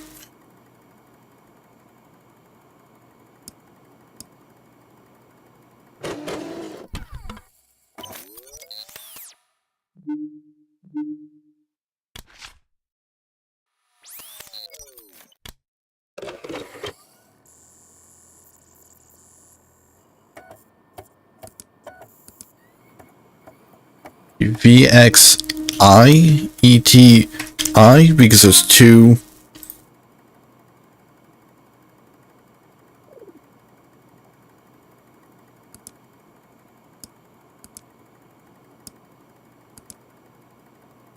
X3, ET3, because it's blue. No.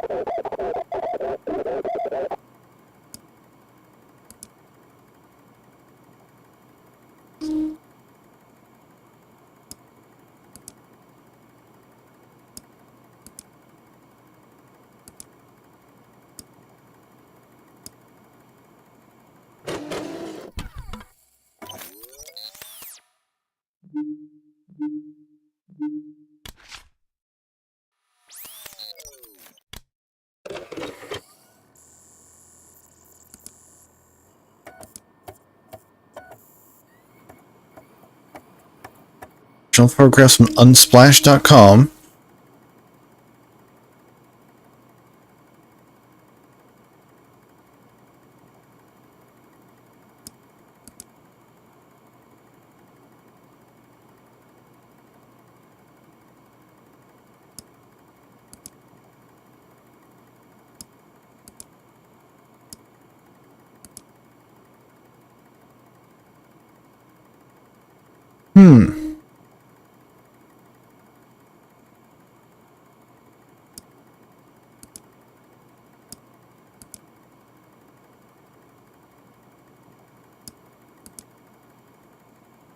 There's a problem with that. I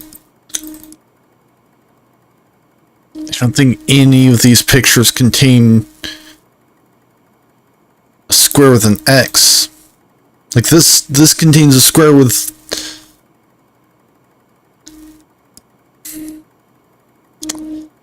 Oh wait. I think I might have it. Because there's a square with an X.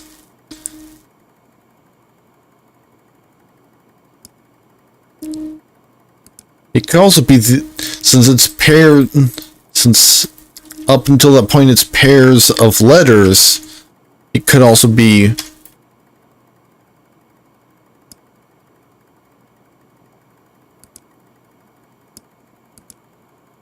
VX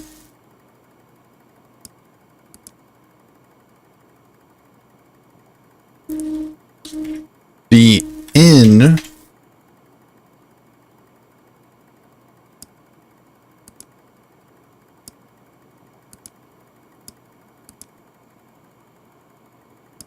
then ET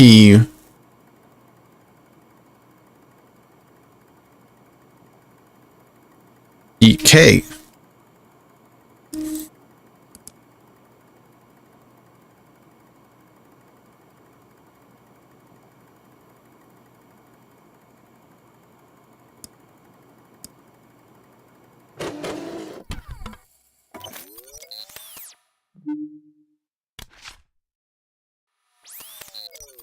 Then just go back to this. VX9 ET VX8 ET9. I knew there was something with that symbol in the Times Square photo.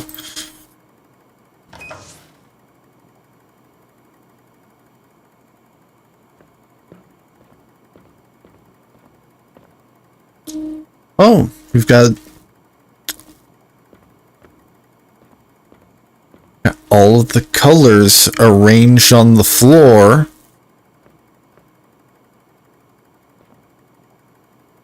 That's 1, 2, 3, 4, 5, 6, 7, 8, 9.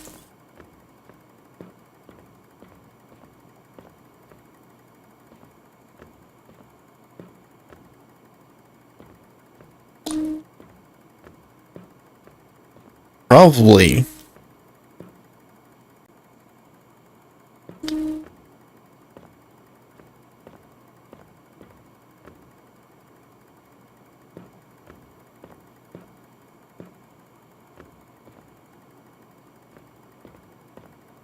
Red, then blue, then green.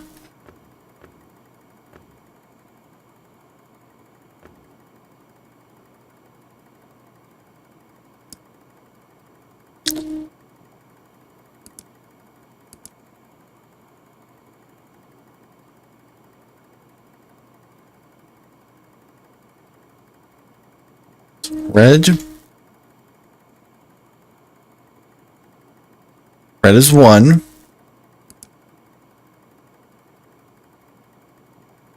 Green is 2. Blue is 3.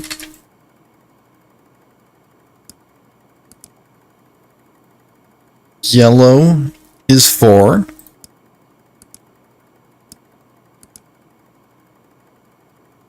The magenta is 5.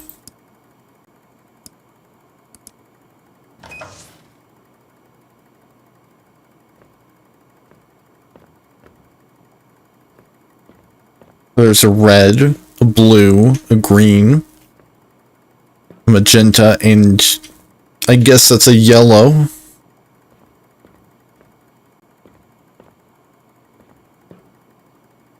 So that would mean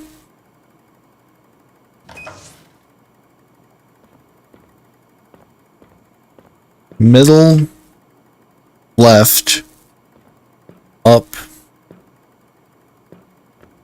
middle, lower left.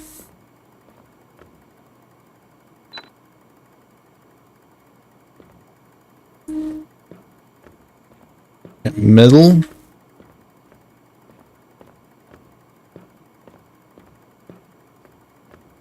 left, up,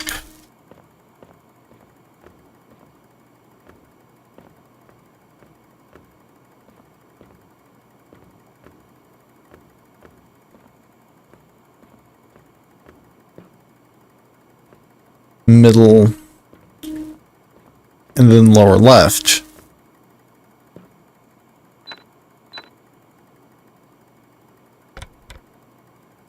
Middle, left, up, middle, lower left.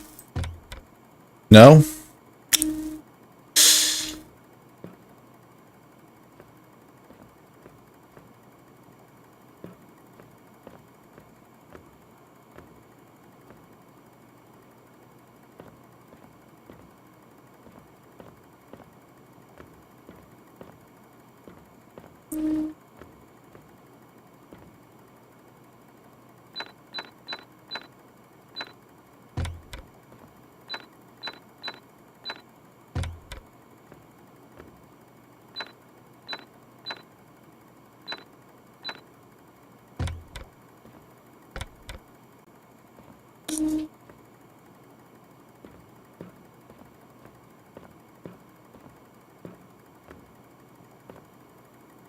There's a puzzle book here. I don't think it has anything to do with the puzzle that I need to figure out.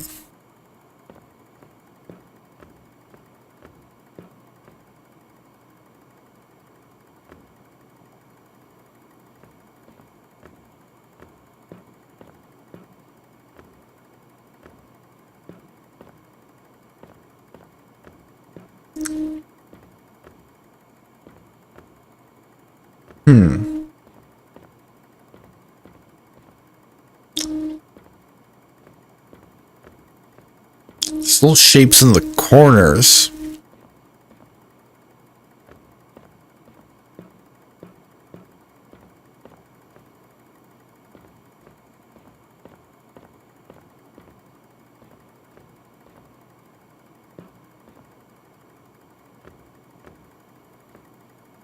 Because there's a square with two smaller squares taken out of it, square with a hole in the middle, and sort of a flipped H.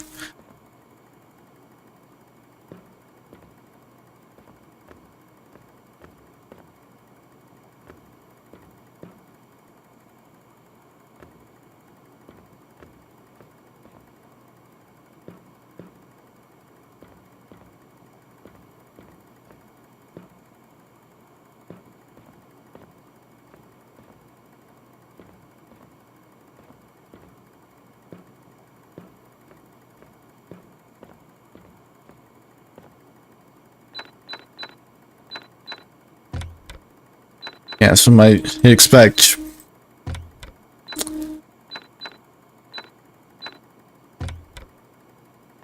just numbers in sequence don't do anything.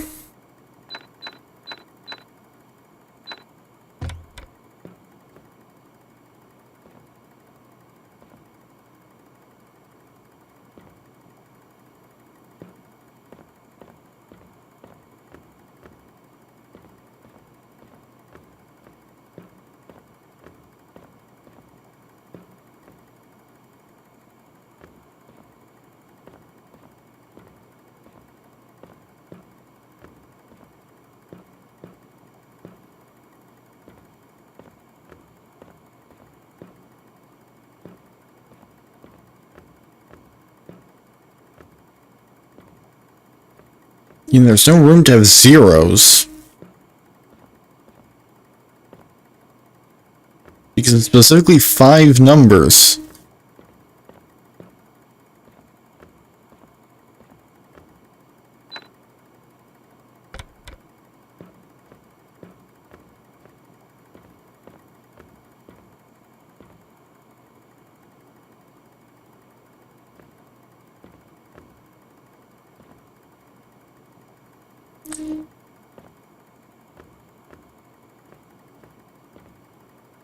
Could it be that maybe I'm supposed to enter them in the reverse order?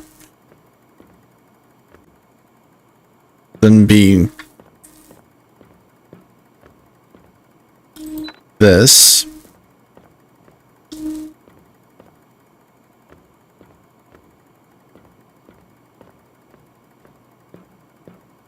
Then this.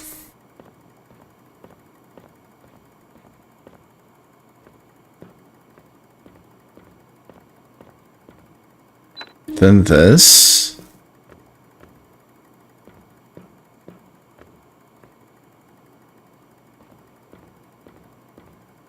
Then left, then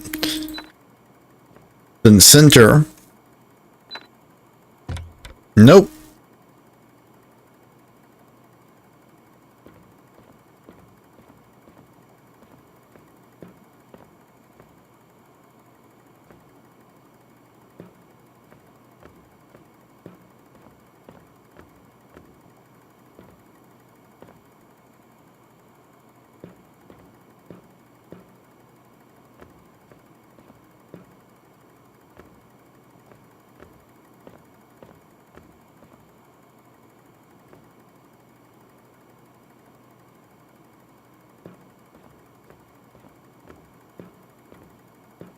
Guess it could be that there's some significance to these little things.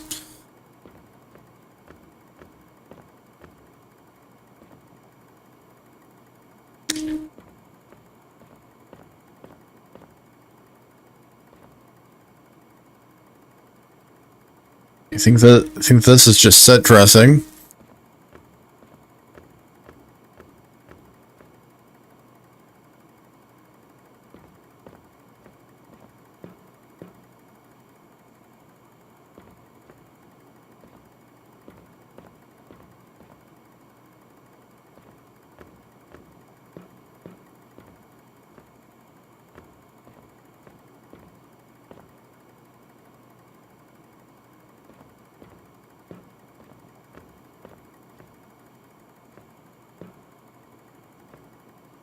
One, two, three, 5 places.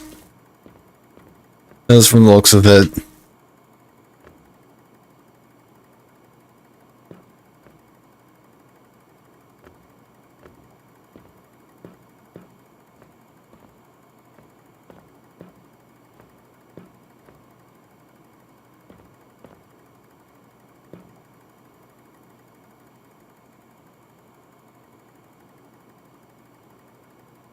That'd be 7 numbers. This one doesn't even have a symbol associated with it.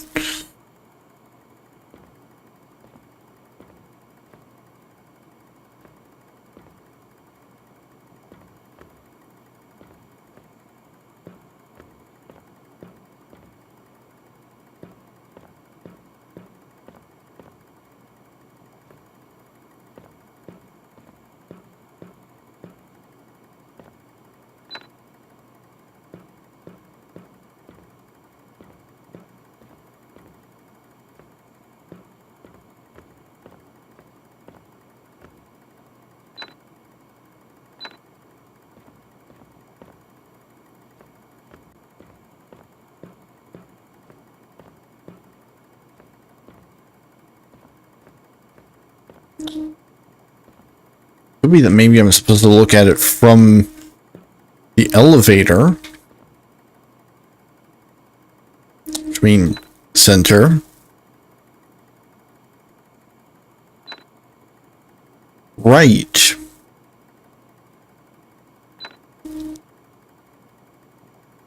Actually, center, right, down.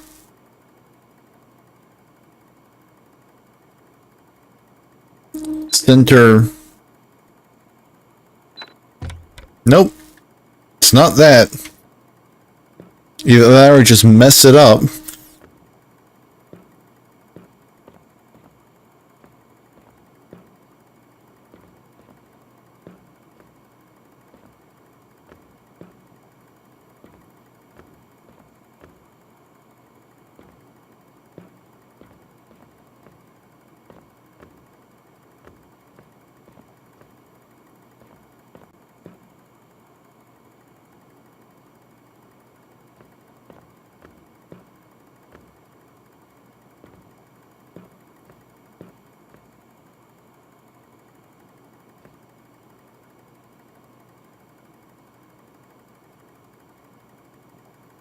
Just puzzle book has a grid just like this. That's from the looks of it.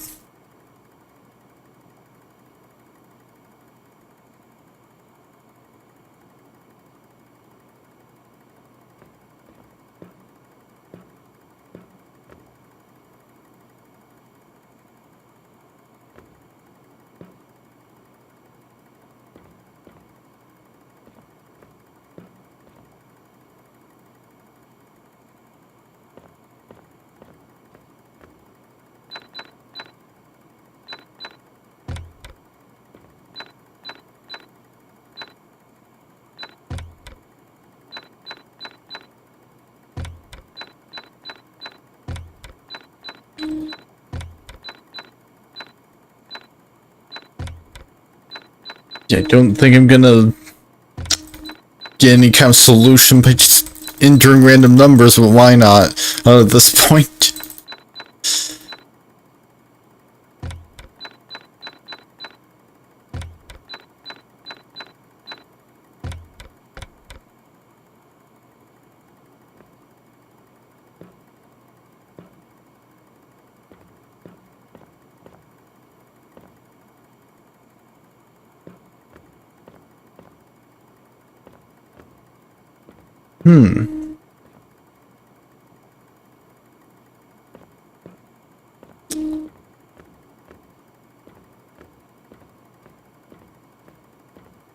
These are representing a sequence.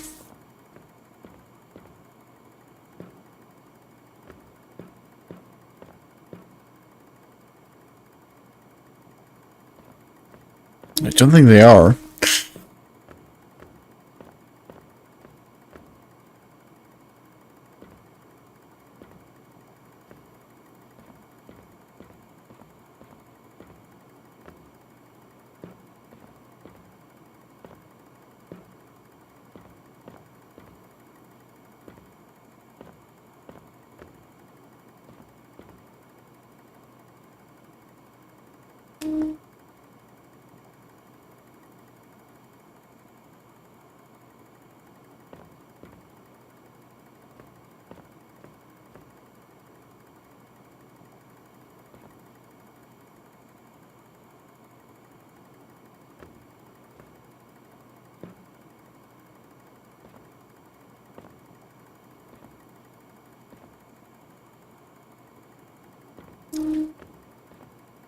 I mean, that's just a square.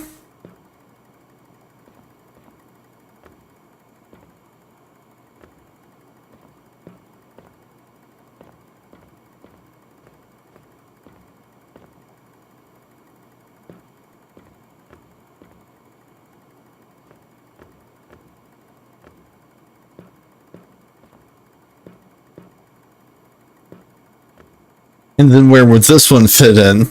I guess it would fit in the one that isn't.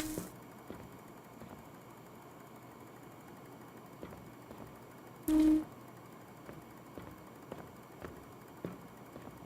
mean, that could be a 1 into 0. Then what would this and this be? And again, this one.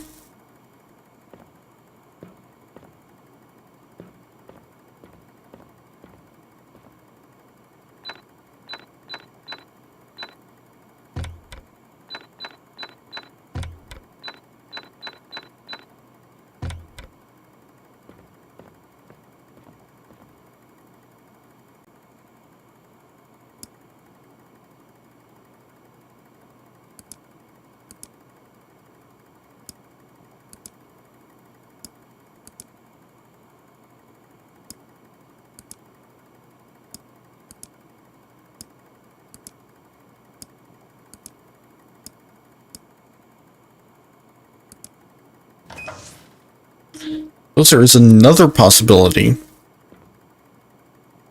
Now, because it's clearly magenta.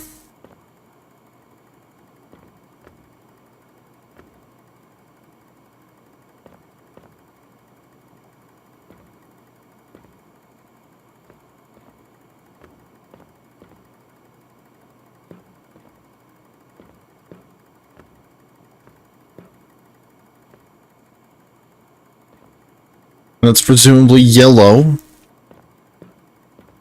Just due to the lighting, it looks different.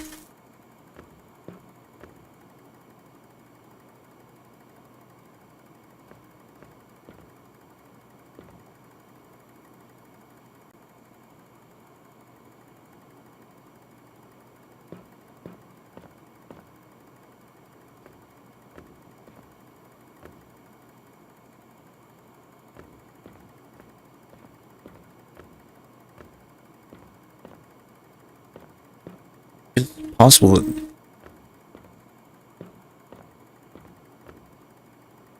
it's possible the green is a red herring.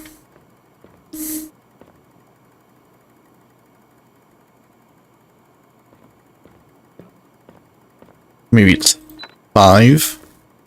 Guess this is the middle.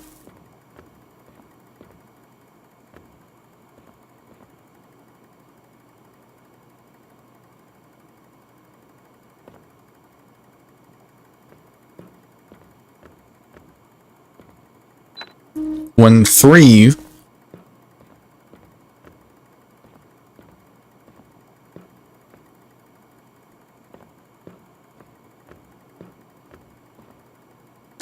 Five and then 5, 1, 3.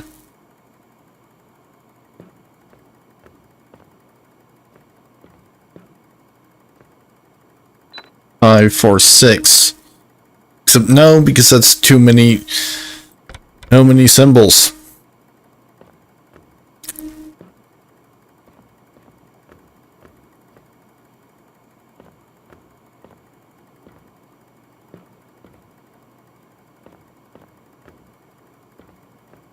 I guess it could be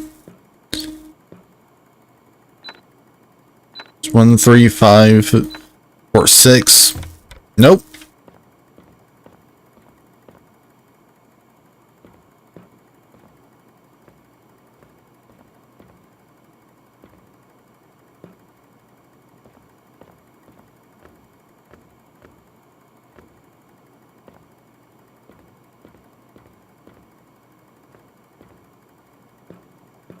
Maybe if I look at it from this angle, then it becomes 5.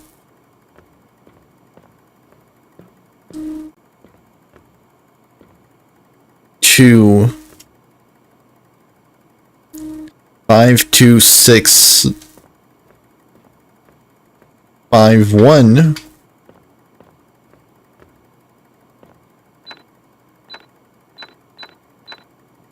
Nope.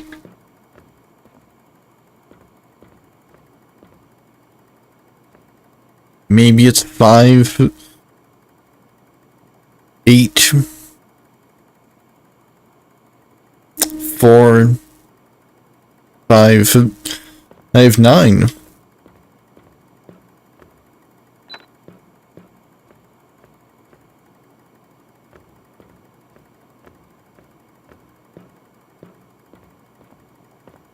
Five, 8.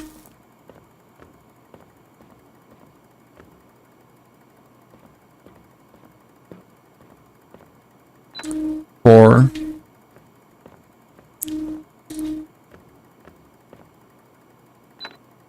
5, 9. Nope.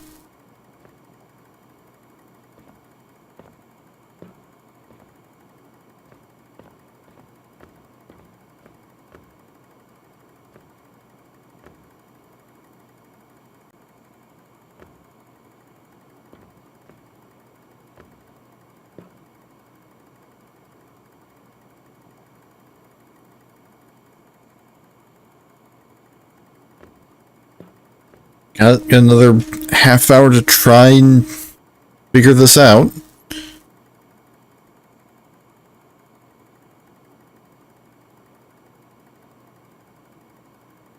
There's an H symbol on the puzzle book. And there's an H symbol here.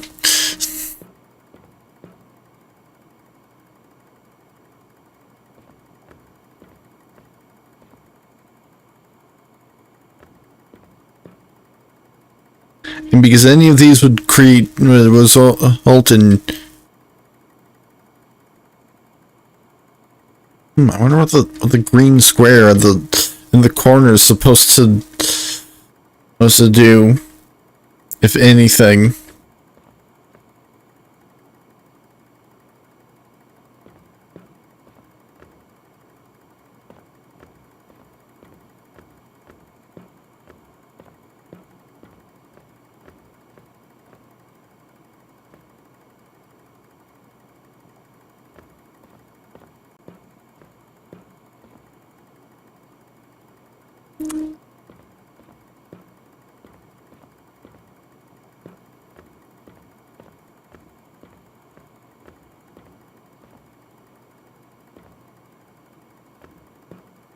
Don't think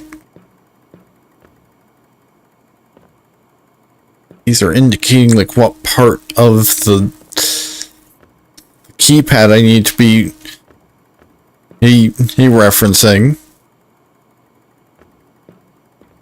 I guess it is possible that 2, 0.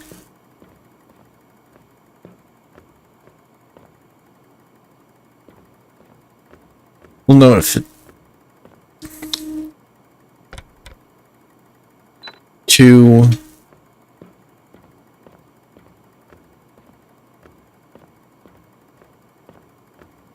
1,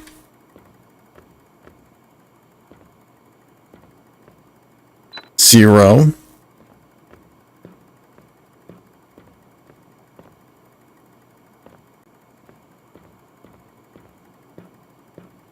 magenta and yellow magenta, so 2 and 4. Nope.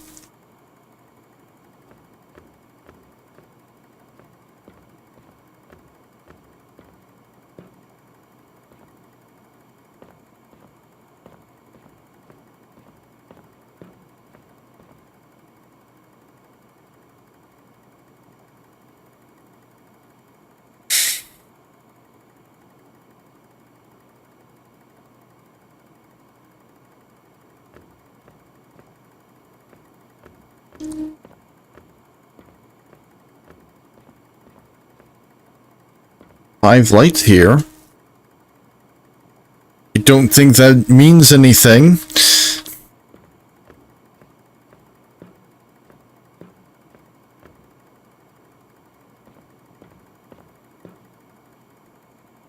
And I'm pretty sure I've looked at this from every angle that could reasonably be the solution.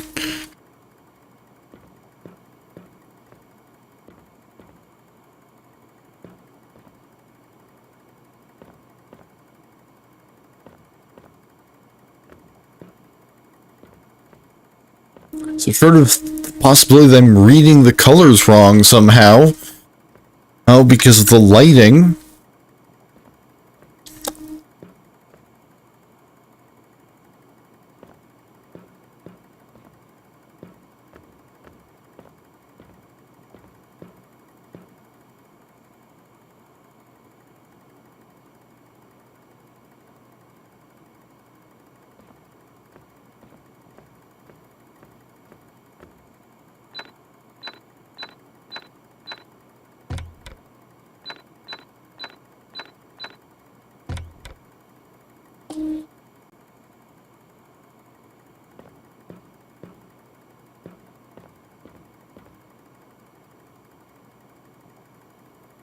So maybe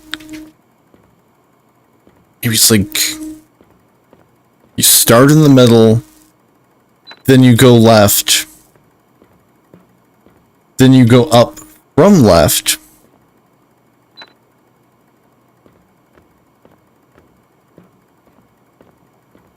and then I guess you go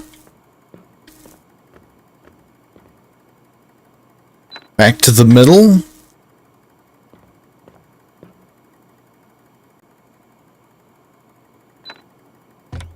No?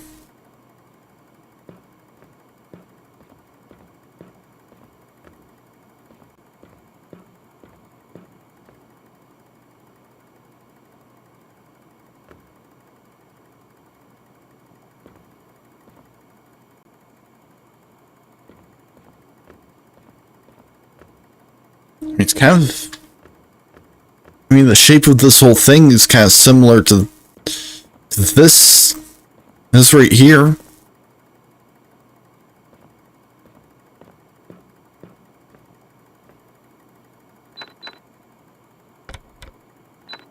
Well, if it's just all threes. Nope.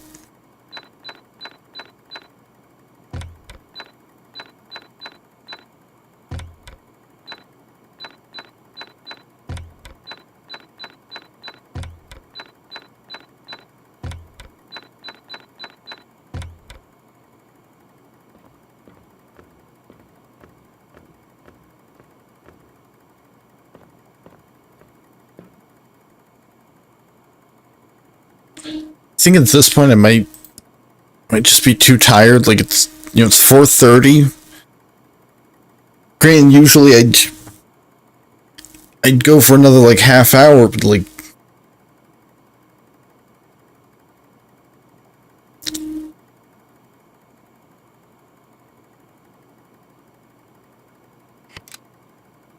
this one's kind of got me stumped, I think. So I think I'm just gonna call it here. So thank you to everyone who stopped by tonight. Next stream is planned for Monday with some more Minecraft.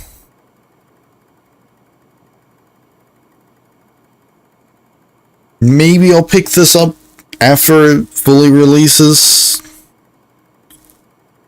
Nothing else, there might be a walkthrough by then.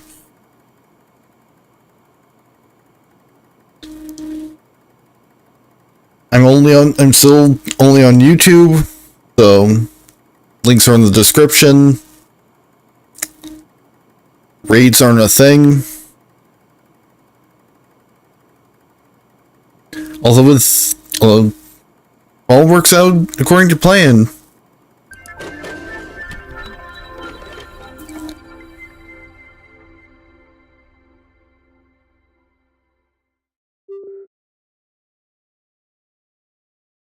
And I might be able to start doing stuff on Twitch again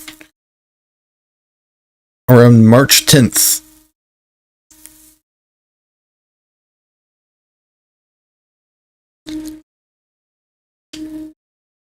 But that's at this point I'm just waiting and seeing what happens.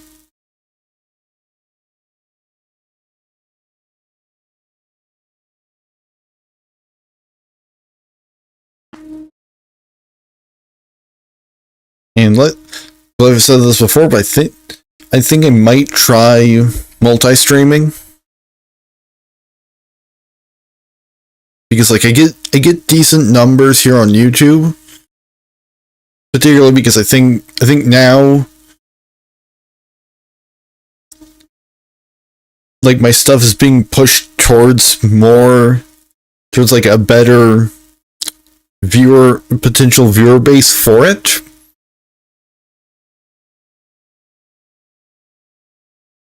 Since it is being actively labeled as a live stream, and thus is being pushed towards people that YouTube presumes will be interested in watching a live stream. And thus are more likely to be people that are looking for, hours of video rather than, hours of video in a live stream format rather than like 10 minutes of highly edited content.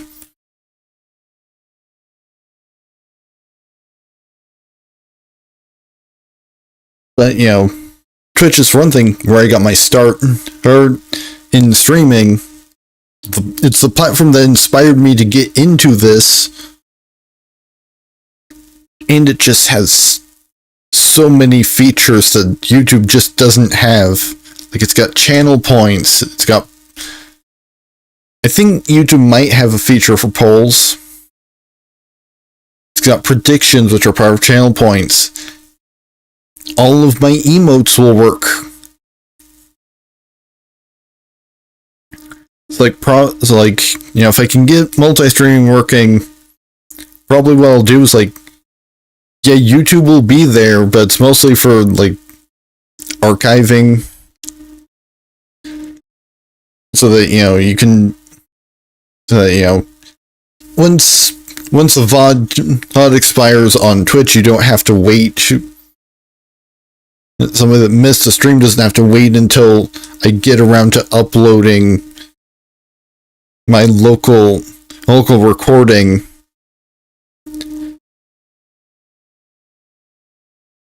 And to be able to catch up on what they missed. And again, though, the discoverability seems to be a little bit better.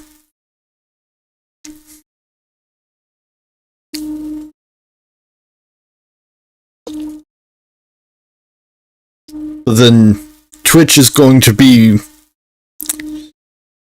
where I would recommend people that really want to do stuff with chat, and with the actual chatting aspect of watching a live stream. Because again, more features particularly focused on interaction and chat.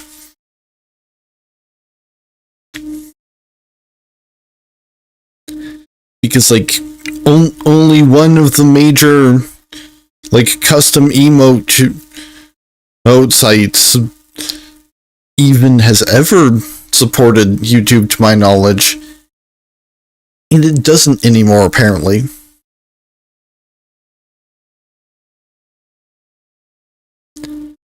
Like 7TV apparently at one point at least had plans to have YouTube support.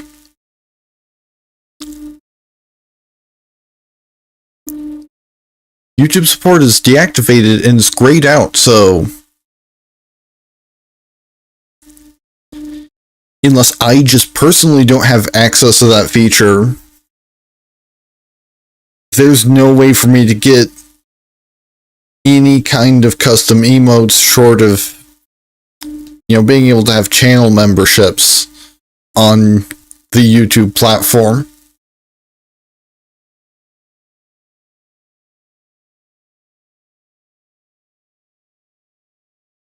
Either way, that's going to be it for me tonight. So once again, thank you to everyone who stopped by. I am planning on coming back Monday with more Minecraft.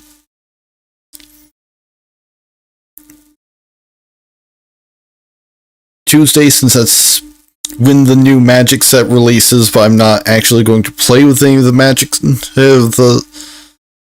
new magic cards because they're universes beyond Teenage Mutant Ninja Turtles. I'm just gonna do what I've done for the last couple universes beyond sets, which is off-brand flash games. And since I'm not playing with the set, I'm actually just not even going to be playing Arena at all until Secrets of Strixhaven comes out.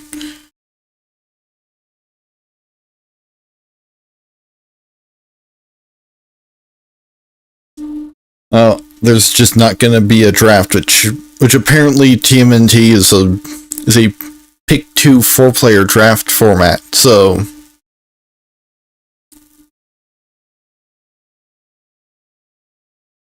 which I might see about planning something special for the 10th. On the off chance that I'm able to stream on Twitch that day.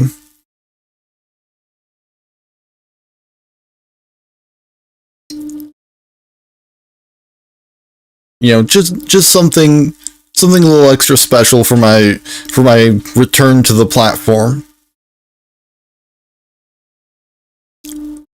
Or it's just a matter of figuring out what.